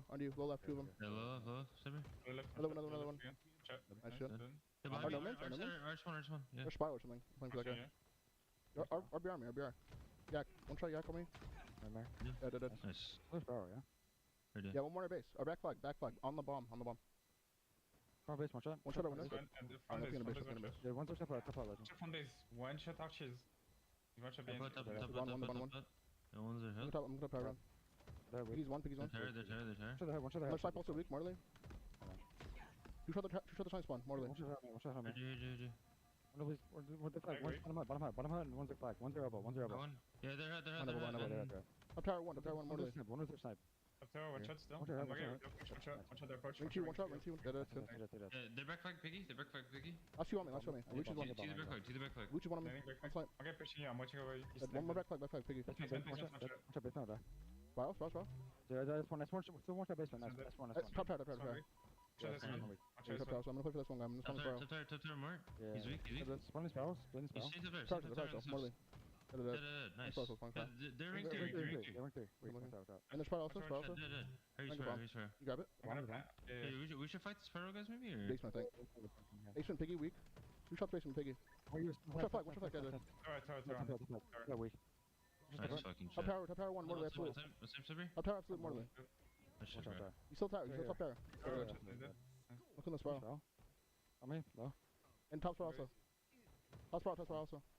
Yeah, top tower, one shot. Back flag spawn? I mean, one shot? Dead. He's flag. He's weak, it's the window. Nice, good up, good up. Moving it. Yeah, I'm pushing sparrows, every careful. Okay. Flag on me, snipe on me. Spawn time, one base on Yeah, my basement, Pepper basement, shot. Quick One snipe. basement. After Max, after Max, after S1, S1, yes. gonna push our archers. yeah, Watch out the spiral, also, basement Marley. again. Watch out the left, Marley. They're Go bonded. get Fabio Sparrow. I'm watching our right side. Nothing. It's right side, left side. You get to shot. Let's grab the snipe too. Piggy's there at ring 2. He's there ring 2, going to ring 3, I think. I do. I spot the map, bro. Chilling. Ring 2? Ring 3 weak. Yeah. Ring 2 to hut, Two right side. The mine. Ring 1, ring 1. Ring 3. Ring 3. Up front is One base to shot. Our Ring 2 sniping, our ring 2 sniping also. basement. Our ring 2 sniping the Bucci. Sniper down our elbow. I'm gonna stay on it. One. I don't see anyone going for it yet. One shot the porch, one shot the porch. The ring 2 our snipe spawn weak, Marley. He's the ring 3, He's also snipe, and the ring 3's weak as well. Arbo's weak, Marley. Arbo so. Ring 2. You might have a snipe there. One shot ring 1. He conned me. The one ring 1 alone sniping the ring 3. There's Where is it? Right ring side, 3, I think, man. Ring right side, Ring 3, yeah, one side there. Yeah, ring 3. One shot the basement. Porch. Look at me goes no man's. He's no man's, Piggy weak. I shot him once. Piggy's one shot, 2 shot no man's, Piggy, goes on porch. Yeah, no man's. Dead? Where's the bond? I think. They're trying to They be still have a snipe somewhere, Bucci. Yeah, on me. Okay, On me, Jackson. it's Sparrow. Yeah, another one hut. Is it our spiral? Or their spiral? One spiral. There's? There's a spiral right here. There's. I'm looking at it. Top weak, Marley weak on you, man. In the spiral weak, Marley. Look at Dude, the he basement. sniped and ended it. He's one shot in the hut. Top, one shot top, Marley. One shot no man's and one's their bond or something. One shot the no man's, just sitting no man's, one shot. One shot spawn. Go strike, T-Man. He's gonna jump back to you now. Marley. You got to it. They're ring 2 weak on the porch. Yeah, they're porch. He's our ring 3. Ring 3, one shot Piggy. One shot ring 3 Piggy dead. Missing one. He's probably still like hut or something. Here. One shot the tower, John. I'm looking spiral back to you, I'm looking spiral back to you. Two here. Two tower. Nice. We got one. Another one top tower. Bottom. He's bottom tower, Severi, bottom tower. Bunny. Yeah, he's pushing bottom tower. He has a red Bottom tower. Ring 1 Piggy, one shot, bomb. Bomb, one shot ring 2. One shot ring 1, their side. One shot, nice. Yeah, he's sniping. He's their hut. One's a hut on you. On you? Watch out. Damage. Still tower remaining him. Drop, bottom, Marley. Sit out, weak, Marley. One shot ring 3, Jackson. Bottom tower, you weak, Marley. He's our Two shot, elbow. No one's like Sparrow on me. Archers weak, Piggy. Marley. Archers, Piggy. He's like right side, Archers, one shot. Maybe far left. You walk back to the bottom. One's a ring 3. I've been 15. Ring 3. Ring 3 weak, Piggy. Piggy's one back to you. And the bottom tower, push no man's. Top tower, actually. Top tower. Yeah. Watch out the bond. Our porch. Ring 3, dead. Our no man's one. Our porch one down under you. One shot on snipe, Marley. There's snipe, one shot. Ring 3. Our ring 3, Piggy. Our snipe one shot, our S1 one shot with snipe. Our S1 one shot with snipe, man, you can get a dang on him. He's still there, trailing, man. You can see him. He's still one, R1. One's like our flag, bro. Those guys sniping our R1. It's our flag, Biggie. Nice kill, Severi. R1 still. Or elbow, I'm not sure. He's like elbow. I'm looking at bound. Jason weak, Marley, 2 shot base, Marley. Yeah, it's basement on my south spiral. Good snipe, watch out, Watch out the spiral. Watch out, red spiral. He's one shot. I'm like front base. Don't see action. Front base. One shot S1 Piggy. S1 Piggy, one shot. One more, spiral. S1 Piggy, was this one? Go. You might push our spiral. They're bond. Yeah, they're bond. Bouncer. Got one. Yeah, Sever's on this spiral. Two and one. No one ring 1. Bucci's one shot the bond. One shot ring 1. One shot going to the porch. Going to 3. He's over ring 2 or ring 2. Okay, bottom. Nice, good play, Severi. More bottom right somewhere. Bottom right. Could be a bottom spiral. Watch out ring 1. And they're top spiral also. They're top spiral also. Above you, John. Above you. Yo, our ring 3. What? Our ring 2 back to the ring 2, I think, guys. Just one up, Bussy. They're wall. They're ring 3. Yeah, the ring 3. That's it. Nice. Up tower? They're hut. Our porch me one shot? Yeah, porch one shot. Up tower still? Yeah, S1 and one shot the tower. Tower 1 Jackson. And one's like their bond or flag or something. Porch and top tower for that man. One on one. He's pushing for right, I think. He's going ring 2, going ring This 2, is 1. good. Jackson To ring the 2. side, to the side, to the side. Yeah, one's hitting off far right, Archers 2 off far right, 2. One's going to base spiral. Piggy's one. Yeah. Piggy's one. Absolute spiral, Piggy. Yeah, that's red spiral. So Pick it up. big red spiral. Here. Nice. Inner One's flag hitting on off bomb. left, one's Play off for the right. ring guy. Red spiral one shot. Nice shot. Our base. Our flag on bomb. Yeah, he's inner flag. Yeah, I think they're both on. I'm watching I a don't see the basement. There's a back flag one guy. Can I help you, Oh, Silver? back flag. Nice kill, bro. I think it I was just him. heard. I heard it kill me. I heard weak shot him twice, and one was like their ring 2. Ring 2, one shot, Piggy. Yeah. Piggy, one shot, ring 2. And one's a low spiral. Nice. They're no mans, more than no mans. Yeah, I know. A blue tower. One shot blue tower. There's spiral also, spiral also. Ring two. Yeah. Watch ring 1. Kill me. One's their spiral too. We're going mortally. Just one of their tower guys. One's their ring 3 weak yak. 3 shots in yak. I'm gonna push the tower.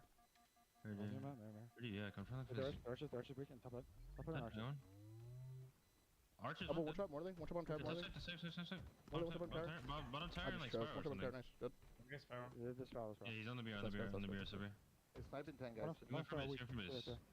Flag to shot. Yeah, I'm gonna snap. I'm spawning spiral, I can see the cross. But I'm basement going back leg weak. Shot back leg. One or two. One bullet basement. Yeah, spiral. Spiral, two spiral. 3 low left, hitting our archers right now. Another one above you, Sabri, above you. Okay, I'm done. 2 left side. Nice help. Good. Another one left side somewhere, I'm looking at it. He's sitting on the porch, He's just sitting here, Silver. I'm on the head. Come on. Low spiral also weak, Morley. One shot low spiral, dead. Good. I went for bomb. Resave. I can probably get touch. I think spiral's Basement. Yeah, basement. One. I got an Angel Bread one. It's finding spiral, I think. Two snap. I've got it too. Go on. Flag and snipe. One shot their snipe, absolute Morley. Absolute towards flag. Another one spiral.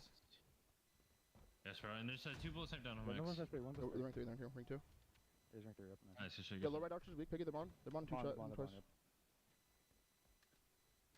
I go for left. Top tower, one shot Morley, absolute. Red flag also. Red flag weak. One's like ring 2, I think. Red flag one shot red flag. Ring 2, ring 1. Above you, I think, down. Above you, I think. Go on. Oh, Just turn 2. You want that? One there? No, port. A porch, weak. Spawning spiral. One shot porch. Spiral weak. Morley, half. I won't porch. 2 One shot on the B, absolute. Morley. One's their bond also weak. You reach her. The bond, Babucci. One shot, red bar bond. One more is the low archers, John. Yeah, someone's ring. I don't know which archers. Red tower, one guy. Okay, red tower. One shot archers, I'm dead. I smoke on the right. Just top out. Look at Sessions. Guys, red tower. Yeah, 2 weak, Silver. Guys, one shot. I shoot it up. Yeah, on site. Maybe Keep on. start. You got it. Red snipe, one shot. Yeah, Red red snipe. There's one shot. Dad, I got another one shot. Nice. That's good shit. Nice. Oh, let's bomb. Bomb one shot Morley. One shot red snipe. Red spiral, sorry. Red spiral. Controlling. Yeah, top power. Porch weak. Piggy, one shot porch. Yeah, top side, Piggy, one shot, their porch. Left side. He's low archers. You can see him. I see that. And they're ring 2 too. He jumped the ring 3. They're ring 3. Okay, but I'm I can see bomb. They're 2 are hurt. They're hitting. Our basement, hitting twice back flag. They're not even on bomb, bro. I killed them. One side down.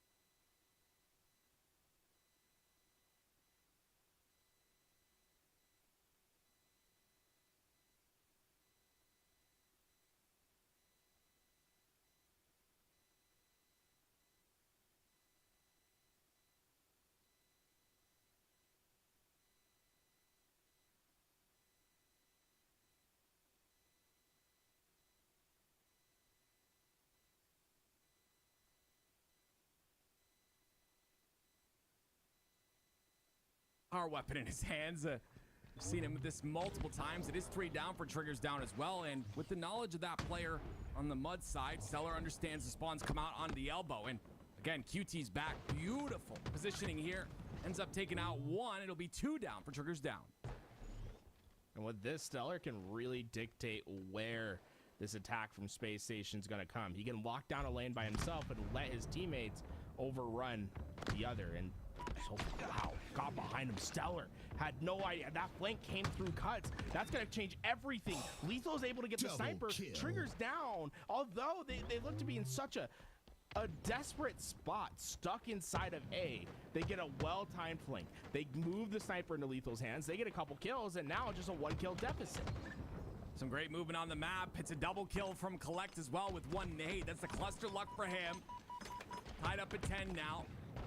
And you see the cleanup from Ezo as well. This is looking really solid. A 1-kill lead so far. They have knowledge of the spawns on A, or at least 2 players that spawn on A. But it's Ezo looking for more here as he gets damage into Lucid on the big door.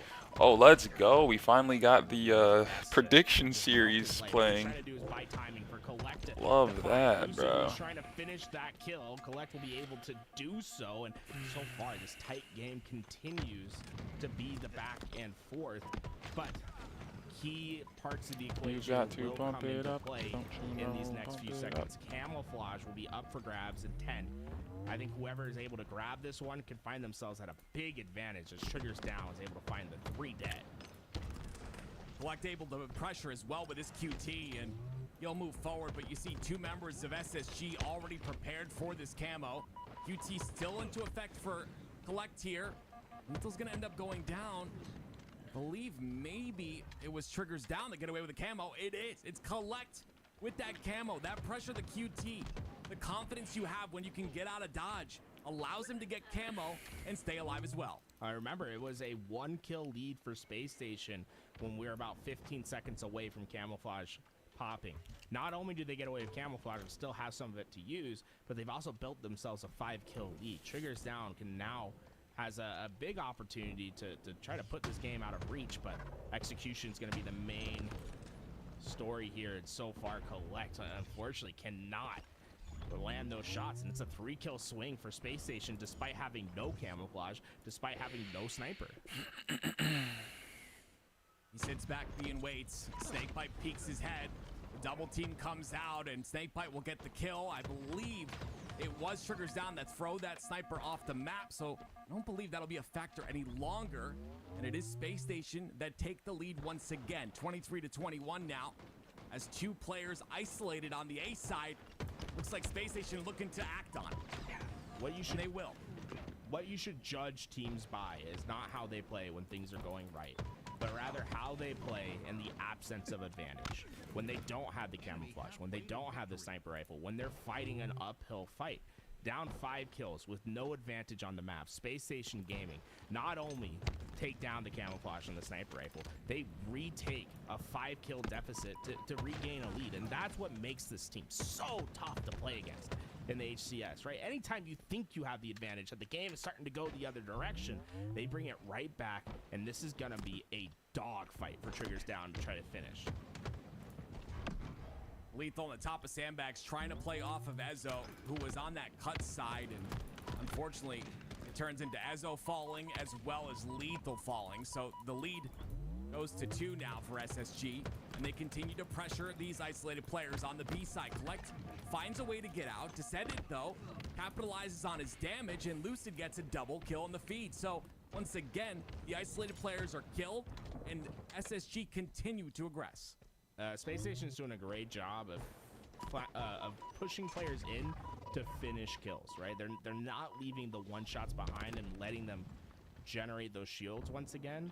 The other part of the equation that Space Station probably needs to find a solution for by the end game is just the power-up and power weapon control. That's been firmly in the hands of Triggers down now, and it's one of the big reasons as to why they're going to be able to keep this game close for the next couple of minutes. Collect having a prime opportunity with this camouflage. Big work with the camo, like you mentioned. 2 kills already. Let's see what else he can do. It's about to run out here. It does, just in time for him to be in a 1v1 versus Lucid. and he gets the trade with a bit of movement. Stellar's there to help, but a trade is all Collect is getting in that scenario, and he makes sure to. Bro, another such close game. Jeez. I'm gonna have a little protein shake after that meal. Hold on, that'll just top things off. A tough player to kill. You saw how crazy his screen looked there for a second. He's jab strafing and hitting the right stick strafe at the same time. So impressive micro movement from him, and the trigger's down. They're only down by 1 now. Top priority, get Stellar away from that sniper area, but it'll be Snakebite that was the one that gets away. 7 bullets to try to put away this game. As stays live top center there, but he's having a pretty difficult game number 2 so far, 5 and 12. And Snakebite with this sniper on the top center of the tower gets a kill of his own and gets information on the second. 3 down for Triggers down, and still tower control here for SSG. And SSG's making this so easy for Snakebite. Notice he's not even having to aim for the heads. His teammates are doing great jobs. Great job of just getting a couple taps in, right? 2 shots to the body is enough for a sniper body shot to kill. There we go. So Snakebite been taking advantage of that damage, gets a couple big kills, and it's a 4-kill swing, but last one alive. Critical moment. You don't want to go down too early here. Try to find as much value. 4 dead. Oh man. Definitely still make this comeback a reality. Your lives more important than ever. Great routing there by Snakebite, though. The ability to stay alive in that scenario. Play towards his teammates onto B. Now he's pushing towards the back of tower. 3 shots into Collect. Collect will regain on the top of tower there with the repulse. Stellar gets a kill on the feed, though, and we have a 4-kill game and only 4 kills left for SSG to win this out. And Snakebite's got 1 bullet in the snipe, and he utilized it to get a kill. Snakebite's always so impressive in the amount of time he stays alive and just keeps his presence on the map, forces Triggers down to deal with him. By the time he goes down, well, we see they're already at game point.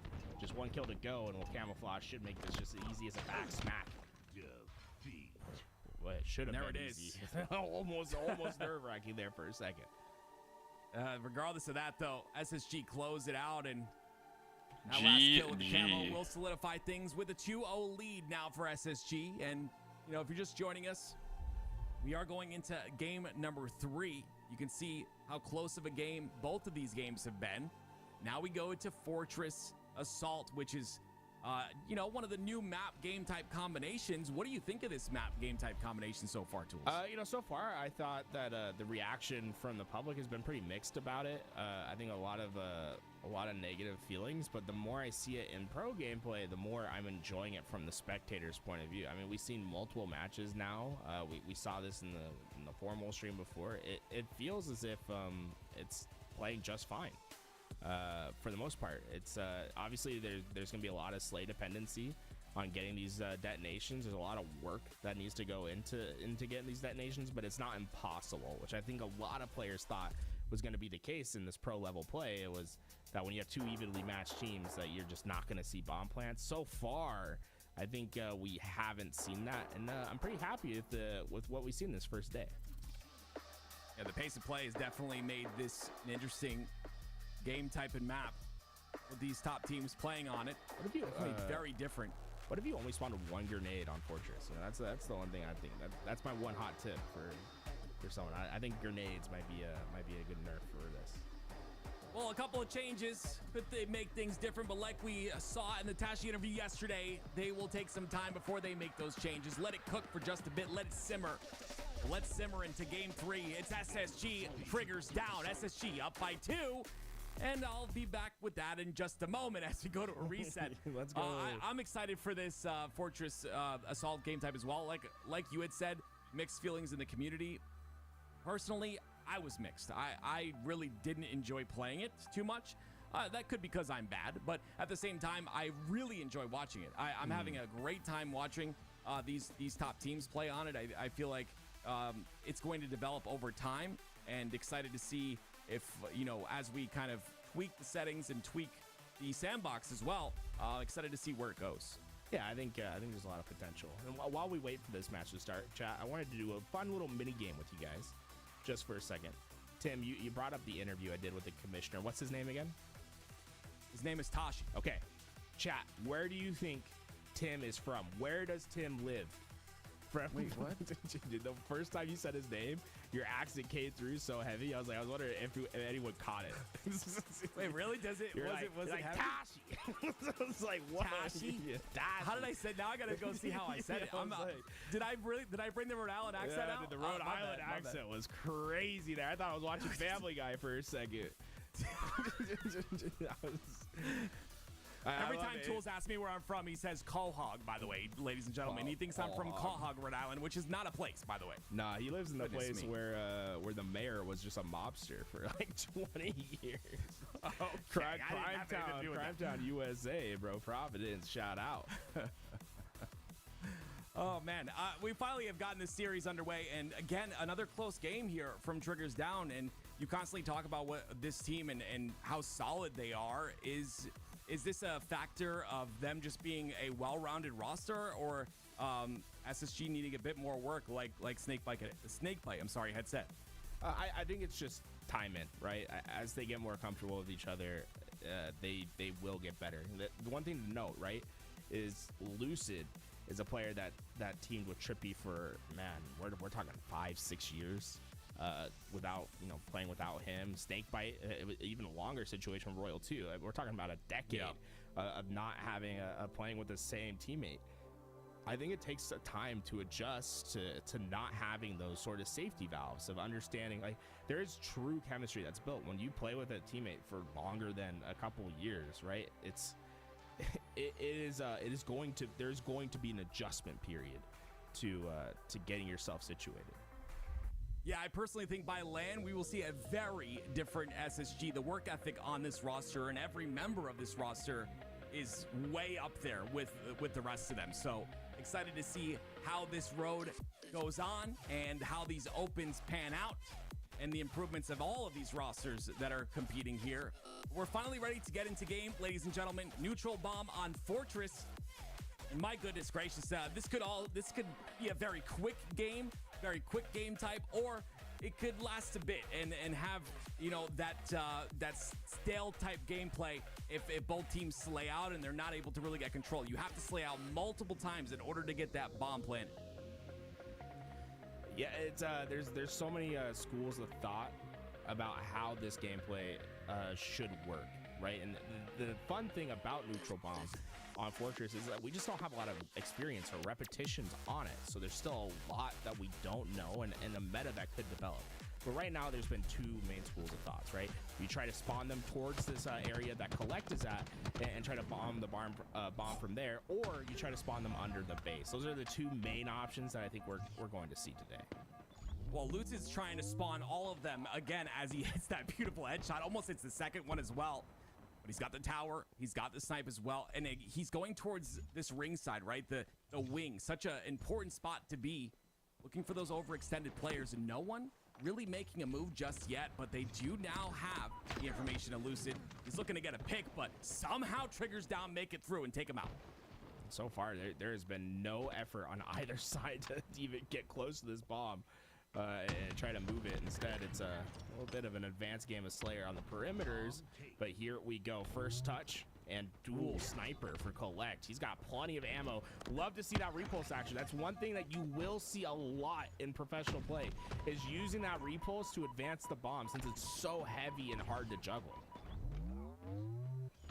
As the bomb travels into the base, it's Collect here in a position to get some kills. And my goodness, as he falls, threads the needle onto Snakebite, looking for more as well. But a great kill by Eco to take out that stack snipe that Collect was utilizing. And now maybe SSG feels a bit confident enough to push up. Well, that sniper shot that Collect hit, not only did he hit the shot, he hit the head. I'm surprised that he's able to make that one work, but you can see there's no real movement on that bomb from all that damage dealt. Space Station's been able to play their base pretty well, but they are losing the slaying fight. And the question is, like, can you survive the battle of attrition, right? When you consistently are losing these gunfights and not having control of your base, it could be daunting, a mental task to overcome. A great point, and we saw that in game one. The objective efficiency enough for SSG, even though getting outslayed to win that game one by a few points. Let's see if it works here in Assault, though. A much different game type, and we find Collect once again with the sniper in his hands, and again gets another kill, a 360 no-scope. To put the cherry on top of that one. It's like Going crazy this game. It was like telling his mom to get the camera or son. I was surprised he went the route he decided to, but he gets the 360 medal. Love to see it, and we're about 3 minutes into this game, and we really haven't seen much bomb movement into these bases. It's still been a lot of trying to get those slays in first. That's because it's just not enough to get 4 down and expect a bomb plant to come from it. You need to be in the base, ready to arm the bomb, and then get the 4 down. So that's what you're seeing both teams try to set up. They're trying to get that bomb into the base and then work on another round of slays. And it's a step-by-step process that can be pretty tedious for both teams. Looks like the bomb is in the hands of Triggers Down. New snipers coming up as well, so that'll be a point of contention for both sides. Not sure who's able to grab the snipe. It is Snakebite on the side of SSG. Barely gonna miss that shot.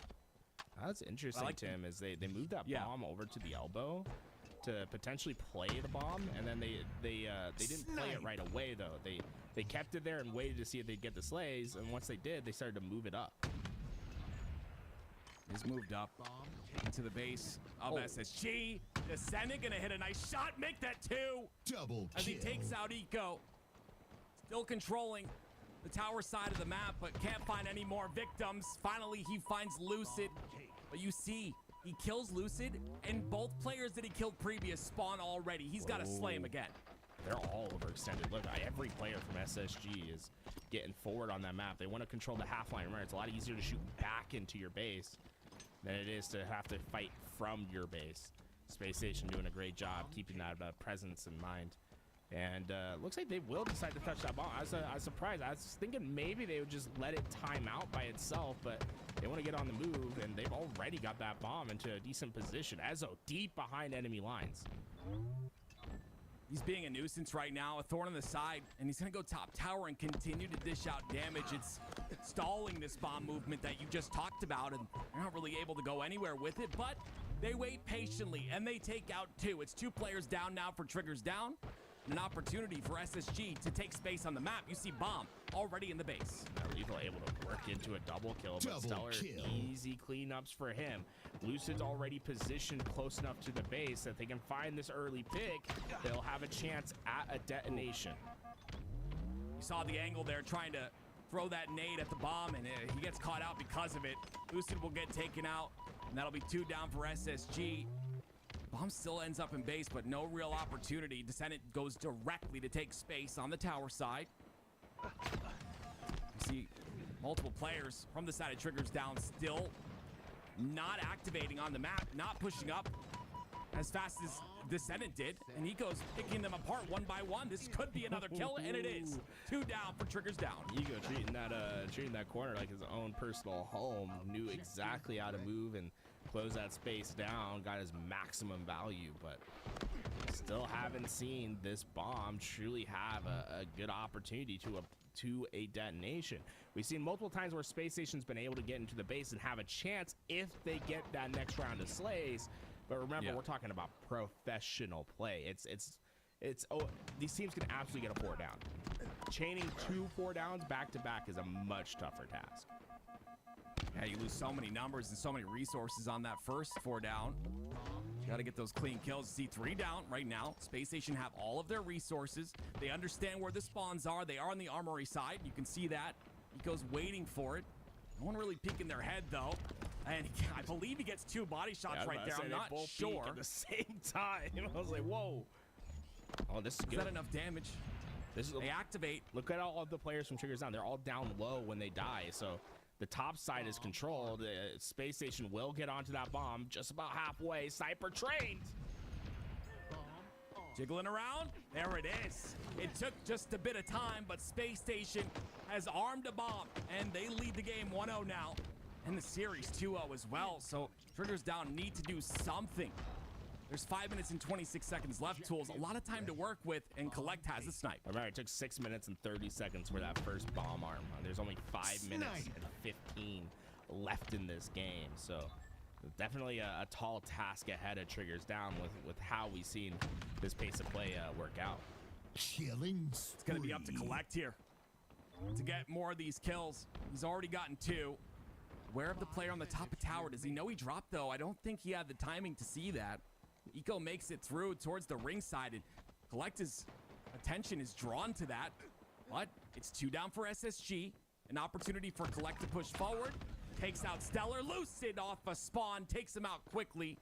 And that might be that push down. It is. All 3 dead. The first spawner is Ezo. And another opportunity not capitalized on by Triggers Down. Although it's odd to say, I feel as if the potential problem for Triggers Down is that they're playing too safe. They're not going for the highlight reel. I almost feel like that sniper needs to be up in the front lines, and you're just gonna trust your teammates to hit some crazy shots. The timing windows to get this bomb plant are so thin, right? That Yo, new follow in the stream. Appreciate it, Jeff. It's good, bro. Whereas so far we've seen very passive sniper. Hope you're having a good Saturday, homie. Letting the other team run into your reticle instead of forcing your reticle onto the team. Well, the Zenit gets bomb inside of the base with Repulse again. We'll see that time and time again, as you mentioned earlier, Tools. But two of the members of Triggers Down go down. And that bomb finds itself at the front of base once again. And an opportunity for SSG to push up on the map. And they have the numbers advantage, and they have information on the spawns as well. It's up to Lucid to get a slay here. But he ends up falling in, as does Snakebite. Lethal knew they had to check every corner, and we have seen this time and time again. This player in particular, Eco, is loving the overextend into the sniper elbow of the opposing team, and this could be dangerous. Sniper's gonna go in for sure for Snakebite, but Eco's still alive at this corner, and he is fighting for the other sniper. This could be prime opportunity for a second capture. It looks like Lucid will be able to get the sniper. If you wanted a way to get another cap for SSG, you just pick up 2 snipes. It's as simple as that. Snakebite's gonna barely miss that one. Lucid just inching that ball forward, looking for a player. Ezo took down the sniper at the mid-map, and Collect's overextended. So, although they had 2 snipers, they had base control. The last player alive is Lucid, and he might just think about throwing this sniper off the map, and that's exactly what he does. They do not want to give up 2 snipers to a team that just needs 1 bomb plant to come back into this game. But what a missed opportunity for Space Station, having all of that possession and not getting any advantage from it. Now it's a fight to get the sniper in Collect's hands back. Collect pushes up. Oh my word. The body shot is enough. He had a repulse there as well as a safety net, but it's not going to matter at this point in time. He stays alive. He's got 1 bullet to work with, though. Not much here. Bomb resets towards the bottom middle of the map. Collect gets a kill on his side, but they're going to need many more. And right now, Lucid making himself a difficult kill is going to say no. 2 down for each side. You think of Assault like a scrum in a rugby match, right? It's a lot of players fighting. It's a continuous fight, a dog fight in the middle of the map to try to get to that bomb. What both teams are looking for is for a gap, an opportunity for a player to move in and get behind, and to start to move the pack towards their direction, move that bomb into their hands. And so far, I think Space Station's done a fantastic job of that. They've been able to get deep into these ranks and get opportunity, get bombed. Even though we only seen 1 capture so far, Tim, what we have seen a lot more of is them moving the bomb, period, and getting it into the base.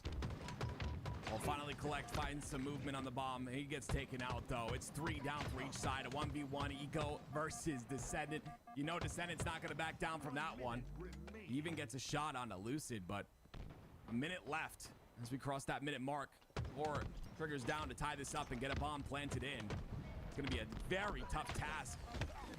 They've got to get multiple slays here. They have 2 down for SSG right now.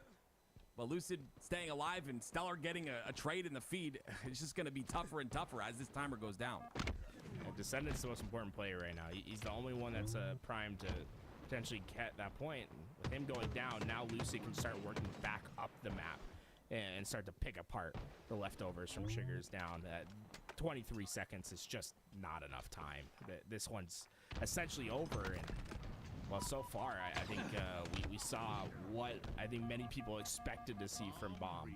this tournament cycle, right? A lot of fighting for just map control, not a ton of opportunity to plant those bombs. Really, we only saw one true opportunity throughout the entire game, and Space Station Gaming was just able to. Jeez, yep, that one opportunity and they capped it and ends 1-0. That's, bro, that's gonna be such a long game type this season. You know, if you see a bomb, it's like, all right, bro, there's no way it's gonna be a 3-0, especially if it's two good teams. They're gonna be fighting back and forth the whole game, bro.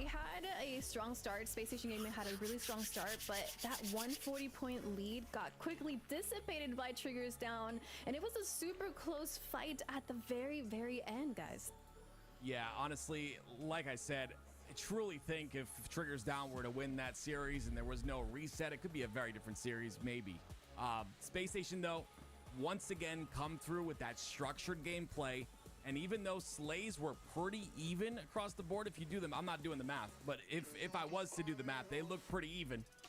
Even though the slays were even, it's SSG with that objective efficiency, which is what we saw in that game 1. And it's constantly been the storyline in this series. Well, on game 2, Slayer tools, they looked a lot, especially Space Station Gaming looked a lot more comfortable and more ready for that series. And you posed the question, you said Space Station Gaming was setting up Snakebite for success. In what way were they able to do that to secure that win? I think there's a lot to be excited about for Snakebite and Space Station with how they played game 2. In particular was how they played when they had advantages and when they didn't have advantages. So when Snakebite had Sniper, what we saw was him sitting back and playing around his teammates' damage. They weren't depending on him to hit headshots, rather those body shots, and they were doing a very effective job of driving the one-shot players towards their Sniper.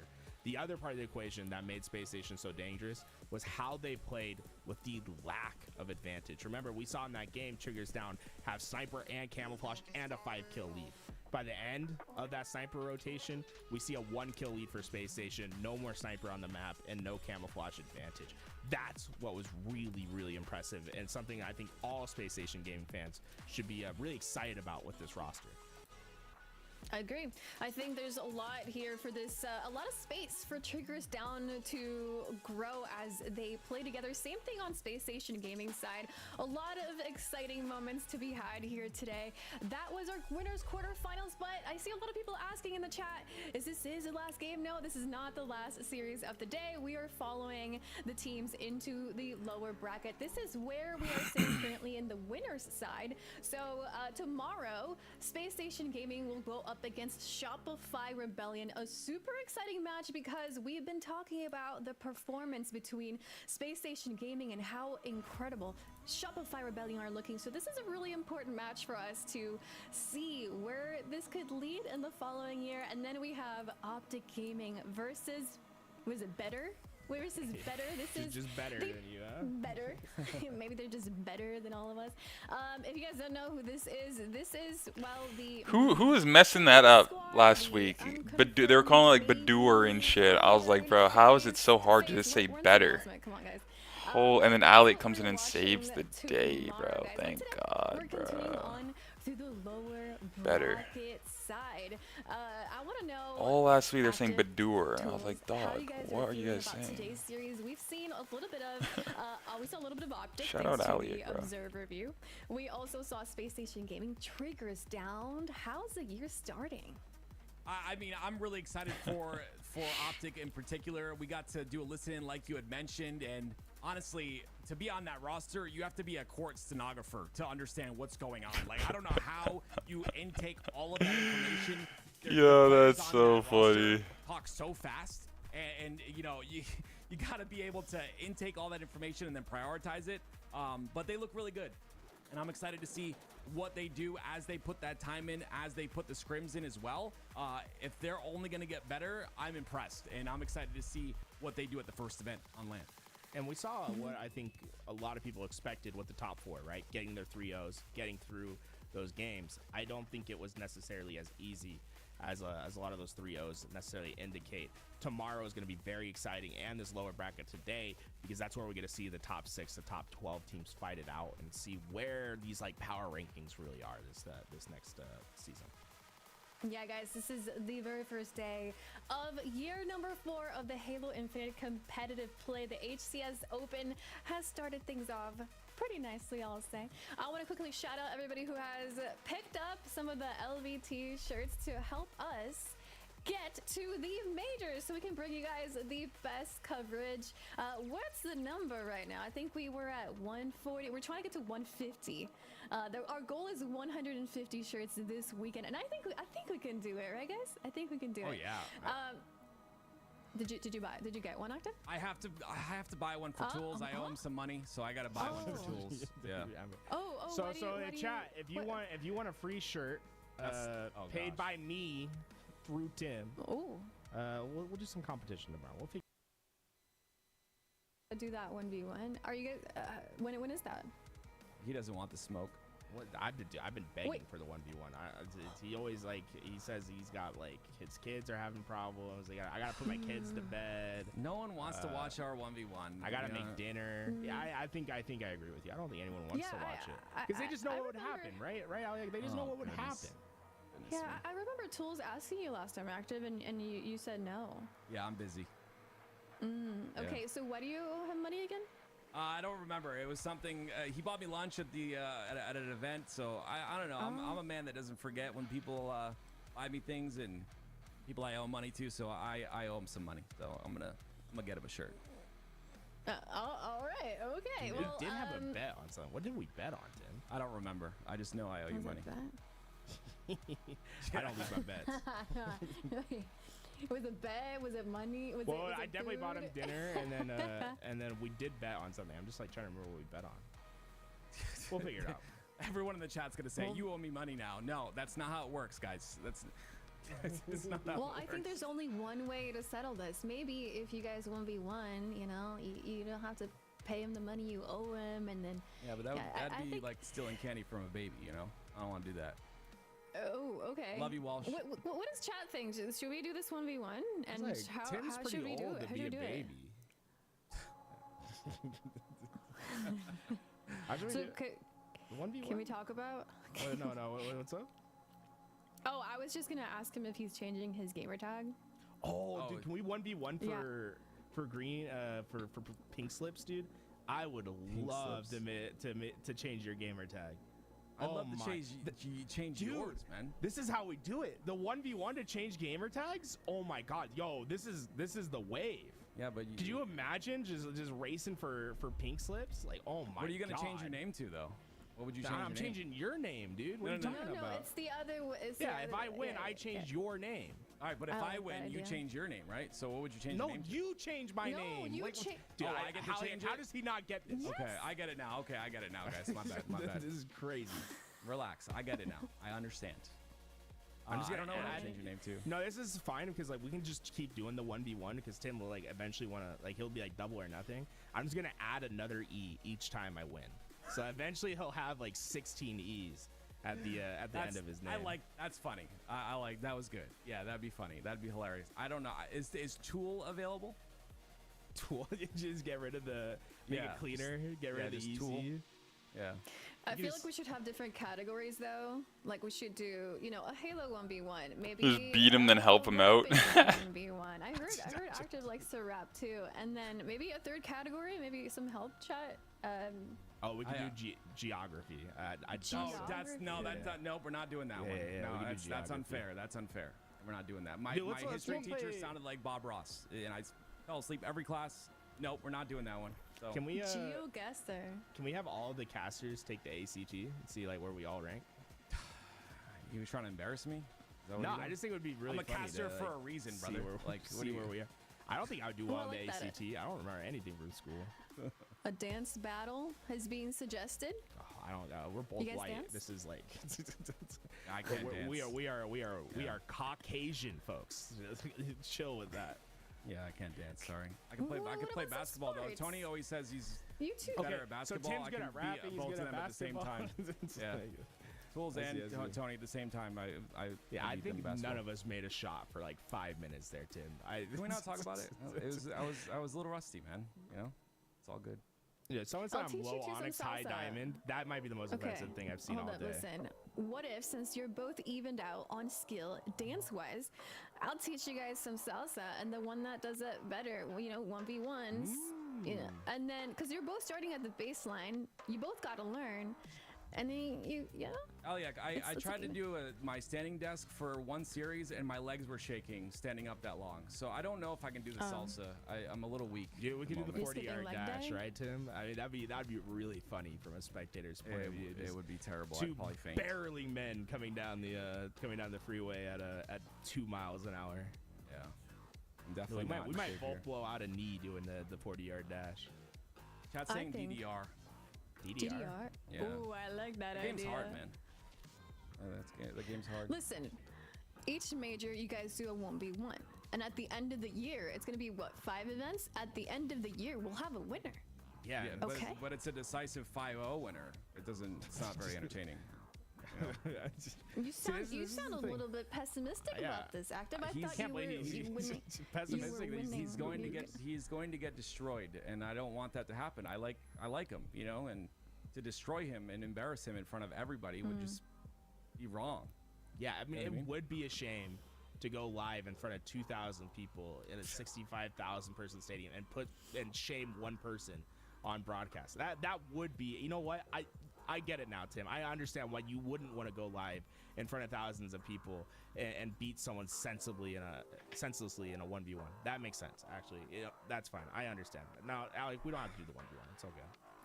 Okay, all right. We can talk about it another time. You know, maybe you two, we can't figure out a winner in this 1v1 just yet, but I know we got some winners though in the chat. We have 133 teas sold so far. Let's So go. shout out to the ones who have been picking up these teas, guys. These are gonna be shipped. Is it after Monday? You guys have a chance at getting these teas in before the Arlington. If you guys do want to wear them, this is your chance.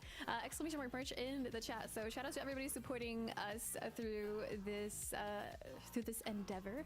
And we're gonna go ahead and get ready as we follow these teams in the lower bracket, guys. So we're gonna go take a quick break, and we'll be with you in just a moment. Double kill.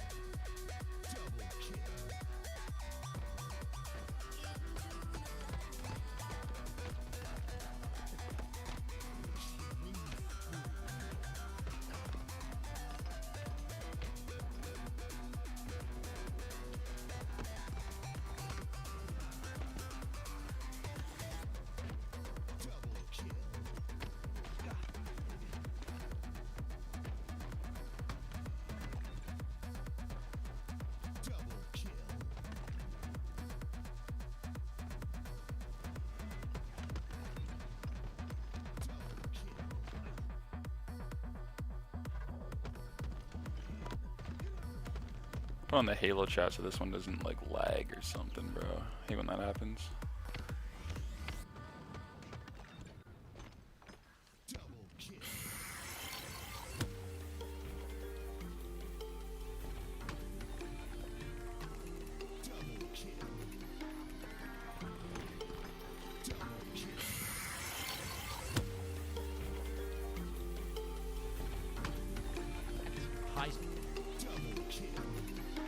This year it's different, right?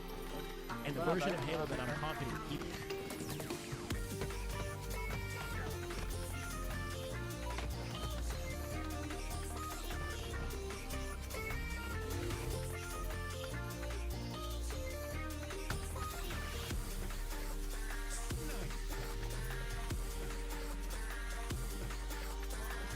That'll be better.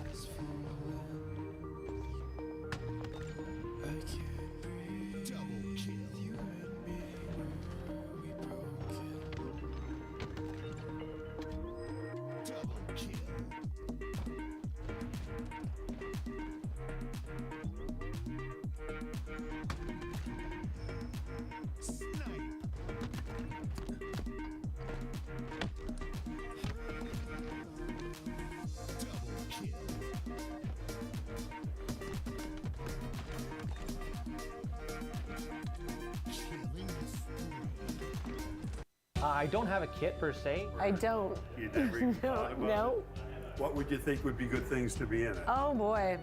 Oh, sure, put me on the spot. I would guess there would be a flashlight. I've got matches, blankets, extra clothing, Extra batteries. non-perishable food. I do have bandages in it, I know that, yeah. In the event of a storm power outage, have an emergency kit prepared. Hello! Long commute? Good morning. The weather is 7 degrees and raining. Traffic is slower than usual. We suggest you leave now. It's time to move. Closer. Reynolds.ca.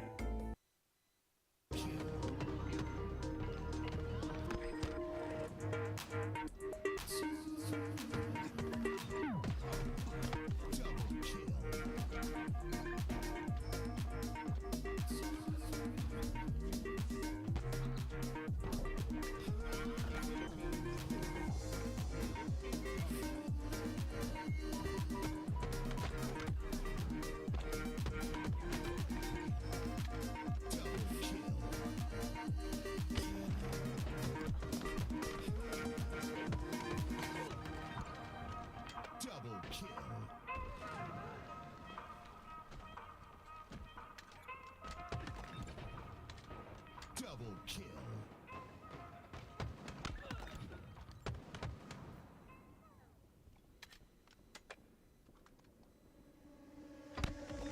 Whispering my head, make me feel that I'm insane. Voices in my mind, but you say that I would be fine. Baby, I'm on fire, baby, I'm on fire. Baby, I'm on fire, baby, I'm on fire. I'm breaking myself, but I don't wanna hide. Baby, I'm on fire, baby, I'm on fire. Baby, I'm on fire, baby, I'm on fire. Baby, I'm on fire, baby, I'm on fire.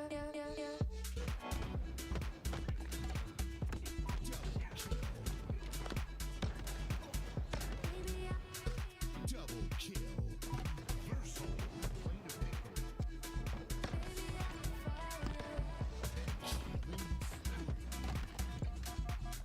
Double kill.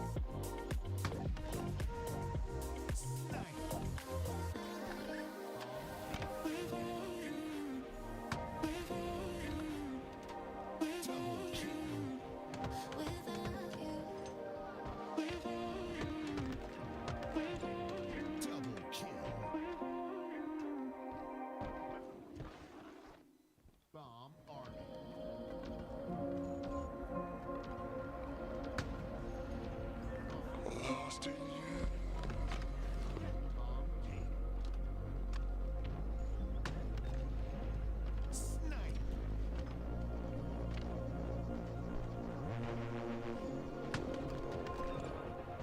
Lost in you.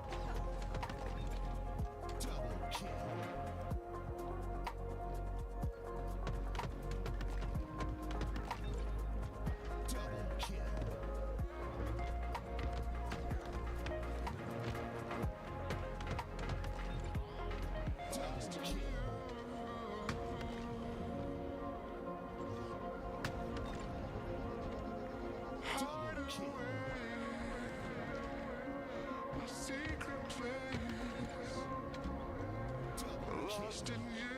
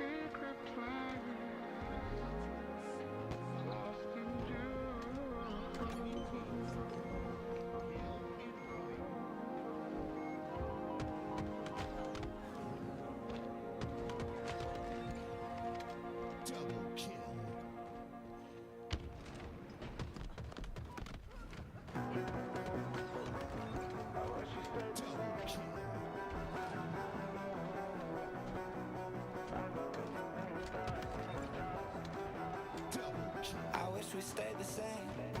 I got way too many thoughts in my brain, but I got memories that run through my veins.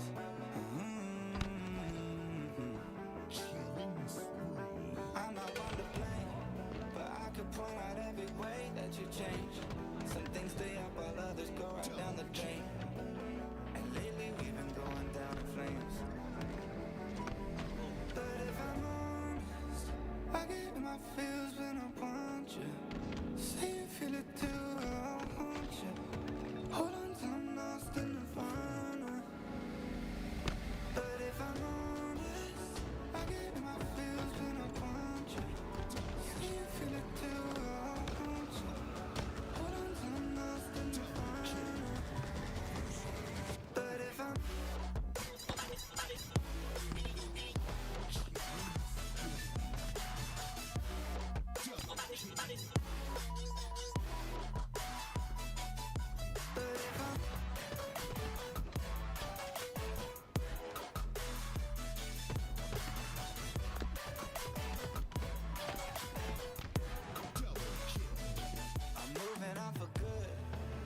my therapist is saying that I should. I don't believe it, but I really wish I could. And Instead, I guess I'll stay misunderstood. Cause I'm stuck now, just trying to figure a way out of. Try but can't seem to slow down. I don't know if I want to, but if I'm honest, I get in my feels when I want you. Say you feel it too, I'll haunt you. Hold on till I'm lost in the nirvana. But if I'm honest, I get in my feels when I want you. Say you feel it too, I'll haunt you. Hold on till I'm lost in the nirvana. But if I'm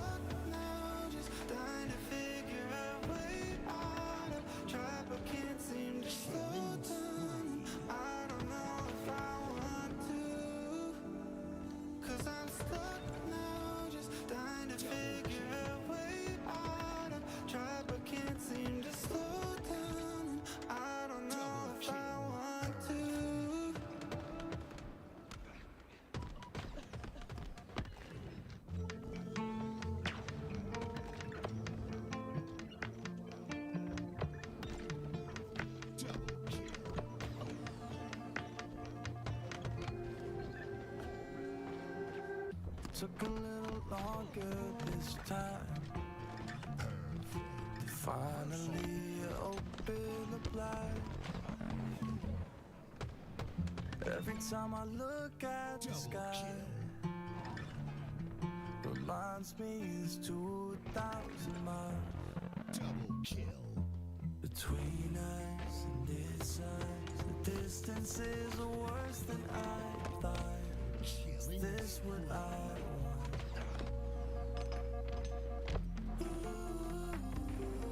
Everything's changed without you. Even breathing feels different now that I'm on a plane heading back to LA. Double kill. Everything's changed without. Everything's changed without. Double kill.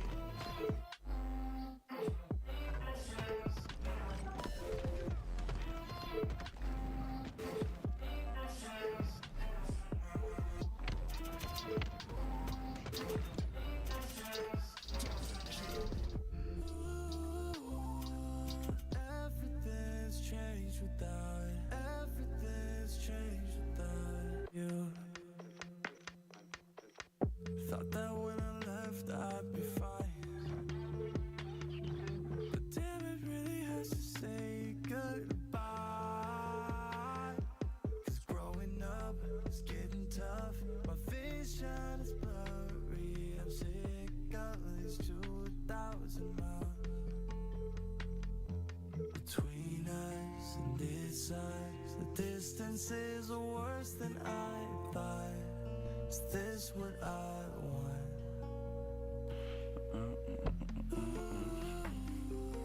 Everything's changed without you.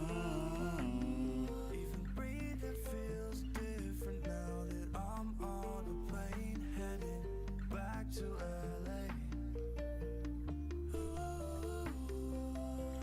Everything's changed without. Everything's changed without.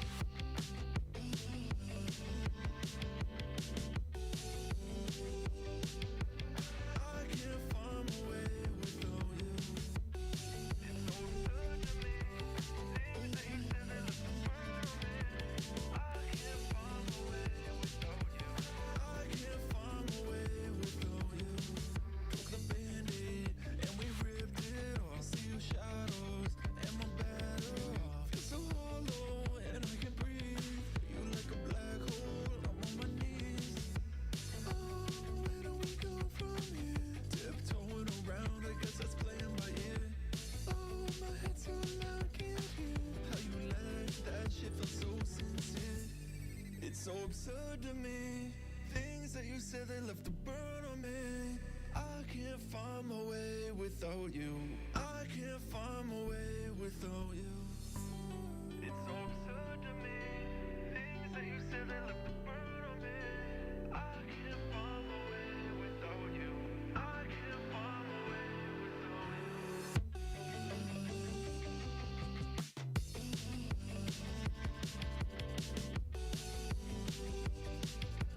I can't find my way without you.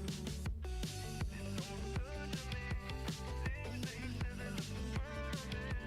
I can't find my way without you. I can't find my way without you.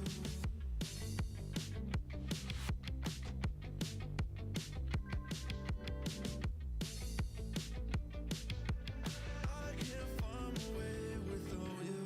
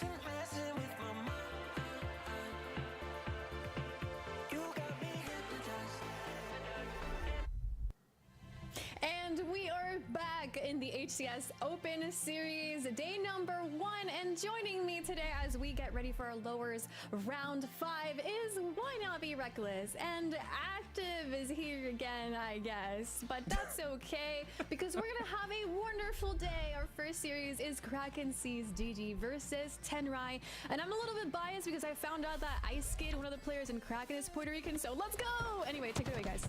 Boricua, baby, let's go. Game number 1 gonna be on Fortress. We got Kraken, we got Tenrai. I got my man Active with me, or should I say inactive?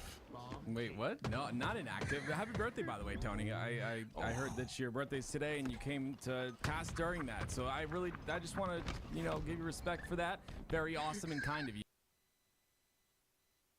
Up toward the armory side, he survives and lives to see another engagement. Yeah, I really like this play by him as well to play his life. As I say that, he kind of walks forward at the front of the base, but still able to stay alive and still has that snipe to utilize as well. They've got bomb inside of Kraken's base, and there's an opportunity to get a couple more slays and make something happen. Tony Tutor not able to connect with that no scope, but Super CC trying to thread the needle for quickly going down for Kraken, and that bomb is getting armed. Tenrai, the first one on the board. Yeah, they were so quick to pressure the base and immediately got pressure and slays, and when you add those two things together, obviously you have success, especially in a game type like Assault. That's going to be a 1-0 lead, like you just mentioned, Tony, and we'll see if they're able to maintain control of the base here. Envoy and Super CC are going to work together. Super CC losing all of his shields, but right back in the action he goes. The call out goes down, and Envoy going to snap on it, but Collective wins a pivotal battle. Super CC might have been able to get away with his life, but now trapped between two players and just on full retreat. Leaderness gets the kill. Bomb is in the base of Tenrai. Kraken looking to counter. Yeah, Leaderness has the information at two different players here, so we're going to see how he's able to play this. It's a potential block with the nade on the armory side, but so much pressure comes off the spawns, and the slays come out as well. That's 2 down for Kraken, 2 down for Tenrai. This slay's the most important one here. Trying to use that repulse to keep Tenrai back, almost does enough damage to allow the relay on the arm, and Envoy with a double kill is going to stop that bomb from arming Tenrai, successfully get the bomb out of their base. Yeah, Envoy's been playing so well to start this game off. You're seeing a lot of energy come out of that bandit. I don't know how else to explain it. He's moving different, starting off the game 6-3. If they can continue to slay like this, that is Tenrai. They'll definitely end this game pretty quick, but again, you've got to get that bomb out of bottom center, and you've got to get the slays to go along with it. Envoy almost Pistola-like with the way he's prioritizing playing the basement of his opponents. Almost like reminds me of Pistola back in Onslaught, back in Halo 3. Tim, I know you remember that gameplay, running figure 8s underneath your opponent's base. I think Envoy trying to do his own version of that, huh? A and B maze were so annoying on Onslaught, and you're right, Pistola. I hope he's doing well. We haven't seen him in a long time. Hope he's living his life, but yeah, 100% I would agree. Envoy has that type of playstyle, at least in this first game of the day, and you can do that on a game like, or I'm sorry, on a map like Fortress. You're going to be in a good spot because, again, you prevent those round of slays from happening. You can defend and not allow that bomb to get in. Speaking of being in a good spot, Super CC almost in a good enough spot to get a headshot onto the wing player. Well, doesn't clear his own wing, but somehow finds the headshot onto Leaderness on his opponent's wing, and that ball reset over towards the bottom mid. Super CC still connecting on shots enough to allow Envoy to get the cleanup, and there's one player in the base. Note Tony Two-Turn gonna trade out his life, but Super CC momentarily, he was the only player alive. Yeah, Super CC's in an interesting position here, right? Being the only player alive and being in the tower with Sniper puts you in a very important VIP type standing, right? So he has to play his life. He has to make sure that he's available when his teammates spawn. That's exactly where he is. But Ice Kid is gonna ice up and get that double. 3 down, Tenrai.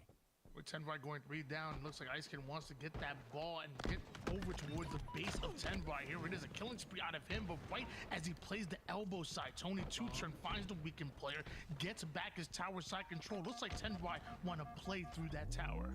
Yeah, it's very important for them to do so as well. Super CC also very important for him once again to play his life here. He does all he can with that bit of damage, but the pressure is very strong out of Kraken. Will it be enough though? They've got to get a couple more slays with 2 down for Tenrai. Trying to dodge those grenades with the repos. Love the creativity, but eventually going down, and Kruvu holding forward. This bomb still sits in dangerous territory, and now back-to-back kills in favor of Kraken. Bomb now starting to move forward. Kruvu forced to move back. He has to double back. The damage coming in from all sides. 10 by spawning, and in the nick of time. Just a beautiful position there, Tony, out of Kruvu, right? Plays his life on that elbow side, makes sure to do the damage as well as stay alive, and when you have both of those added to an equation, you have success, and Kruvu's able to toss that bomb out towards the bottom center, and he's able to stop that bomb from being planted, but it looks like the pressure's on once again. And it feels like relentless pressure coming in from Kraken, making sure this ball is always in the base of 10 by 10 by. Have gotten out of their base numerous times, but Kraken just continue to grind forward. Super CC gonna get that bomb off once again. Is this the time that they move the bomb to opposing side? This is great defense out of 10 Riot. Just honestly really impressed. They're able to, like you said, thwart multiple pushes here. Snipers coming up as well. Very important for them to get their sniper, and if you can potentially get the enemy team sniper, you find yourself in a great position. You see the spawn comes out there from a member of 10 Riot. He'll grab that snipe, and Super CC once again with the BR, but the pressure continues, Tony. Kraken in the base again. Looks like a battle between Super CC and Ice Kid right now. Super CC 14 and 8, but Ice Kid 15 kills, and Gucci with the sniper gonna put his knife on the board there. That's a double kill. He ain't done. Kruvu almost gets lined up, but ends up getting his kill stolen by his own teammate, and ball will be reset. That got a little exciting there. Yeah, when the pressure continues to mount like that and you pressure that many times, one of those times has to work, right? The sniper is the catalyst in that play. The slays come out, and now it's tied up at 1. Snipe in the hands of Leaderness at the moment, connects with his body shot, but it looks like a bait and switch as Kruger replaces him. And Envoy also getting involved in this fight. It feels like Leaderness is surrounded right now. He is being hunted down and puts max damage. Can his teammates capitalize on it? Glitchy is able to take down one. Envoy takes a bit of damage himself. They're holding forward, but like you said, 10Y's defense stands stout. Yeah, Envoy, beautiful play right there, right? Using that repulse to make sure not to get sniped to the face. He puts himself a bit above the reticle and ends up staying alive there. Now bomb finds itself in the courtyard of blue. But again, is Kraken going to be able to push that out, or will 10 Riot get the slays in order to continue to move that bomb towards Kraken's base? Good damage going from across the map from Glitchy. Tony Tutor gonna go down as well. And Envoy forced to retreat over on the elbow side. Collective not allowing him to escape, in a momentary 3 down for 10 Rye. Yeah, that 3 down, unfortunately, is not the greatest for Kraken, just because that bomb did reset. But Tony Tutor with a massive win almost gets the second one as well. At least puts Leader Nest down to no shields. But that bomb resetting, Tony, really just kind of it stopped the momentum on the side of Kraken. Now they'll have to slay out once again. I'm not trying to be biased. I just want to put out there that I've actually never met a Tony I didn't like. Okay, yeah. Just putting that out there, all right? I have. I have. Wait, what?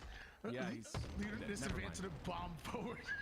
Over toward the base of 10 right now. A well-placed grenade. Super CC gets his shield shredded. Finishes him off real quick. Kruvu is forced to back down as Leaderness wants to use this opportunity to get the bomb in the base of 10 wide. The arm has been started, but will it be finished? Nobody from 10 wide position, but Tony himself. A double on Ice Kid. Even that's not enough, or was it? 2-1 in favor of Kraken. Oh man, you saw the spawns come out on the elbow, and I was the first one to think, okay, 10 Riot can stop this, but no, Kraken once again butt their head continuously into the wall, and they find a way to break through. A 2-1 lead now for Kraken, and Collective has the snipe. 10 Riot may have been the ones to strike first, but Kraken may be the ones to laugh last. What a headshot coming out of Collective, collecting skulls. Right now it's trophies as Envoy almost gets his take, and now Collective clears out this basement side, and right now Envoy and Collective are in a bit of a dance, and Leaderness, he wants to take this one. He's going to take over that dance, and he does. He trades out. Collective can now stay alive safely with a snipe for a moment and then goes down. It's 3 down for Kraken at this point in time, actually. Are they going to be able to push up on the map? They're going to have to slay once again as those spawn timers continue to happen. Once again, the slaying battle between Super CC and Ice Kid right now. Super CC's the one on screen, and just as I say that, he's gonna get back smacked a bit of Caster's Curse. My bad, chat. Tony 2-turn with that snipe in hands, taking the armory angle here. Gonna have 2 players behind him and grenades seemingly coming out of nowhere. A stick from Envor, a chase down coming out of Ice Kid. 22 kills to his name, and playing Ring Around the Rosie for the 23rd.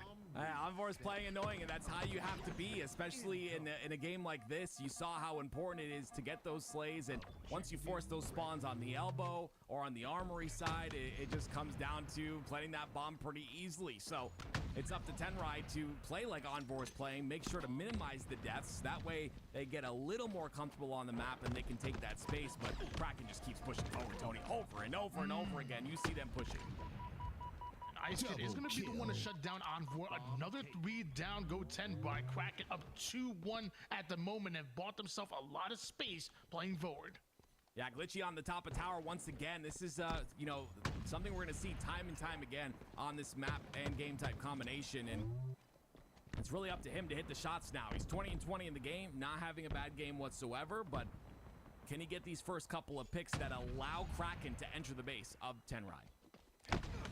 Snipe in the hands of Glitchy, and Kruvu goes for the challenge, ends up getting put down there. Tower side being controlled. It looks like Kraken. Are they keeping the bomb back on their side? Are they just buying time? It's a minute on the clock, and do Tenrai even know where this bomb is? Yeah, I think at this point it's playing time. He's got to be hiding. A big spot to hide is on the window. That way you can just play it off. And this is That's exactly what he's doing.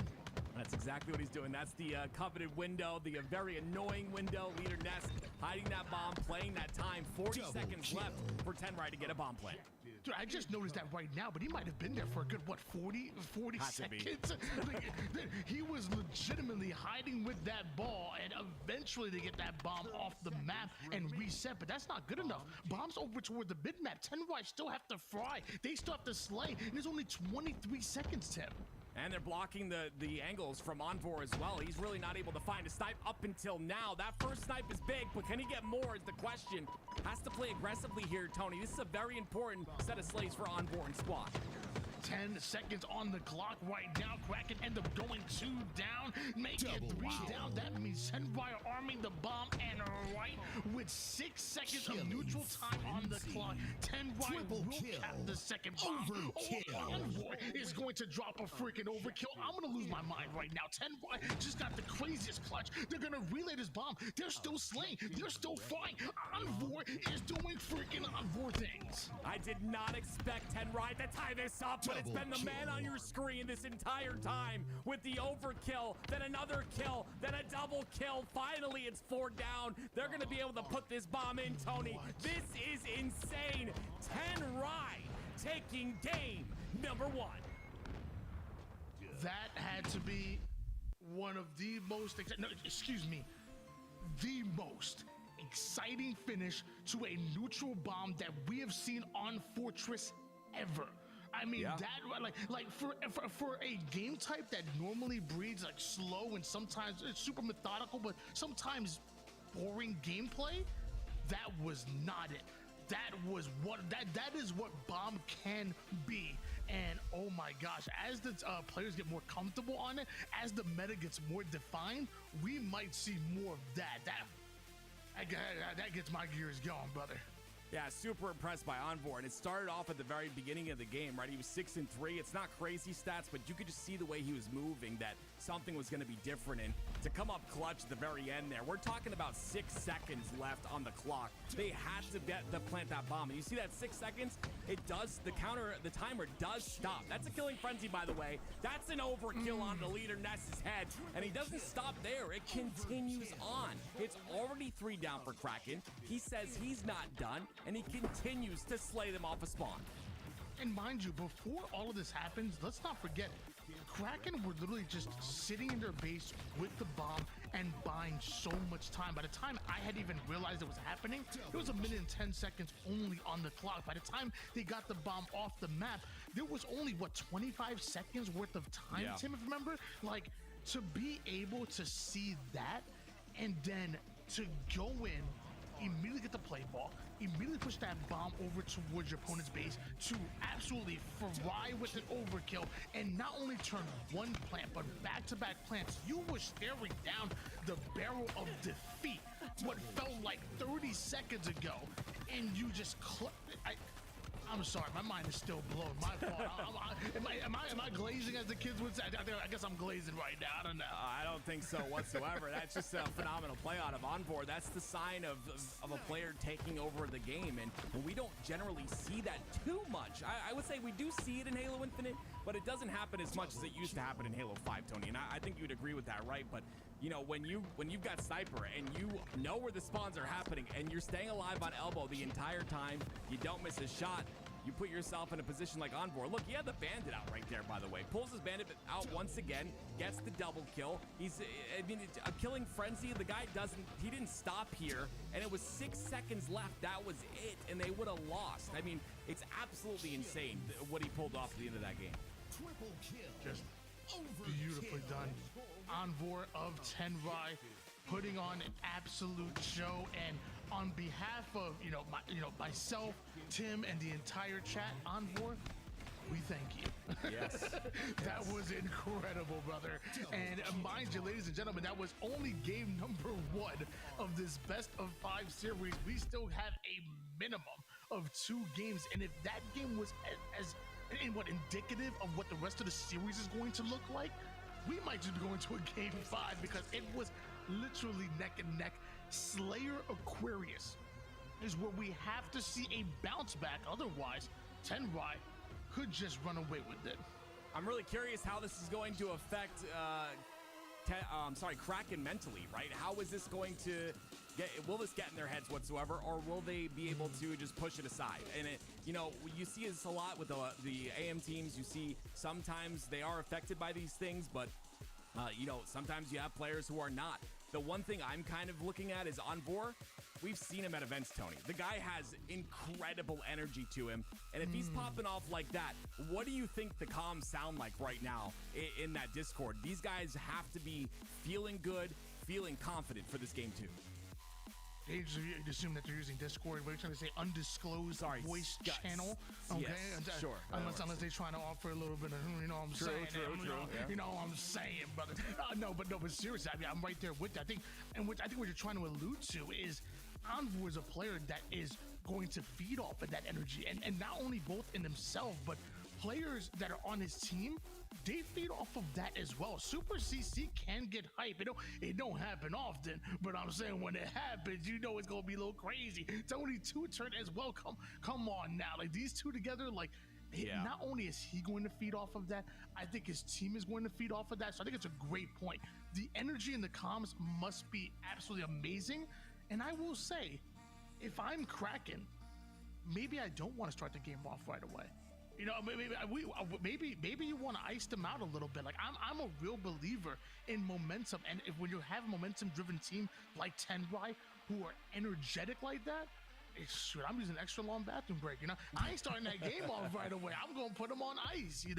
Yeah, this break is really good for Kraken. I 100% agree. It's Onvor is like a bulldozer, right? And if you kind of slow him down, I mean, then you have a little bit of a better chance. But here we go. They got into it pretty quickly here, Tony. We're in game 2 now, and we're hopping on board with the man that just saved the game for his squad. It's Onvor. Starting off with 2 assists immediately. BR in the back pocket, Bandit out in the front. And perfect shot. Even goes in for a bit more. And that distraction is just an avenue for Tenrai to play through camo, and a 4-kill lead for Tenrai.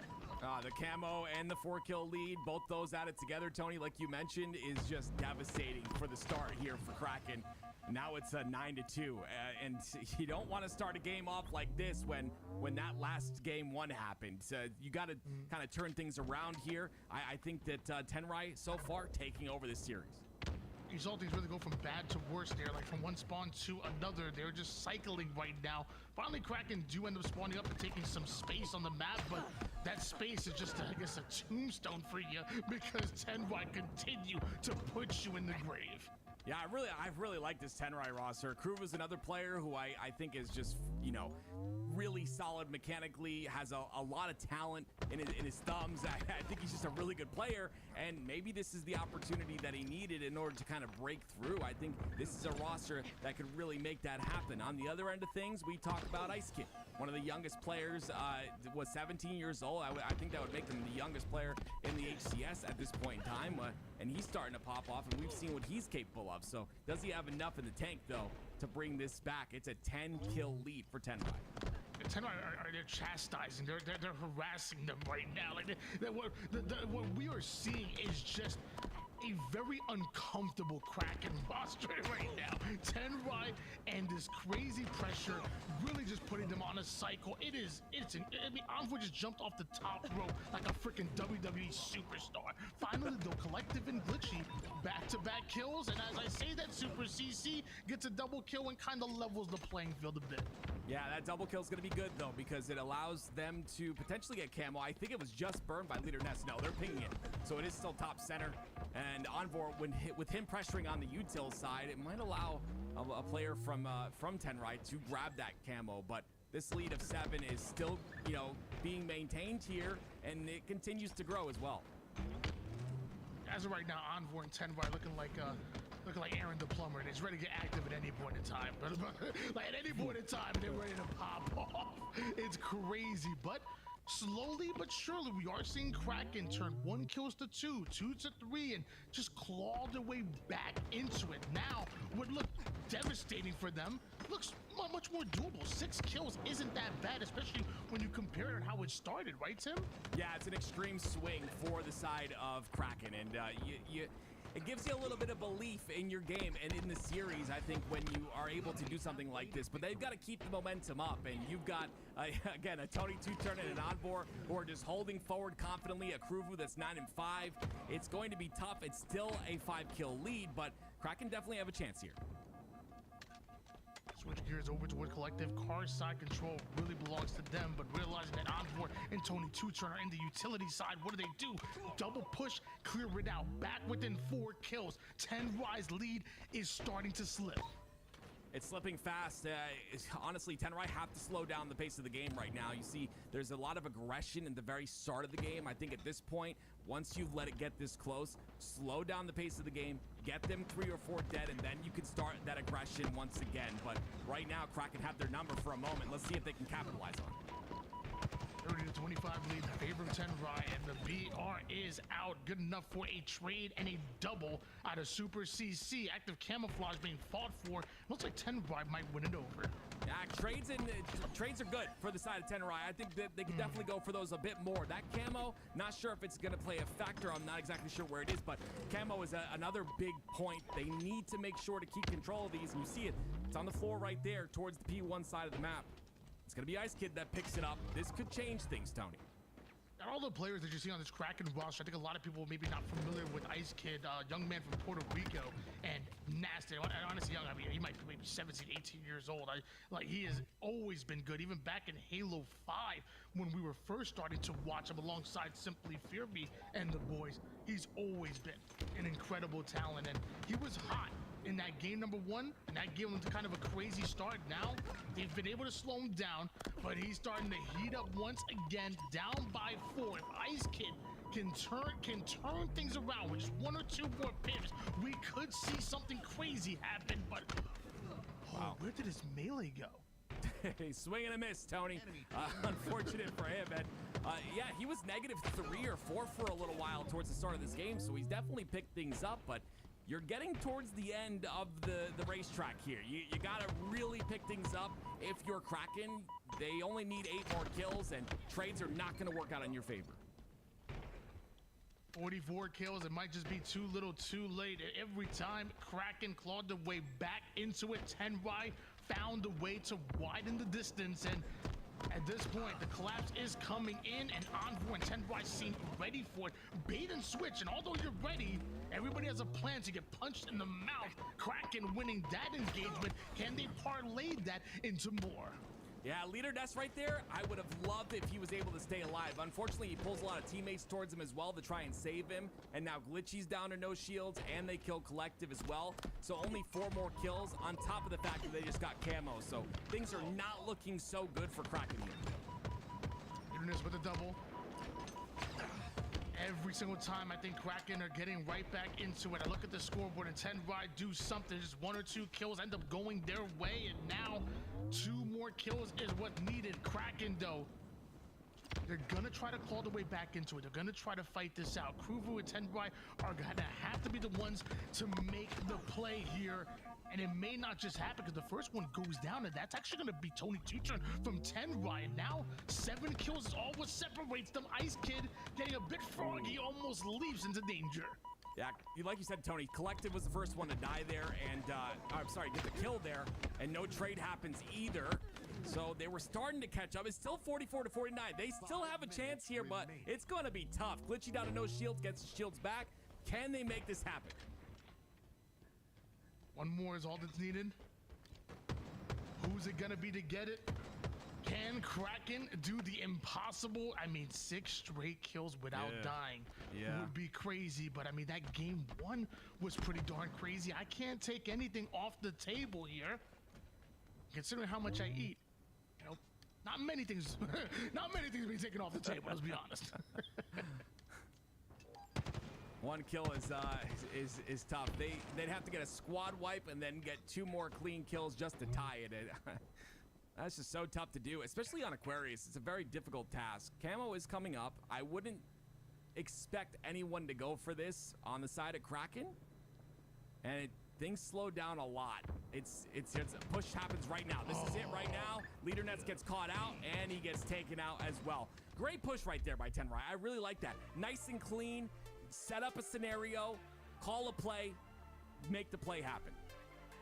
Really tough position for Kraken to be in. I feel like, again, I said it all game long, like they kept making plays to put themselves within striking distance, and then 1 or 2 things don't go their way, and before you know it, 10 Rye back to a 5-kill lead, back to a 6-kill lead. And I love the fact that Kraken never gave up, and they always were staying in it, but eventually you run out of space, you run out of time, and 10 Rye just were more patient.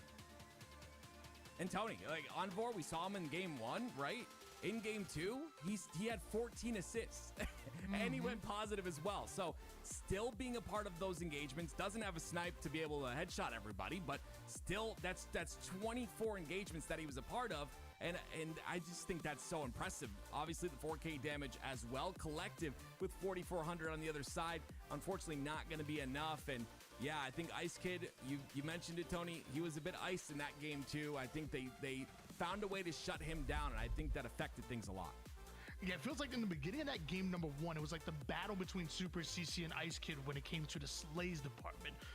Towards the end of that Fortress game is where Envor really became my MVP of 10 Ryan, and it carries over to Aquarius as well. 14 assists in a Slayer is actually crazy. Like, obviously we've seen some great assist games, and most of the time it's gonna be objective most of the time. Like, to be able to do that in a Slayer is ridiculous. So just a great job from Envor to just make sure he's putting damage down on so many different players, prioritizing his life so he can see multiple different engagements. I love his gameplay, and I say it all the time, it's a very simple gameplay. It's a very big fundamental one. Give me some more Envor, and give me some Oddbor on streaks. If there's any chance of Kraken to come back in this game, maybe they need a battle of attrition like Oddball, a nice longer game. Yeah, I love that too. I think it's very important with these oddball games. You kind of take as much time as you can, whether one team gets gassed out or whether you just start to catch fire and start to warm up. Obviously, it was Envor and 10 Rye that have been in control this entire series thus far, but it can all change in a 24-minute game, maybe more. So we'll see if that's the case here. Like I said, from game 1, Envor looked hot towards the end of game 1, like you mentioned, and it continued on in game 2. I'm looking to see how this continues into game 3 now. If he is still keeping that same energy, I mean, it's going to be real tough for Kraken to make any progress here. Now I told you before, and I told you, the carry does not like it when you call other players and you say they look hot. You do it all the time. I'm sorry. It's disrespectful to your partner. Okay? Can you not tell her? I mean, she's watching. Oh. Wait, how do you know she's what? Wait, what? Oddball Streets gonna be our next game. When you're looking for a fight, you gotta take it to the streets. And something tells me that both teams will be fighting and battling out for that power up over towards the mid-map. And with no Bulldog, does the Stalker get stronger? Yeah. It's a bit slower than previous seasons, Tony, but it still hurts. It hurts a lot. You get hit twice, your shields are gone. We'll see if that plays a factor. It's still in the red room, and a lot of things have changed around the map, by the way. A lot of things have moved on multiple maps. This map, I don't think there was a ton of movement. There was a pistol that is put in the spot of the Bulldog, but we'll see if Glitchy can take control of the B Street side. Again, very important side to control, but he's alone on B Street. I actually love the sidekick, to be honest with you. I think there's a lot of players that would actually even prefer to have a sidekick out, especially in those close range engagements. Like I'm one of those players. I love to use every part of the sandbox. I think it's a situation for every gun. So give me the sidekick. I'm not mad. Obviously not as strong as a Bulldog, but I'm not mad at the sidekick being put there. And I'm sure Kraken aren't mad that Collective collects that Stalker and Camo combination thanks to an unselfish play by T-Bay. I like this by Collective, but he's got to be careful here. You have to expect the two-man push on the purple side. They had information on you, and honestly, he does really well to make sure not to go down, and they're staying alive on the purple street as well, having ball in a rotation spot as well. This is beautiful by Kraken. This is very solid of a start. Some good defense out of Kraken is going to force Tenrai to have even better offense to overwhelm them. And off screen, it was Envoy able to take down Glitchy. Kruvu gets real aggressive, ends up trading out his life and running out of Stalker ammo in the middle of a gunfight. Super CC gonna take that every day of the week, turn it into a double, and somehow he Super CC evades death. Damn it, another caster's curse. My bad. Gotta stop that, Tony. It's getting ridiculous. I will say, though, 44 seconds, 44 points a time is a really good start for Kraken. Not only that, they got the kill onto Super CC, and they were able to get ball in a position where they can get more time. Here comes the push, though, from Tenrai, and all three go down just like that. Wow, Tenrai just busting through the purple side. That was great push out of Tenrai. Really quick, really effective, but 47 points for Kraken. Super CC's gonna have to get max value out of this camo. I will say the camo is definitely a big factor. Collective had it at first, and Collective makes sure the second player doesn't get it. Beautiful job by him to take out the camo player, and now it was for a moment Kraken getting some more time. It was 3 dead as well, so they'll pick up ball, and now it's about this next push out of Tenrai. Collective on the top heaven side. Tenrai gonna have to be aware of this quick, and Kruva with some great shots to pull him down from the height. Collective collecting nade damage right now, but somehow surviving long Envoy. Must be on, what, 5 FOV? Wow. Doesn't see him there. Collective gonna make him pay for that one. Glitchy now starting to rotate this ball. The rest of Tenrai were able to force the ball out of the hands of Kraken, but they still need kills, and Super CC, he's out for blood. I love what I'm seeing out of Kraken, though. This is a definite different team than what we saw in Game 1.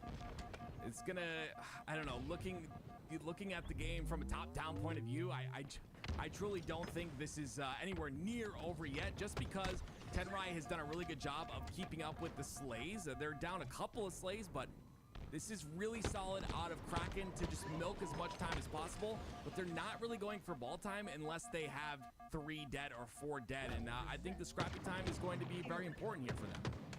And this is where Tenrai really starts to take control. Fresh off of a 3 down for Kraken, there's no timing loss whatsoever between Envoy grabbing that ball, and although Glitchy is pushing the purple side, he doesn't realize it ain't just the ball, it's Kruvu and the rest of Tenrai. First one to go down, then turns to 2. It's the first domino to fall, and eventually all 3. How does Leibniz live? What? I don't know. I saw the swing, and again, it was a miss here out of Kruvu, but Super CC, enough damage to take out another player and trade out, and it's just trades back and forth, but Kraken end up with the ball in their possession again.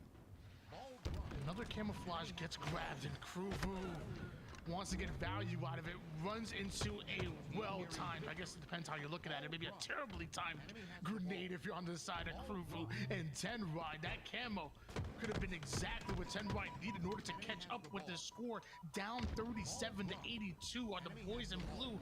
Meanwhile, Collective and the rest of Kraken trying to play A. Envoy, he rotates that ball back C. What a beautiful rotation out of Envoy, all the way through the purple side towards back C. His teammates spawn in the red room as well. That's Kruvu down there that gets that spawn. Now they've got to slay out again, and Ice Kid with that beautiful movement towards the top of C Balk. He's able to find an opening here, and again, it'll be more time for Kraken. Entire sandbox being utilized. We've seen Stalker, we've seen Sidekick play, the BR in the hands momentarily. Love that. I guess we need to get rid of GA. That's another conversation, another day. Meanwhile, reversal medal being earned by Super CC. Tenrai able to advance that ball back toward the seaside. Kraken had a crazy lead. Well, not so crazy anymore in Tenrai. There are no strangers to incredible comebacks. We saw it in that game number 1. Will we see another one here in round 1 of Oddball? Like I had mentioned, Tony, even though it was Kraken in the lead for a majority of the game, I thought Tenrai were feeling more comfortable and looking more in control. I don't know exactly why, but I truly feel like they were doing better at making sure to capitalize on the damage. Now, though, it's a bit more scrappy time, and it's round 1. So if you're Tenrai in this round number 2, wait a minute, it's not done yet, Tony. Wait, there it is. Okay. If you're Tenrai in this round number 2, I truly feel like you start the game strong. You make sure to pressure those lanes in tandem. I think it's very important. Like, there was a lot of single lane pushes with not a lot of backup on another lane. I think pushing those lanes together and setting up breaks together is what gave them that amount of score towards the end. Sometimes you dig yourself too big of a hole to climb out of. And sometimes your own nades will do that as well. You know, that's another way of digging yourself in too deep, taking too much damage for free, as Super CC wants to make sure this purple side lane is being cleared. The Sidekick doing some good damage, but so will the grenades from Tony Two-Turn backing down. Glitchy Camouflage meanwhile sits in the middle of the map, drawing the attention of both squads. That ball may be in the hands of Tenrai, but if Kraken get camo, that may be what matters most. I called for a good start out of Tenrai, but it's not a good start with just 11 points. You just gave camo to Glitchy, and we're going to see what he's able to do with it, but he's got a Stalker as well, and he's pushing heavy on this PD. You're so hard to please. You said you want... we want a good start. Well, they're winning. It's not winning by enough. Wait, what makes you happy? Maybe a double cut of Collective, maybe a one-shot Collective getting a triple. That might make you real happy. There's Glitchy. Stalker and camo combination, even that's not enough. Envoy trying to cover his teammates back, but Ice Kid with the cleanup, not done just yet. It's a 2v2 scenario here. Leaderness and Ice Kid trying to grind forward. Meanwhile, Kruvu and Tenrai just hold them back, trying to give those PD and arcade spawns. That's exactly it, Tony. The PD spawn's so important. It was Kruvu, I believe, that stayed alive and gave Tony that spawn, but now they're going to get pinched very heavily here. And then, oh no! Oh, that's just everything falling apart at that point. Kraken are going to get some time with the ball. Glitchy hits a huge flank. I know you saw that as well. That big pinch out of Kraken. Glitchy hits a huge flank, and that play is neutralized by a self-grenade, and that one was worse than Envoy's one. You stuck your team. Like, that is... that's like my level of throwing. Let's be honest, man. That's like munching on a Popeye's biscuit with no freaking beverage. And that's a choke. Wow. Yeah, now that I'm thinking about that, that wouldn't feel so good.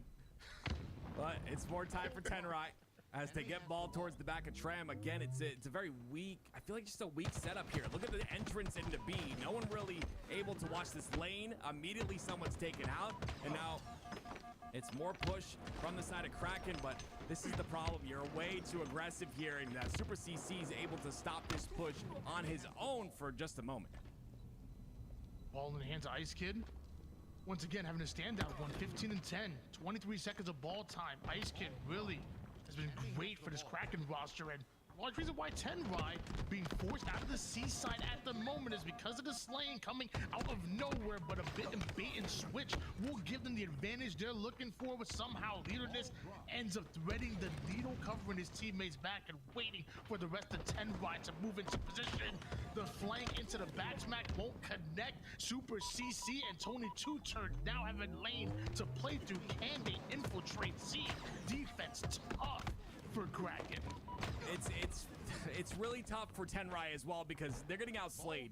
Not by a ton at this very moment, but they're definitely getting outslayed here. And I mean, when you're getting outslayed like this, it's really just tough to get ball time. Finally, it's a 3 down for Kraken, and Tenrai, they have the ball inside of Tram, but they also have space on B as well. Now about to come up. Tony Two-Trick trying to make a sneaky play, ends up being sniffed out by Glitchy and the rest of Kraken. Hoover with the huge kill, but still 2 more players of Kraken gonna replace that player, and eventually 3 down go Tenrai. He can't even play the ball. Kraken have Subway surrounded.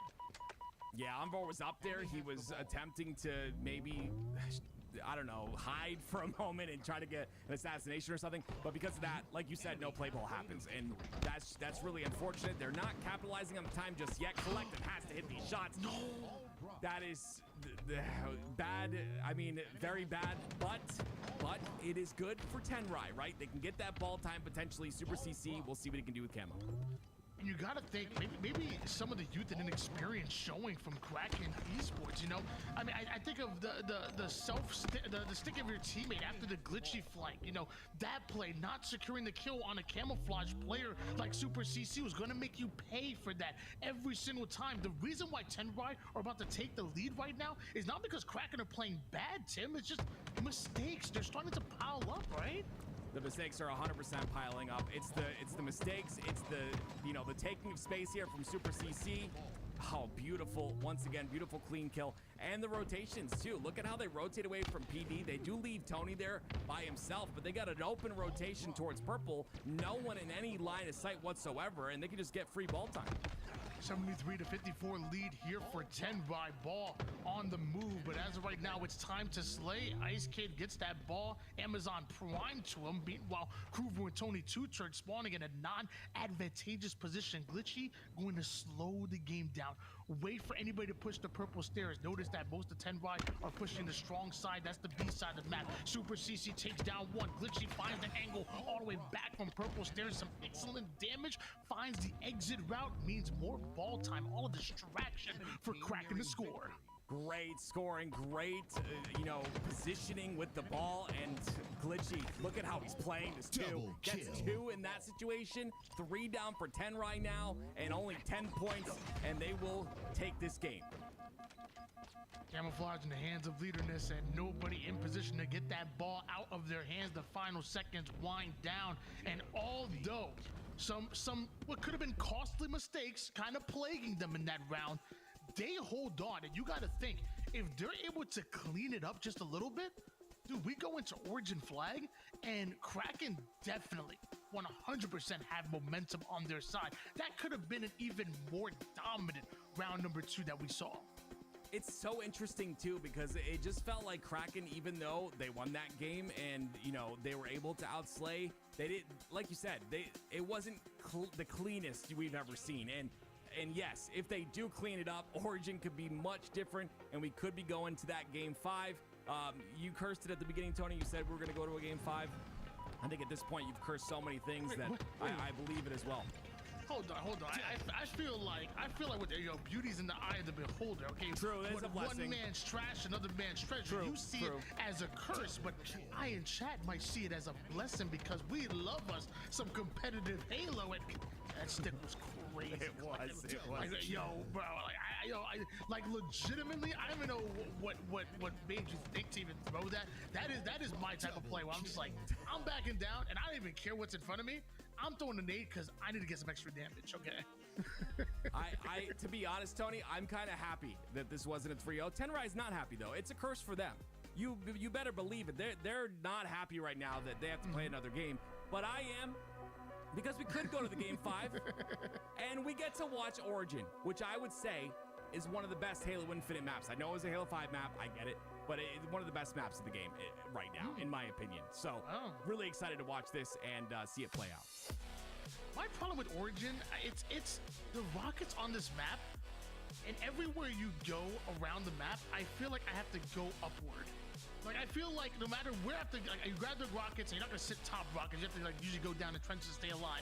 Like, as you're starting to move around the map to snipe side, someone could be catwalk. Somebody could be, like, on the high. I feel like I'm always trying to shoot upward with rockets. And I guess maybe I just suck with rockets. I don't know. It's probably just a me problem. Like, I feel like every time I grab rockets, I choke with it, man. I'm like selective with a spike grenade. I'm just throwing it. Guys getting shade for throwing spikes. That's hilarious. You know who I want to be, though, is on board with the snipe, especially after that game number 1. Oh, my God. How did he even know Ice Kid was down there? Hits the body shot. He's going to chase this. I didn't like it at first, but I kind of like it now. Gets a lot of damage in, and they can potentially continue this flag if Tony Two-Turn can get that kill. He does. It frees things up just a bit. The touch comes out, and another nade towards a teammate, Tony. Envoy and Zenrai able to advance that flag over towards the rocket side. It's surprising. I'm actually surprised to see a rocket run without thrust slide. Like, it used to be so powerful with that thrust slide back in the day down those like long slopes, but a flag does make it towards their face. Not able to cap. Ice Kid and Kraken get that flag out, and Ice Kid now the only player alive here, and Envoy just waiting from the cross here with this snipe. We saw what he can do at the back in game number 1. Well, snipe. Same stuff, different day. Double kill out of Envoy. Can he turn it into 3? This is incredible out of Envoy. Like, we talk about game-changing plays time and time again. He hits the body on that one as well. That's 3 kills once again with the snipe in his hands, and a return of the flag potentially. And there it is. It returns. Tenrai gets a cap. They're leading 1-0. Kuvu on screen as we switch on board with Envoy. I mean, we're calling an encore after the snipes that this band has been hitting all series long. Multiple going down here for Kraken Esports. Tenrai slaying while running the flag at the same damn time. That's 4 down. Leaders has yet to get a kill yet at the moment here. Kraken are bleeding. This is really tough. You just spawned on cave. The second flag goes in, and Tools talked about it many times. This game could go very quickly here. You can see a lot of these CTF on Origin games happen fast, and it looks like this one is no different. A 2-0 lead already for Tenrai. Some people have been calling for this flag to maybe be increased to 5 as opposed to 3. At this point, Leaderness is wishing that. 0-6 is how we are starting at the moment, and he's on goose alert right now. Tenrai have complete control, but a well-placed grenade out of Collective denies rockets from Tenrai, at least momentarily. It's okay. It's really tough to get out of that. He finally did. He's got a breadstick now, Tony, but when you're in that cycle of spawns over and over and over again, it's just tough to make anything happen. He's got the rockets to work with now, and like you said with yourself, Tony, shooting up with those rockets, not very easy. Leader Nest feel the same thing. I feel like no matter where I'm shooting somebody, I feel like shoot upward. It's not easy. I don't know. It's probably a me thing. Sniping the hands of Tony Two-Turn. By the way, great to see Tony Two-Turn back. We missed your brother. We missed snipes and game-changing plays like that, but eventually goes down, and snipe will change hands. There's a big cap by the side of Kraken. Now only within 1. And snipe does change hands into the hands of Ice Kid. Tries to get the toes of Tony. Instead, he'll clean it up with the bandit. And yeah, this is good. This is good pressure. They've got that snipe side control, but it looks like they have to double back. Tenrai once again aggressive on that rocket side. He has been known to respond to Tony Two Toes. That's a 2-1 lead in favor of Tenrai. Tony 2 caps more like it, but looking to turn it to 3. Envoy moving that flag through the window side. Super CC tries to hit the fadeaway shot.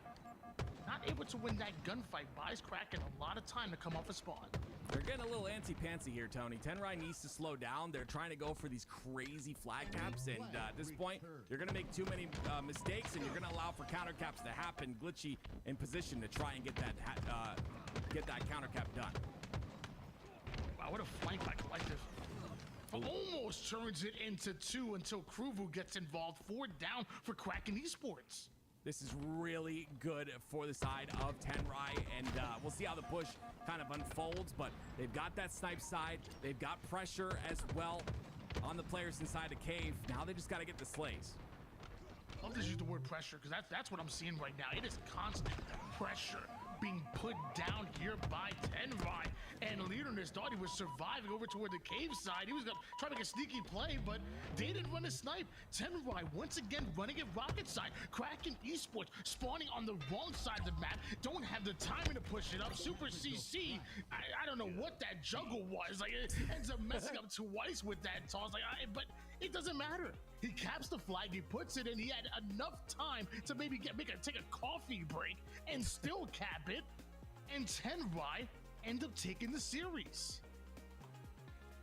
That's right, Kraken had a good effort. I think they had a really good effort. I mean, you guys have been talking about how they, showed a little bit of life there on game 3. They were a different team, but Tenrai just had a lot more to them in this series. Why do you think that is? Honestly, I think it has a lot to do with the pressure that we talked about. They constantly hold forward, and even in that game 1, it was constantly holding forward. Envor, obviously, with the snipe really made things happen, but when you've got constant pressure and you're coming off spawn and the pressure continues, and you come off spawn and the pressure continues, and you just keep getting shot, you end up in a scenario where you can't do anything, and that just, it gets overwhelming. And I think the pressure on Tenrai is really what made Kraken fold.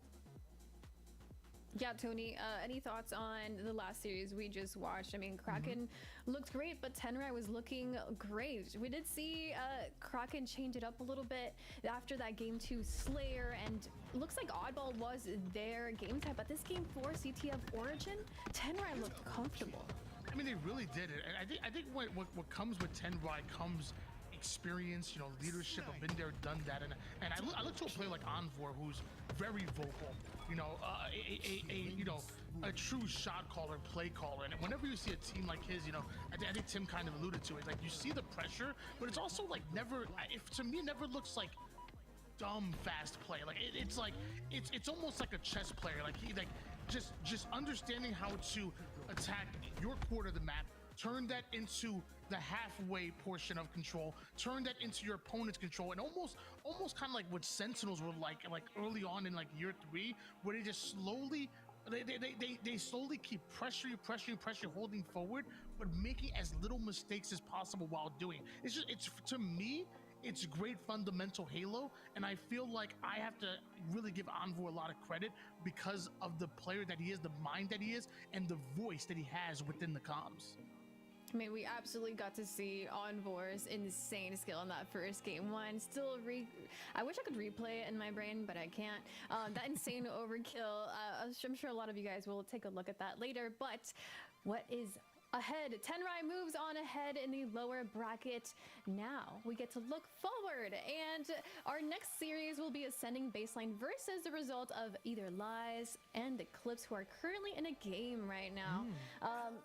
Yeah, it's gonna be a really great series. I mean, on Ascending Baseline's side, we got, I have them right here. Yeah, we got Uzi, Hative, Dark Matter, and then do we have the result of that Lies and Eclipse series? We'll have to come. All right, game is still ongoing, but you know what is still ongoing? The merch sales. We have a new tee. If you guys haven't seen it, we've shown it basically all day on stream today. We're trying to reach 150 tees sold, and we're at, let's see what the number is. We were at 132, 133 previously. Our goal is to reach 150 this weekend, and you can help us make that, and you can wear it. If you buy this weekend, you can wear it in the Arlington Major. So go ahead and click that link and support the LVT squad. Now, I asked Active if he got his tee. Tony, did you get yours? Apparently Active doesn't have money because he owes Tool some money, so he's gonna buy one for him, and he doesn't want to have enough for himself, and yeah. So Tony, you and I talked about we went to some crop ones, was it? some crop tops. I mean, I don't know if I'm gonna turn mine into a crop top. To be honest with you, I don't know if the Halo fans want to see that, but I made sure that I got my own, because if you notice at the bottom of that website that we had up, not only Visa, MasterCard, Discover, PayPal, Venmo, Google Pay. A lot of y'all thinking right now, like, oh, I'm not gonna do it right now. I'll do it later. I'll do it later on. Well, look at the bottom center of your screen. I mean, you have no excuse. Do it right now. In fact, if we get 10 sales within the next hour, Tim has actually promised me that he's going to twerk on camera live here in the LVT broadcast. Tim, thank you so much. I'm talking here. Tim, I'm not talking. Don't look be at me. I'm not twerking. I'm talking. Don't be rude. Don't be rude. If we get 10 sales within the next hour, Tim is gonna twerk. That's against Twitch TOS, isn't it? What? You trying to get LVT banned, Tony? No, let's find out. Let's test Twitch TOS tonight. Let's do. Yeah. I mean, I want you to twerk, Tony. Now. How's that? You know what? We need 50 sales for that one. Okay, 50 sales the next hour, and I got you. Maybe we should get chat twerking too. I see some buns in the chat too. All right, everybody. We're gonna go ahead and take a quick break as we get ready for our next series, Ascending Baseline versus TBD, either Lies or Eclipse. See you guys in just a moment.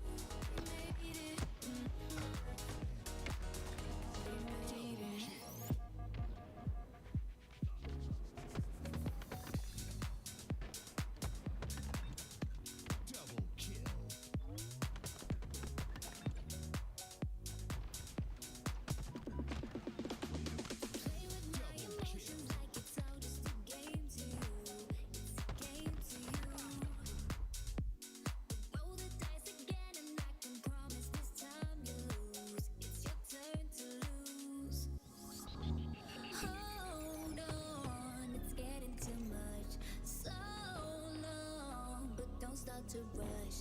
Take your time, clear your mind. You're worrying enough. Don't make it too tough.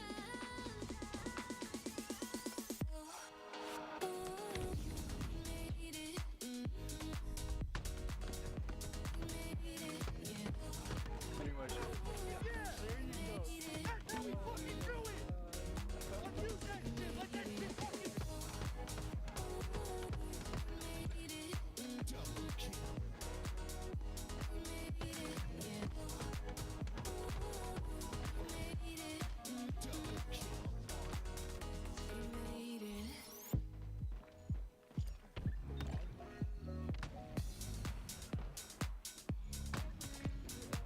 Double kill. Snipe.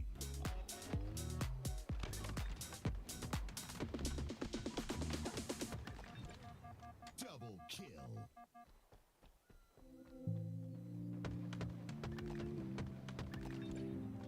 Double kill.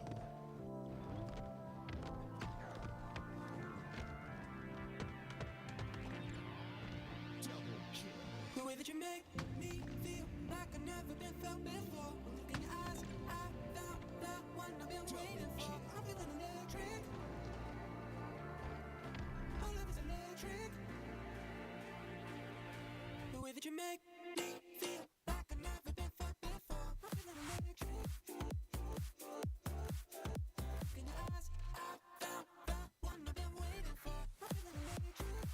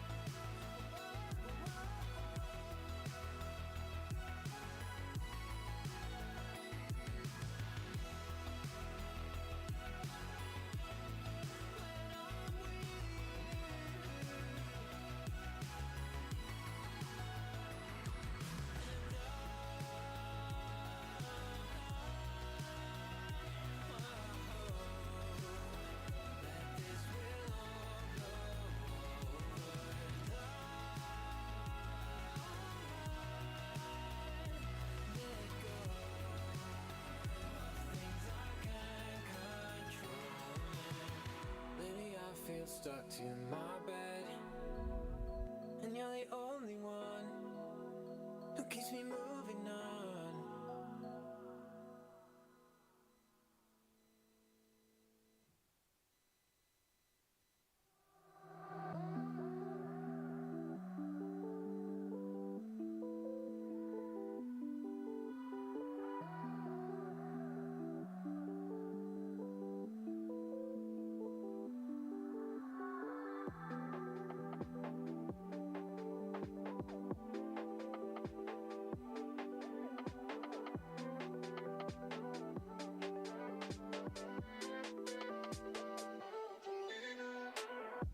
I can't stand the distance. You're over there contemplating existence. Wish I could be of greater assistance. You're putting up this wall of resistance. Yeah, you can call me persistent, but why do we feel so socially distant? My brain needs to know this instance. Is it the system making us inconsistent?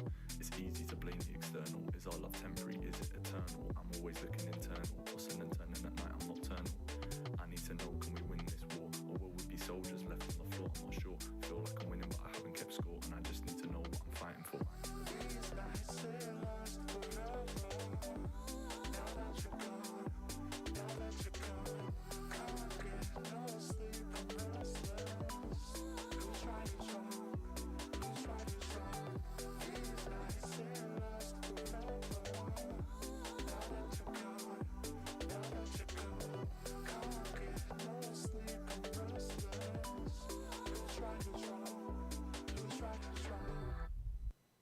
Welcome back to the HCS Open Series, and we have our last series of the day, Ascending Baseline versus Lies, and we're bringing Tools back in alongside Tony.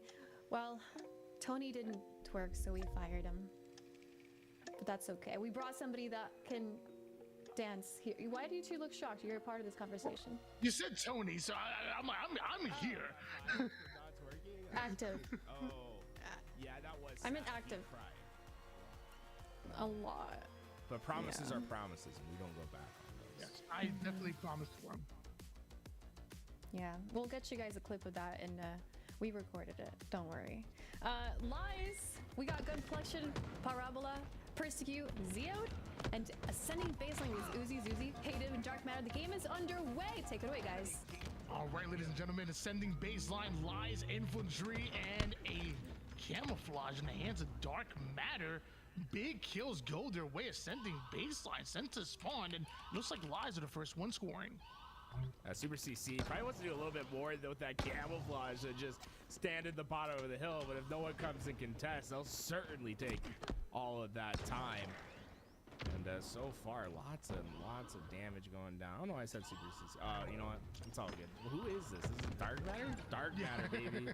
Getting the time. I mean, we were just watching Super CC and the boys do it's all great. good. I got other matches on the mind. All good, boys.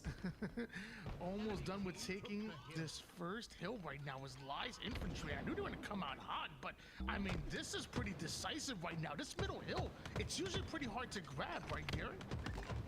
Yeah, it's honestly surprising that we've seen so much time accumulated early on because of how easy it is to contest. Every spawn basically has some sort of direct line to get there. Usually you want to get those blue spawns, and that is like the successful trap that they've been able to hold most of this hill. But on the other side, right, finding these last 10 seconds in this hill aren't necessarily an easy task either. Ascending Baseline, they certainly aren't out of it, and well, when you're hitting triple kills like this, you're gonna have more opportunities as well. Ascending Baseline desperately needed that play by Persecute, and man, does it feel good to say that Persecute is back. I know you got to land with him quite some time over in Vegas. I know he's lived out in here in Georgia for a bit as well. He's been around the block, and he's damn good. Zia gonna come in with a triple kill of his own, finds the spawning Hative, and as tough as Ascending Baseline played to get this lead, it's gone, and Lies are about to steal this hill number one away. Yeah, it's crazy how a couple triple kills can completely change the game. Now it feels as if Lies are in complete control. No one gonna be able to stop them in time, and it doesn't matter if you lose opening camouflage, you lose 80% of the hill within the first 30 seconds. You can always come back. Lies never giving up on that hill and find themselves up 1-0. definitely feels crazy to me that Ascending Baseline ended up losing out on that hill. It felt like they controlled it for most of those engagements, but Lies efficient, effective with their push. Ascending Baseline now have another setup. Hopefully this time they can hold it. Working in this corner. He wants to catch players as they try to rotate, but maybe bit off a little bit more than he can chew that time. No luck in the 1v2. Complexion aggressive through the long haul side and wants to get the backside of Dark Matter. Dark Matter had quite the start. Well, he's gonna start on the black screen as far as this engagement goes, but it's Ascending Baseline that are finding these slays around. Complexion hunted down Ascending Baseline, grinding forward, not much time for Lies. Ascending Baseline scoring once again. Lies had an opportunity to try to just set up into that base, get a little bit of time, but they decided to push out, try to be aggressive, and to fully win the map. It didn't quite go their way, and well, so far we're seeing a lot of time get accumulated. Hative is continuing to play, I just think, really great positional Halo, like not overextending himself, letting players pass by trying to maximize the value of his life, but similar situation as to what we saw in Hill 1, right, Tony? 80% of the hill all the way done for Ascending Baseline. Lies finally gets in. Last time they were able to get this capture. Let's see if history repeats itself. Staggered deaths being created here from Lies. Infantry. Ascending Baseline need to get on the same spawn cycle and get Lies out of this hill. Like you said, history may be doomed to repeat itself as Persecute is able to grab a hold of that camouflage, get some value. Hative and Persecute running parallel to each other for a bit, but doesn't matter because a double kill may be all they needed for Lies to steal yet another hill. The multi-kills are just absolutely hammering Ascending Baseline. Every time Lies starts to get into these hills and starts to accumulate score, it's usually off some multi-kill that a player is providing. When we look at their kills and deaths, everyone is sort of supplying the damage needed right now for the team.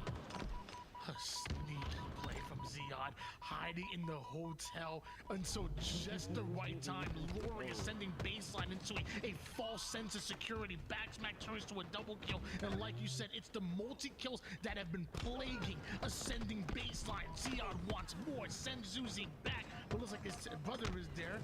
Those who fight together usually thrive together. 4 down go Lies Infantry.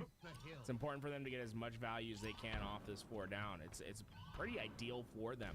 They spawn them all the way across the map, and they'll be ready to meet them head on. The blue is going to be the point of contact for Lies, but it doesn't necessarily mean that they're going to have an easy time with it. Persecute, though, it's the double kills, Tony. Once again, multi-kills break the setup of Ascending Baseline. As the game slows down just a little bit, talk to me about what makes Persecute, even Complexion on screen right now, special players. They really have the special ability to turn on in the micro, right? So we always talk about 2 different aspects of the game. The macro, which is your positioning, how your team plays a push, and there's the micro. That's your shot, your movement, your ability to win on the one-on-one. And Persecute, Gunplexion, these are 2 players that have the micro in spades, especially Persecute in particular. If you ever watch this guy play in the 1v1s or free-for-alls, there aren't very many players that can keep up with him, and he has these opportunities to go boom in a game, right? Like, he could take over at any moment in time, and so far, I mean, we're seeing that from +5, 14-9 throughout this game. Multi-kill after multi-kill. This is a great game from Persecute, and I'm glad to have him back competing. Well, Persecute and Complexion really thrive in the micro. I think Ascending Baseline, their strength really has to be the macro. They've been playing as a trio for so long together. They're always so well prepared, have a literal playbook that they refer to. So loving this out of Ascending Baseline, and will their macro be stronger than the micro of Lies Infantry? It looks like a 4 down. Finally, Ascending Baseline may be able to close out a hill. Yeah, so far this Ascending Baseline roster, it feels as if we're all watching the journey for a bunch of friends trying to make that path to pro. It reminds me back in the day of what we saw with Drock, Talik, and Manny. they grinded out the open bracket scene for so long together, and eventually they made it to that pro status. I think Ascending Baseline trying to follow that same footsteps. We see Uzi, Zuzi, and Dark Matter teaming with each other for years now, and they just keep getting better. But I'd love to see them push past their limits, get into those bubble situations, and start qualifying for those pool play rounds. 2-1 lead in favor of Lies Infantry at the moment with less than a minute on the clock. Ascending Baseline really are the ones with their backs against the wall, but slays are what really matter here as Lies Infantry sent across the map. Ascending Baseline scoring once again. If this defense, this influence that they have are able to hold for long enough, we could see them tie things up. Uzi and Ascending Baseline. Know that Camo sits over toward the mid-map. Uzi challenging two, bait and switch works for Lies. Zuzi now comes in for that cleanup there. Zuzi survives, but time winds down. It's really impressive to me how Lies doesn't concern themselves with the hill early game. They focus on the bigger picture, the outside. They work on those perimeters, and then they'll start to work towards that hill when they feel that it's time. Instead, they focus on what's more important on the map, the camouflage. And what else? Because we've seen this in almost every hill now. They let Ascending Baseline get a pretty substantial lead before they go in. Wow, Parabola catches it completely off guard. It's always scary when you have to stand still with the camo, but the multi-kills coming in. It's just Uzi last alive. He is the last player on the map. You might as well spend some time to shoot some lead in ass when you get that occasion, though, huh?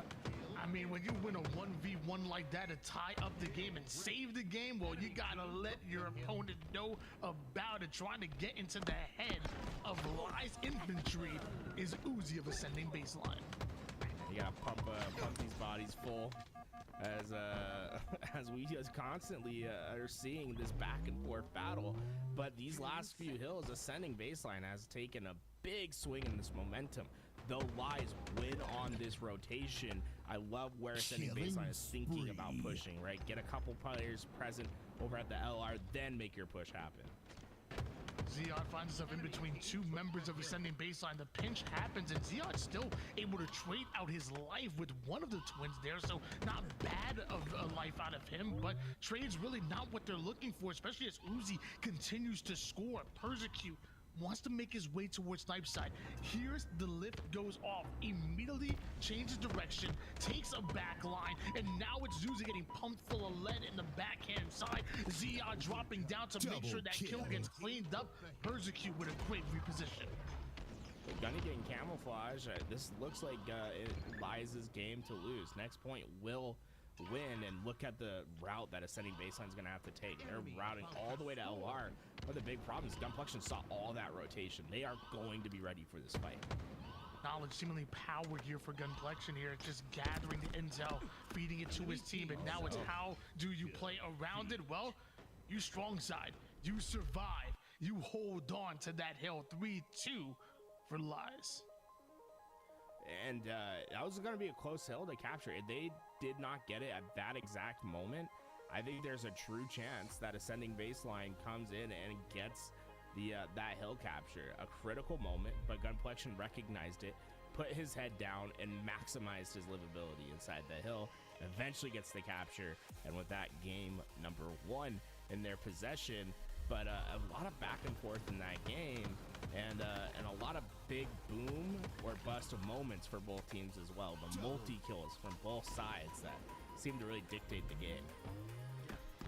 Love the boom and the bust out of Lies Infantry, and yeah, just the game-changing plays. So you said it right from the beginning. Whether it was Persecute's triple kill, I think Ziad had a triple kill. There was a clutch double over toward the A side. It was the game-changing plays that literally stopped the Ascending Baseline. Like, if you were watching that game and the way that all these hills started, you probably would have thought Ascending Baseline went 3-1 because they literally started with a crazy lead. But Lies, man, they're clutch, they're resilient. I think you're definitely on point there. Like it could have felt like that. One critical note I have, that my biggest feedback to give, when he was shooting the body, Tony, what I noticed, he reloads his gun, then shoots the body. the other way around. You unload your clip, you finish your clip, and then you reload. Come on, guys. Wait, are you breaking down body disrespect, bro? Like, Hey, what? if you're gonna body disrespect, you gotta do it right. You know, we can't be wasting time on the body disrespect. Gunplexion with a great angle from the shot spawn across the map. Almost lines up the head of Hative. Hative gonna use that doorway to escape with his life. Gunplexion making sure he keeps his head on a swivel, wants to get involved in every fight, not just focused on one. Shots down range, but staying alive in that bottom pit, yo. Okay, he is dead. I was like, Gunplexion, he just disappeared. It was Houdini, but Gunplexion are gonna be able to get that shock rifle away. But so far, there's a lot of scattering that's happening on this map. Ascending baseline and Lies, they sort of just flip position by only having 1 kill apiece during that rotation. Very interesting how that worked out. 1 kill goes down, and we see both teams on exact opposite sides of where they started. Gunplexion yet to die just yet and getting tons of value out of his life. He's just been putting shots, staying alive, and winning it for a reach out. Might have been getting pressure from the Whirlpool despite being 1 shot, as Parabola does a great job staying alive. Right back in with the prediction grenade, right back in with the damage. A double assist leads to a double kill for Persecute. The last 2, they're stuck at elevator. Their teammates are not going to spawn anytime soon. Critical wins must have for Hative and crew, and so far Hative has performed in this 2v3. They will come out at least even, let's say on top, as they get all 3 of them. Hative stays alive and provides value for his team. Tied up at 14 apiece. As 3 down go Lies, and here come the staggered deaths being created by Ascending Baseline. This is what they want. Controlling half of the map so far, grabbing a hold of the camouflage. Hative taking down Zia. That's a late kill, and that means Ascending Baseline look to collapse. Sneaky, sneaky, sneaky. Zuzi keeps himself hidden, keeps that reticle on the grenade, right? You can do more damage if they walk through it. Works exactly the way he had in his mind. They get that 3-kill lead, and there's still plenty of camouflage to work. Ascending Baseline's really upping the tempo. He's on Complexion from the point of view of Zuzi getting a nasty little remote detonation, but Zuzi turns that camo into a killing spree. Love that, but they're not gonna love the spawns coming to Lies. All of them over toward the A side, or maybe that's exactly where Zuzi wants them. Zuzi certainly can hit those shots, but that damage is not realized on the map, right? And there's no one close by to follow up and take down that damage. Instead, it'll just be information. This is an interesting play by Uzi. If you can catch them by off guard, you could easily get a nice double here. And wow, look at them. They are all listening. This is great communication that's happening between everyone on that team. You notice how Uzi was positioning himself in the middle. He's getting damage on one lane, moving back to help his other. They're able to find 1 kill, but Hative caught in an unfortunate situation. He'll go down, and this is an opportunity for Lies to push. Down 0-1 in the series right now. Are Ascending Baseline. They needed a bounce back, and it looks like they are getting it. I'm loving it right now. Zuzi loving that shock plays, combining it with the grapple to play his life. Hative and the rest of Ascending Baseline making sure they keep him alive. And now a 4v2. Ascending Baseline looks to activate through that. They were attacking the spawners of Lies infantry, not allowing them to spawn up altogether, creating those staggered spawners and cycling the boys in red. And the gap just continues to widen between these two teams in this game so far. One of the big differences we've seen in the Slayer compared to game 1 has been the multi-kills. They just haven't really existed for Lies. I think Ascending Baseline's realizing some of the dangerous positions they were in before and have really minimized those opportunities. Camo and shot combination for Zuzi. They changed the pace of this game on a dime. Do Zuzi and Ascending Baseline here, and somehow able to survive, although it feels like every single member of Lies knows where Zuzi is. Well, just because you know where he is doesn't mean you can stop him. Double kill out of Zuzi, 34th kill, and again, getting to those spawners before everybody gets up. Is that a freaking killing frenzy? You gotta be killing me, was brother. on a tear. Not just surviving in a tough spot with Gamma, but thriving throughout that entire life. It felt like there was nothing he could do wrong. After he catches Persecute with the backsmack, he finds Gunpluction mid-spawn to hit a perfect shot for the killing frenzy. That is one hell of a life that he performed there. We talked about in that game number 1, ascending baseline looked very good and had control for a lot of those hills. Weren't able to close out some of them, but it looks like they may just close out this game 40-27, flirting around with a spectacular, but they are the ones that end up going forward down. Lies, they take momentary control. At this rate, right, Lions would need to get more than 2 kills per death to get back and win this game. Very improbable task, but we never say impossible here. We believe in the JV saying, and so far, Lions, they have a great opportunity to collapse. It's just execution that needs to come out. They lose a couple lives, but they've been able to find the trades, but no finish of the fight. That's crazy. Actually, I didn't know you knew French. That's crazy. You saying a whole lot of we there, because there ain't no we here. I'm gonna say it's impossible. Yeah. You ain't gonna say it's impossible. You believe in the JB. It's 5 kills. Meanwhile, Liza's sitting back, down by double digits, down by I'm gonna say impossible. Shock and kill Lies has the chance to do the funniest thing right now. That's all I gotta say. If they somehow manage, we'll be in for a treat. But 16-5 for Zuzi this game, right? The killing frenzy. It felt as if he could do no wrong throughout this entire game. One more kill needed, and it looks like it's gonna be Hative. And although Hative got that last kill, I'm looking at the stats, and I think I saw a 17-5 for Zuzi. I mean, we saw the killing frenzy, we saw the play, we saw the damage that he put down on everybody on this map. It was great to watch. Aquarius Flag will be our next venue of choice. Honestly, this is kind of a banger of a best of 5 when I was looking at it, Tony. I don't think we have a bad map in rotation here. 50-36, your final score line, 14.7 KDA. Oh my goodness. that is Zuzi going off, brother. Zuzi having one of those games that he'll be putting up on the fridge, you know? How do you do it, right? It's like, mom, check it out. It's like you bring home the picture for your mom to hang up, the report to hang up on the fridge. How do you do that for a Halo gameplay?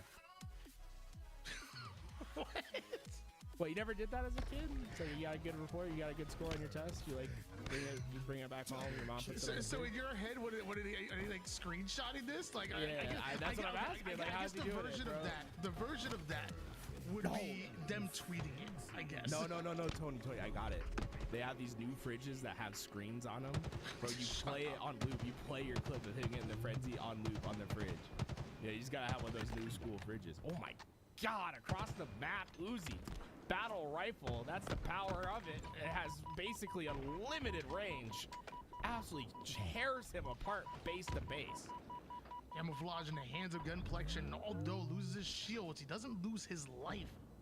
Gets away alive. Teammates are falling left and right, but it's this information that's going to be so valuable for Gunplexion for the rest of his lives roster. Wants to take height now. Finds a weakened player. Finds the backside of that player. Hative goes in for the challenge. Almost gets thrusted on as Parabola finishes the kill. And Lies may be pulling this flag. Whoa. Quick movement from Lies as well. They're blocking what they need to. This should be about as easy as you can make it for your flag carrier. Maybe an opportunity. No, look, they even threw that flag up into the window. That's about as fast as you could run a flag. I mean, correct me if I'm wrong, but I mean, outside of Gunplexion having the camouflage, weren't Lies in a disadvantaged state before that flag was pulled?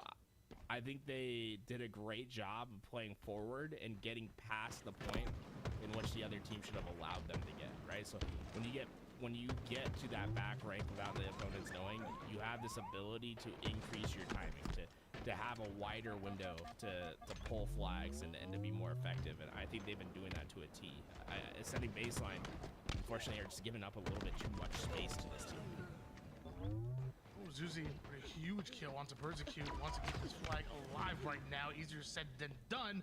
They end up getting squad wiped. Flag still in their hands and on the move. Hative does end up getting some shots over toward the players on the util side, but Gunplexion goes right at Hative. Camouflage is about to come up and nobody able to stop Persecute from slamming their second flag gap in. Look, Persecute's even able to get his bandit up and try to help with that camouflage grab. Not only do they get the flag, but they're greedy with it. Camouflage as well. This could be an immediate counterattack if played right. It was the camouflage that allowed Gunplexion and Lies to end up getting that first cap. Maybe can turn things around. Can her... Everybody's dead. Everybody just died. Yeah, it was almost instant. We've seen how fast Lies is taking advantage of these flag rounds. Parabola wants to use more of this camouflage. I'm honestly surprised he's not trying to get this further in. Instead, they're going to opt for the overslay approach, but nothing wrong as long as you continue to find the kills. And with 4 going down, it's not only a flag cap that's just about guaranteed. Now they can really look at a counter opportunity if their entry fraggers can find the kill as their teammate gets the capture. Gunplexion able to perfectly identify where the spawners are coming from. Reticles would trade onto the back base spawners and ascending baseline before they're even able to push out of their base. Already have shots on them. They have to force their way out. And Dark Matter gets his kill, but can't say the same for his teammates. The cleanup comes in. 4 end up going down once again. Ascending baseline looked good in that game too. But right now here on Aquarius, they are staggered at every single turn. I love how efficient this Lies team has been with their opportunities. Remember, this game's 3-0, but look at the kill comp. It's not like it's crazy outslays. Like, it is a significant outslay, but I don't think it's a 3-0 kill advantage outslay at the moment, right? They just, every chance they have an opportunity to pull, they do so. And I think it makes this team so tough to beat in the objectives. The efficiency is really showing here for Lies. And another 3 down for ascending baseline. Parabola immediately moving that flag over toward the bottom car side. Dark Matter takes down Gunplexion, and with camouflage coming up, you know he wanted that, but he also wanted positioning to stop this flag. Would they be able to use this camo to get the return? That seems likely at this point, right? Uzi just being patient. I actually like that he skips jumping onto that flag, right? He has camouflage. You don't want to just give away free information when you have access to such a powerful equipment in your tool belt. Can he stay? Oh, Tony. I think if he gets up there, low-key a little ninja action. Looking too far ahead, I think, but thought he was maybe going to get away with his life. I mean, he was trying. The strong side was definitely about to turn into a bit of a ninja play, and that would have been crazy, but still 3-0 lead here for Lies Infantry. A little bit over 7 minutes on the clock, so anything could happen here for ascending baseline. Plenty of time to make some magic happen, but they're gonna have to clean it up. They really have to start getting activated through these slays. Stop giving Lies all of this position, all of these numbers. Hative and Uzi, sick of it.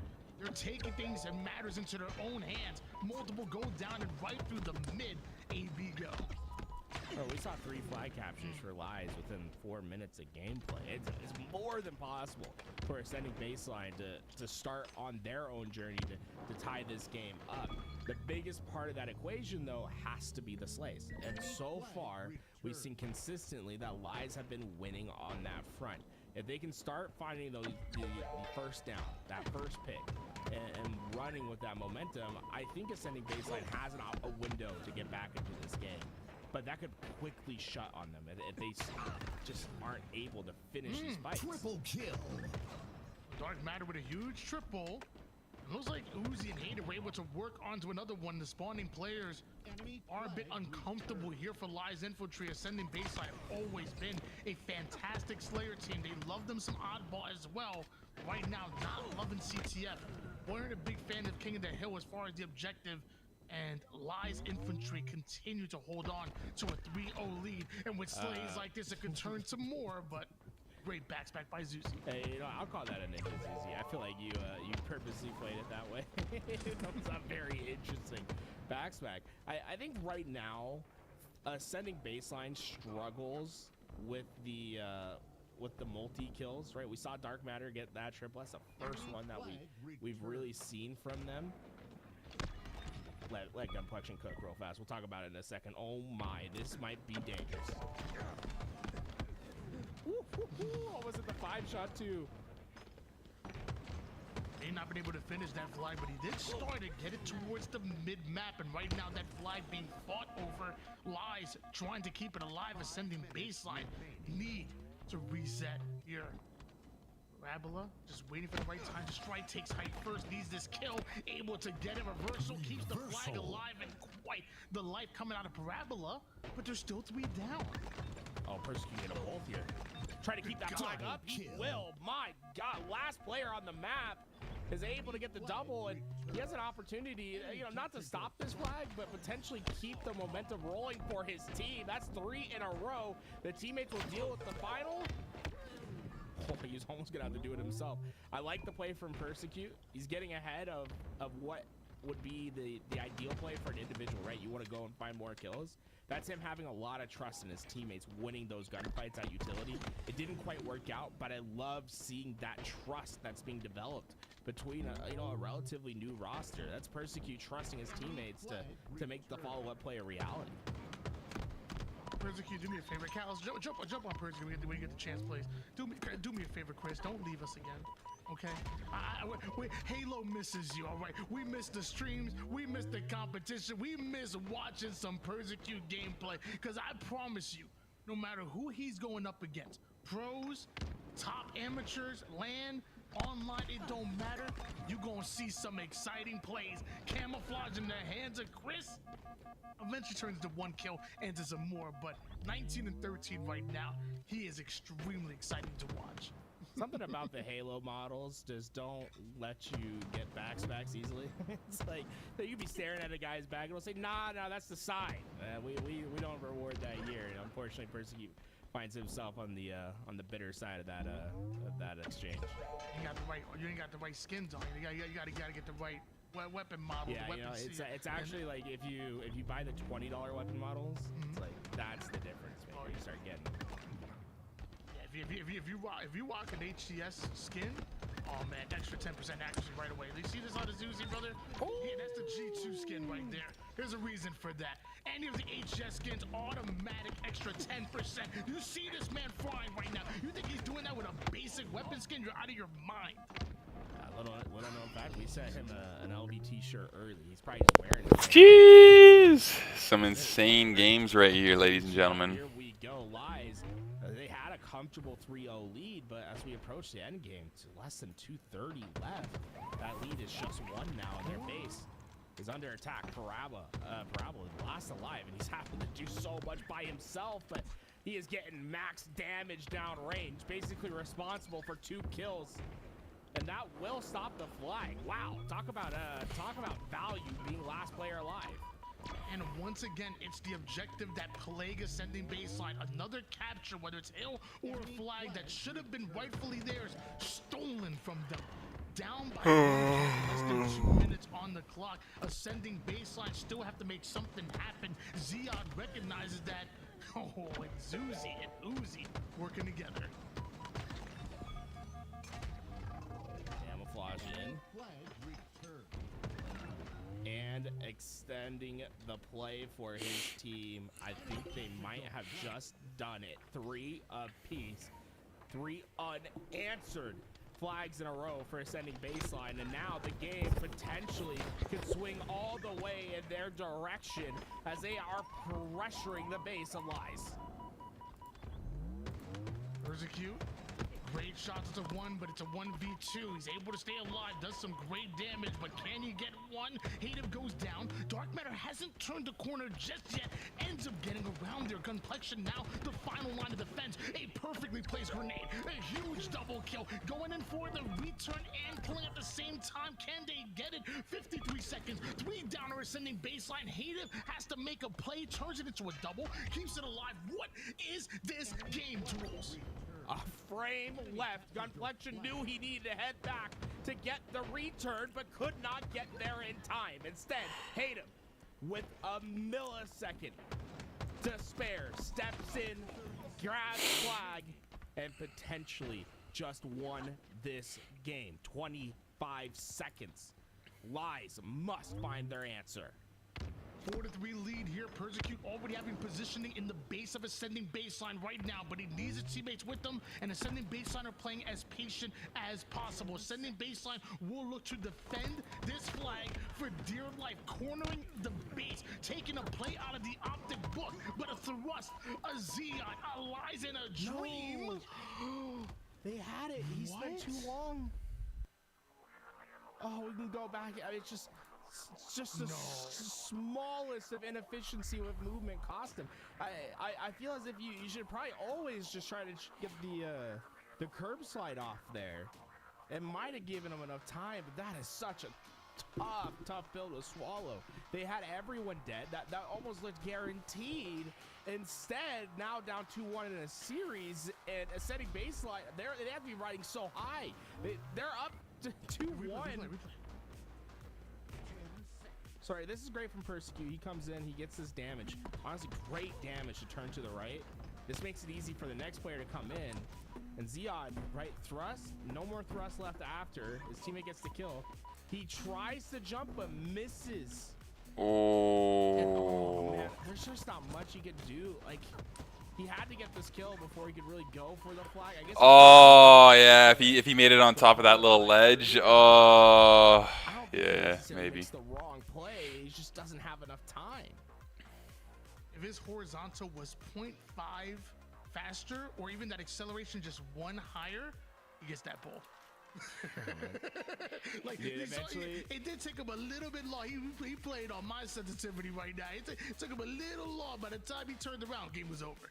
Dude, eventually, it's like the games are gonna get so smart. There's gonna be like a proximity alarm. It's like if you're standing close enough to the flag, it puts it in overtime. It's like, oh, that's tough because I mean they had everything, right? It's like they got all the kills necessary. They had the map control. Like that was a guaranteed flag capture just about. And we see it not work out. In here, man, this is tough, right? Gunny feels the need to go back. He maybe could have potentially kept running that, but I don't necessarily think that was the play either, right? I think he understood that flag return was necessary, and didn't work out. A lot of plays that just did not work out for Lies. I mean, we've seen some ups and downs throughout this entire series. Going back to that game number 1, I mean, dude, we saw some clutch plays out of Lies. Game 2 could have been a stake tackle in favor of ascending baseline. It was a huge bounce back. And then Lies, you feel like should have been able to tie that up, but we're robbed. I mean, Garrett, I can only think of one thing that could make this series better. And that's if you guys made sure you pre-ordered these shirts. We're at 135 sold out of 150. That is the only thing that could potentially make this series better. We were also made aware that some people went to the website and we were sold out of some sizes. Those sizes are available once again. So if you are a medium, a large, XL, you should be able to put those back in your cart. So if you went to purchase one and you weren't able to because of the stock issue, that should be resolved. And the shirts, guys, someone's asking when they'll ship. We are putting in the order for the shirts on Monday. Kill. The first batch. So if you want it soon, today or tomorrow, I would order. And then as soon as we get them made, it should be like a couple days, and then we'll ship them right out. 26-0 lead in favor of ascending baseline. Combining camouflage and the S7 sniper is never a bad strategy. Almost catches the head of Persecute. Body shot gonna be good. The no scope does connect. No more snipe ammo to work with, but that bandit does enough damage. Persecute sitting into this back green. His job, play isolated. Make sure he can keep this hill, wait for your spawners, and there we go. You see all the spawns. They need to find expansion on the map. I love this route that we're seeing from Parabola. He's trying to get behind, but oh, I like the idea, right? Try to get that tower control, flank behind him while Gunny's putting down that damage. It's just they sniffed it out. They understood what the trap was, and they played it to a T.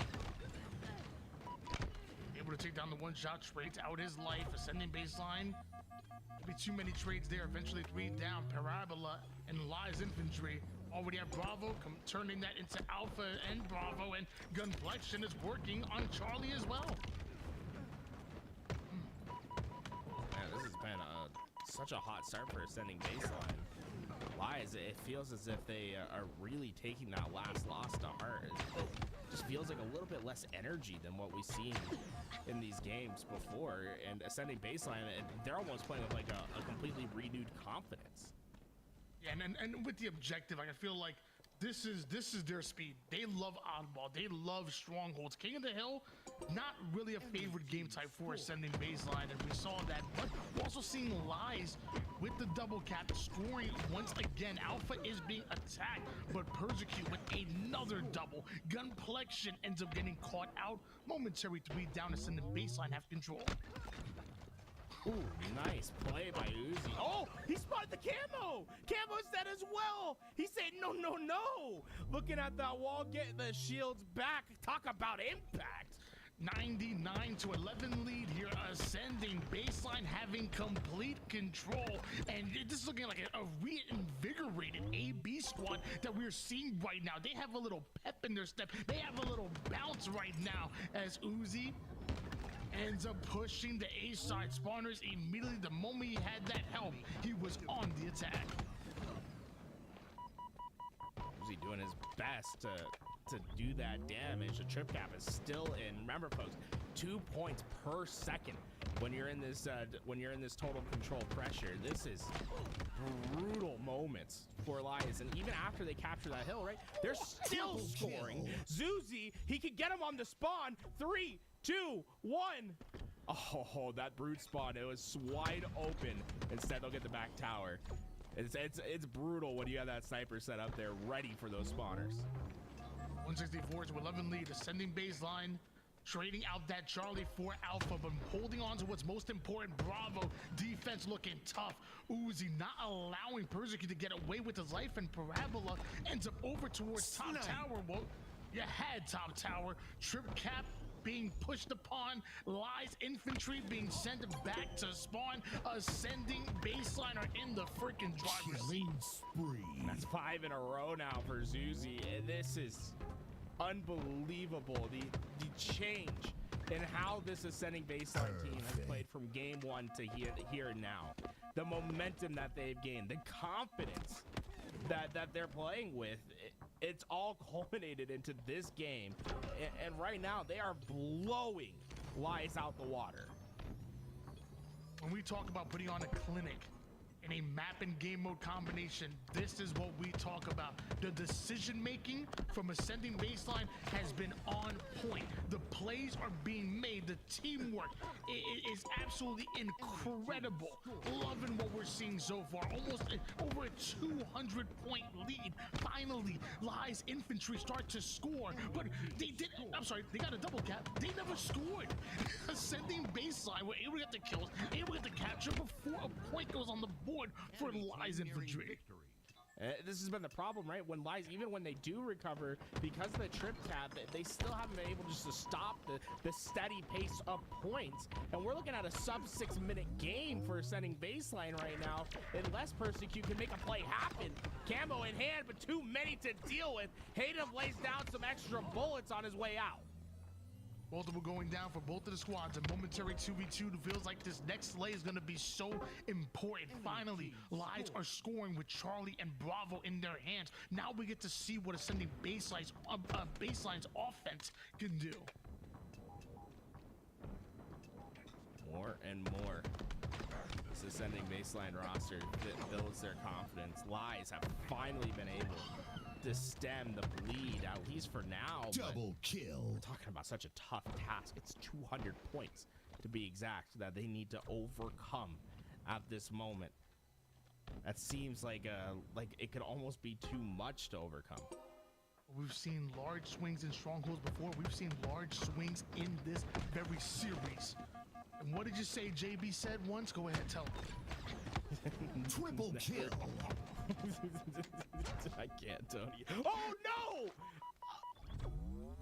no! Tony, a moment of silence.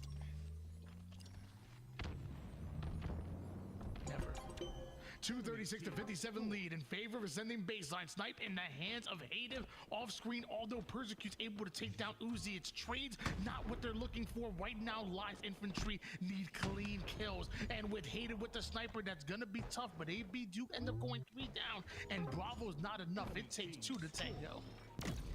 Just 5 more points. Hative leaning on this back green with sniper. I like the entry, right? You want to be able to just overwhelm this player that's holding off your push to win the game. And with Lies going 2 down, it feels as if there's nothing they can do. The sniper back in, Quantum translocates to win the game. Beautifully played by Hative. He started the midway point of his game shooting bodies and looked like he was about to look for a body to shoot once again. Hative and ascending baseline making huge plays. GG.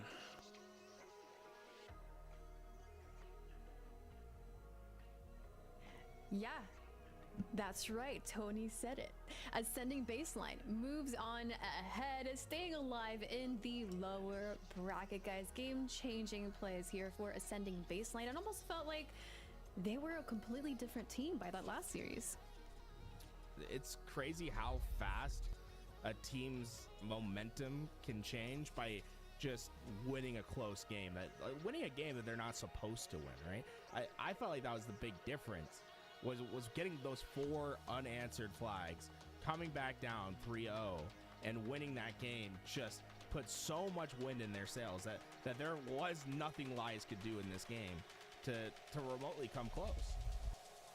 So I'd love to talk about what I feel like maybe changed the way Lies was playing, but how tough of, like, how could that game 3 loss have impacted the morale going into game 4? They pulled up that flag, that 4th flag that could have potentially been a tie, and changing the entire way this series could have played out.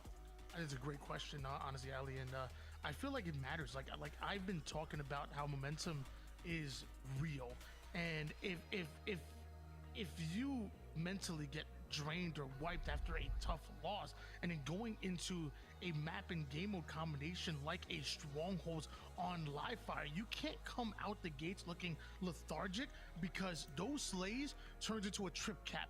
That trip cap turns into a camo spawn. That camo spawn, you're out in no man's land. If you die again, it gets held on you. You need to come off on your best foot, otherwise you end up digging yourself such a deep hole that you can't climb out of it at times. So I think it matters. I think momentum is real, and obviously Ascending baseline, who are known for being that slow and steady pace, well, they had momentum on their side, and you saw a speedy AB. And they secured that last series, and what you're seeing on the screen right now is Envoy's POV as they play out the Tenrai versus Celestial series. This is a game 5. Game 5 between 2 Titans here. I'm loving it. Envoy Super CC back together. It feels good to say that once again. But Lido and Facti looking to pull off what could be a bit of an upset. Morgan and Lido have been teamed together for quite some time now. Envoy's been just moving all around this map. Very active in his play so far, and it's getting him kill after kill, man. I love the way Envoy's been playing this. Well, looks like we're looking to cut off that snipe side angle. Finds Facti, does some great shots and a great reposition out of Envoy. Looks like this was just a part of his route with the way that he's able to just adapt. Audible being called, and he's always prepared. Into those, man, a lot of trades over on the snipe side, but look at this spawn. Because he spawned all the way at this base, they know that they have rock side control on both sides most likely, and with rockets coming up, this is going to be a critical moment for them to win some gunfights. Okay, so nobody's gonna say it. I'm gonna say it. This guy needs to change colors. Okay, Lee. This the orange is your teammates, the green is the enemy, brother. If no one's gonna say it, I'm gonna say it. This tripping me out. What do you think the reasoning is? Yeah. I mean, he's always been the orange and green has always been his type of his type of color scheme. I'm just saying, like, green's a friendly color. I can't shoot green. It's a friendly color. Am I crazy for the why are we doing anything other than blue and red? You know what I'm saying?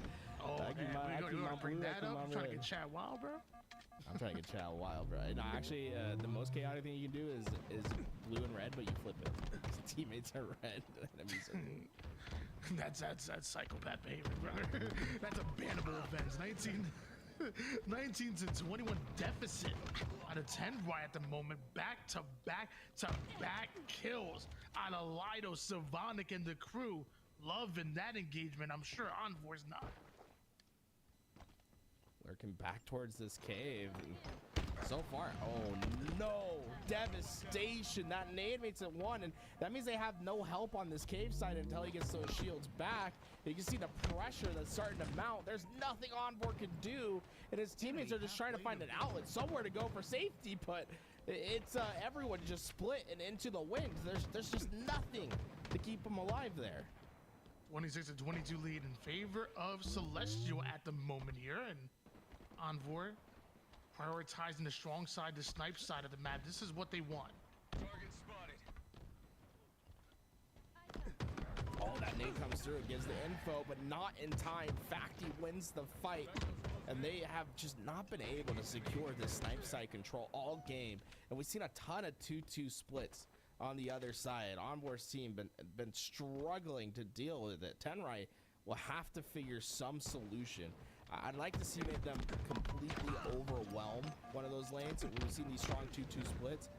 I feel as if you send 4 players to overwhelm, or 3-1, try to take control, we can maybe see a swing back, but we're talking about a 9-kill lead now. Super CC and Kruvu do end up getting back-to-back kills for themselves. Envor wraps the perimeter, identifies the blue cave player, but they're able to get the kill before he gets involved, and two of his teammates end up going down as well. That left Envor momentarily by himself, and he's gonna have to control the snipe side here, but he has no idea what Savonic and the crew can be coming from. Buys enough time for his teammates to come off his spawn. Lurk back. They aren't trying to take a lot of space on the map. They've really been trying to react and catch a player that's pushing into them, but so far there hasn't been a lot of success at that. We see it once again. Player goes down first, and it's just reactionary. I'd like to see them make the first move. Ooh, rockets in the hands of Morgan, takes down 2 with them. Envor does end up getting that kill, but now down by 9. Dangerously close to ultimately losing this game 5. This is the critical moments are these next few fights. If you're going to come back in this game, you must win them.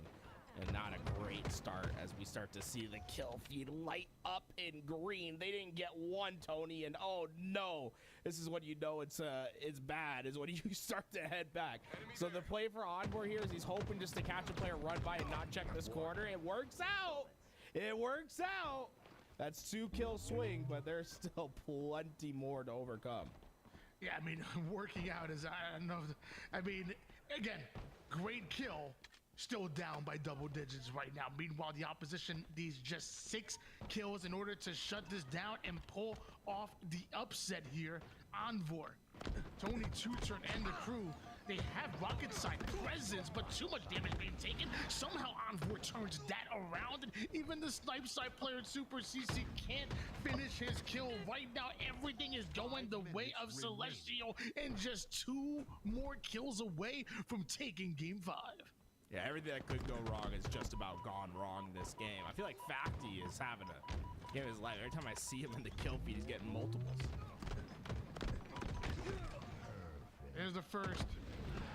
Perfect shots, but Envor still ends up going down. Super CC has to give up his life to take down 1, and sadly, they didn't have lives to give. 50 to 38 is your final score line. The upset by Celestial. And now we take a look at the lower bracket and how it's been looking. How it's looking right now. Triggers down versus Complexity this is where we're starting. We're not starting here tomorrow, but this is where the lower bracket is starting tomorrow. Triggers down versus Complexity, TSM, Tenrai, and Celestial. We just saw the results of that. And Usubeni. What does that mean, guys? Does anybody know? Let me know. Usubeni versus Reversal Profi, Cloud9 versus Ascending Baseline, who we just saw winning in the previous series, everybody. That is the outlook for the lower bracket. Now, if we're moving up ahead on how we are starting the day tomorrow, Sunday, winners semis. We're gonna be seeing Space Station Gaming versus Shopify Rebellion. Super important series here. So to get us a bit of a guess on how these two teams are so far shaping up and what the outlook for the first for these squads are at year number 4, and then Optic Gaming and Better will be our second series tomorrow. So for you guys to be able to write this down in your calendars, Shopify Rebellion versus Space Station Gaming starts at 12 p.m. Eastern time, and then right after that we hop on over to some Optic versus Better action at 1 p.m. 1:15 p.m. Eastern time. Some hot series to start our Sunday tomorrow indeed. Well guys, I can't believe that we just reached our first day of year number 4. Amazing. That was a long day. And it's been an Good matches, bro. Lots of close ones. Yeah, I mean, it really has been. I mean, we've seen exciting gameplay from start to finish, and mind you, we're not done. You know, we're done here for day number 1, but coming back day 2, it's gonna be even better. You saw what that winners bracket looked like. Pay attention. That may be the top 4 going into the season of HCS for a long time. That is a tough top 4 to try to break into. Indeed. Tools, we're starting our day with Shopify Rebellion versus Space Station Gaming. How are we feeling about that series? Banger, right? I feel like this is going to be a true test for both these teams in tournament play. What I'm really excited to see, though, is the Snakebite Lucid combination. 2 new players joining Stellar and Eco for the first time. There's a lot to be excited about for Space Station, and a lot for them to overcome, learning how to play each other for the first time against what is a very good Shopify Rebellion team. Now that tomorrow's series kind of look like what our top 4 might look like for the rest of the year. Maybe unless somebody breaks through. Better is potentially, maybe, unconfirmed that phase roster where Trippy, Penguin are, and then they're gonna go up against Optic. Why not? Yeah, I mean, that's going to be really exciting. I mean, you have players on that squad that should have a chip on their shoulder. You know, they were left off of these super teams or God squads, whatever you want to call it, but they want to come together. They want to show that you may have them as underrated, but they don't underrate themselves. They know they can beat anybody in the league, and their scrim results are looking very good. I think this team is coming out really hot. If you're looking for an underdog squad going into season 4, I mean, look no further. Better really are that good. Yeah, we'll see when and if they confirm if they are an official squad going into the rest of the year. We just gotta wait for FaZe for the Kaizen event. What you will have to maybe wait for is the teas. Yeah, we're gonna show up the teas. Where are we at in the numbers? For merch, we had 135. We're trying to reach 150, guys. So if you want to get your hands on our new merch to support our grassroots group and production, go ahead and click that link and hit buy so we can get those shipped out on Monday right to your guys' hands before the Arlington event, and you guys can wear it and, you know, support our entire community here. We're all in this together. So thank you so much for everybody who has already bought them so far. And just so that you're aware, we have a restock of sizes. Yes, you guys bought up all the sizes: medium, large, extra large. Are you not the smallest? I guess you guys are all, you know, medium, large. I can pick up the small. No. Wait, mediums? Wait, what? This is a trap tool. The other thing to note, right? Free shipping. So it's $30 for the shirt, but we aren't charging any shipping. I just want to make sure that, you know, if you pay, that's what you know you're gonna pay. So check it out. The one thing that annoys me is whenever I buy merch and it's like, oh, I also got to pay shipping on it. So free shipping to wherever you are right now in the continental U.S., I believe. Well, there you go, guys. There's no reason for you guys to not get it. Now, you will still have a chance to get it later, but if you want it on your hands for the Arlington event. We're just shipping them out this next week. They're gonna be done on Monday and getting shipped out next week. Guys, we're gonna hop on over to some replays so that you guys can see what our first day of year number 4 Halo Infinite competitive play looked like. And also, guys, don't forget to sign up for the newsletter, okay? So you stay up to date with everything that's happening in the HCS and LVT scene, and you can, you know, join the ride with us. All right. Any last thoughts before we hop on off, guys? Yeah, guys. I mean, thank you for allowing us to do what we do, man. I mean, obviously, Tools and myself, we got to actually start casting together. Now we get to cast together in front of all of y'all. It's been amazing. It's been an incredible journey. Want to keep doing this. So shout out to you guys in the chat. Shout out to obviously the competitors. You guys were incredible. And again, if you haven't pre-ordered the merch, if you haven't gotten a part of the newsletter, I mean, these are just other ways where you can support LVTHalo. You're freaking here every week. You're here getting the content. I know you want to support us in different ways outside of a follow on a Twitch or a sub on a YouTube. Well, one way is to get involved with these activations. So join that newsletter. Make sure you get yourself that merch. Unlike what Ali believes, I got myself 2 smalls. In fact, an extra small, and I'm going to fit in them. Well, I mean, that's what was sold out. I'm just like, you it's bought the entire stock. That's crazy. you bought. Anyway, Tools. Yeah. What do you? Yeah.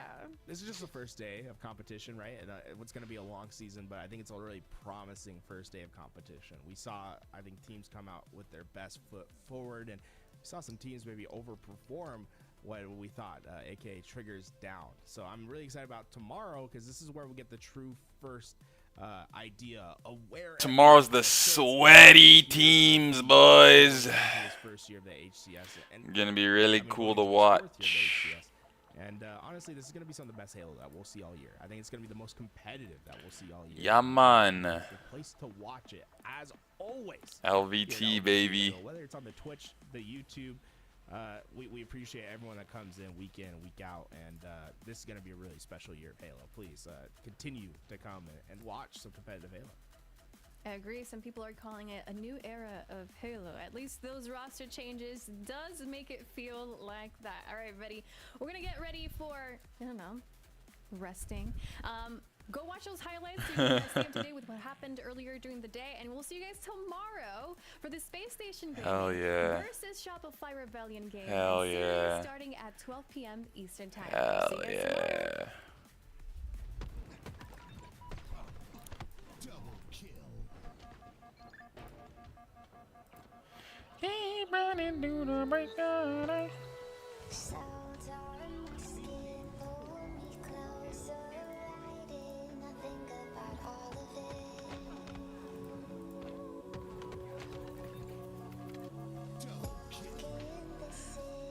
What a day, bro. Sweaty, dog. Sweaty.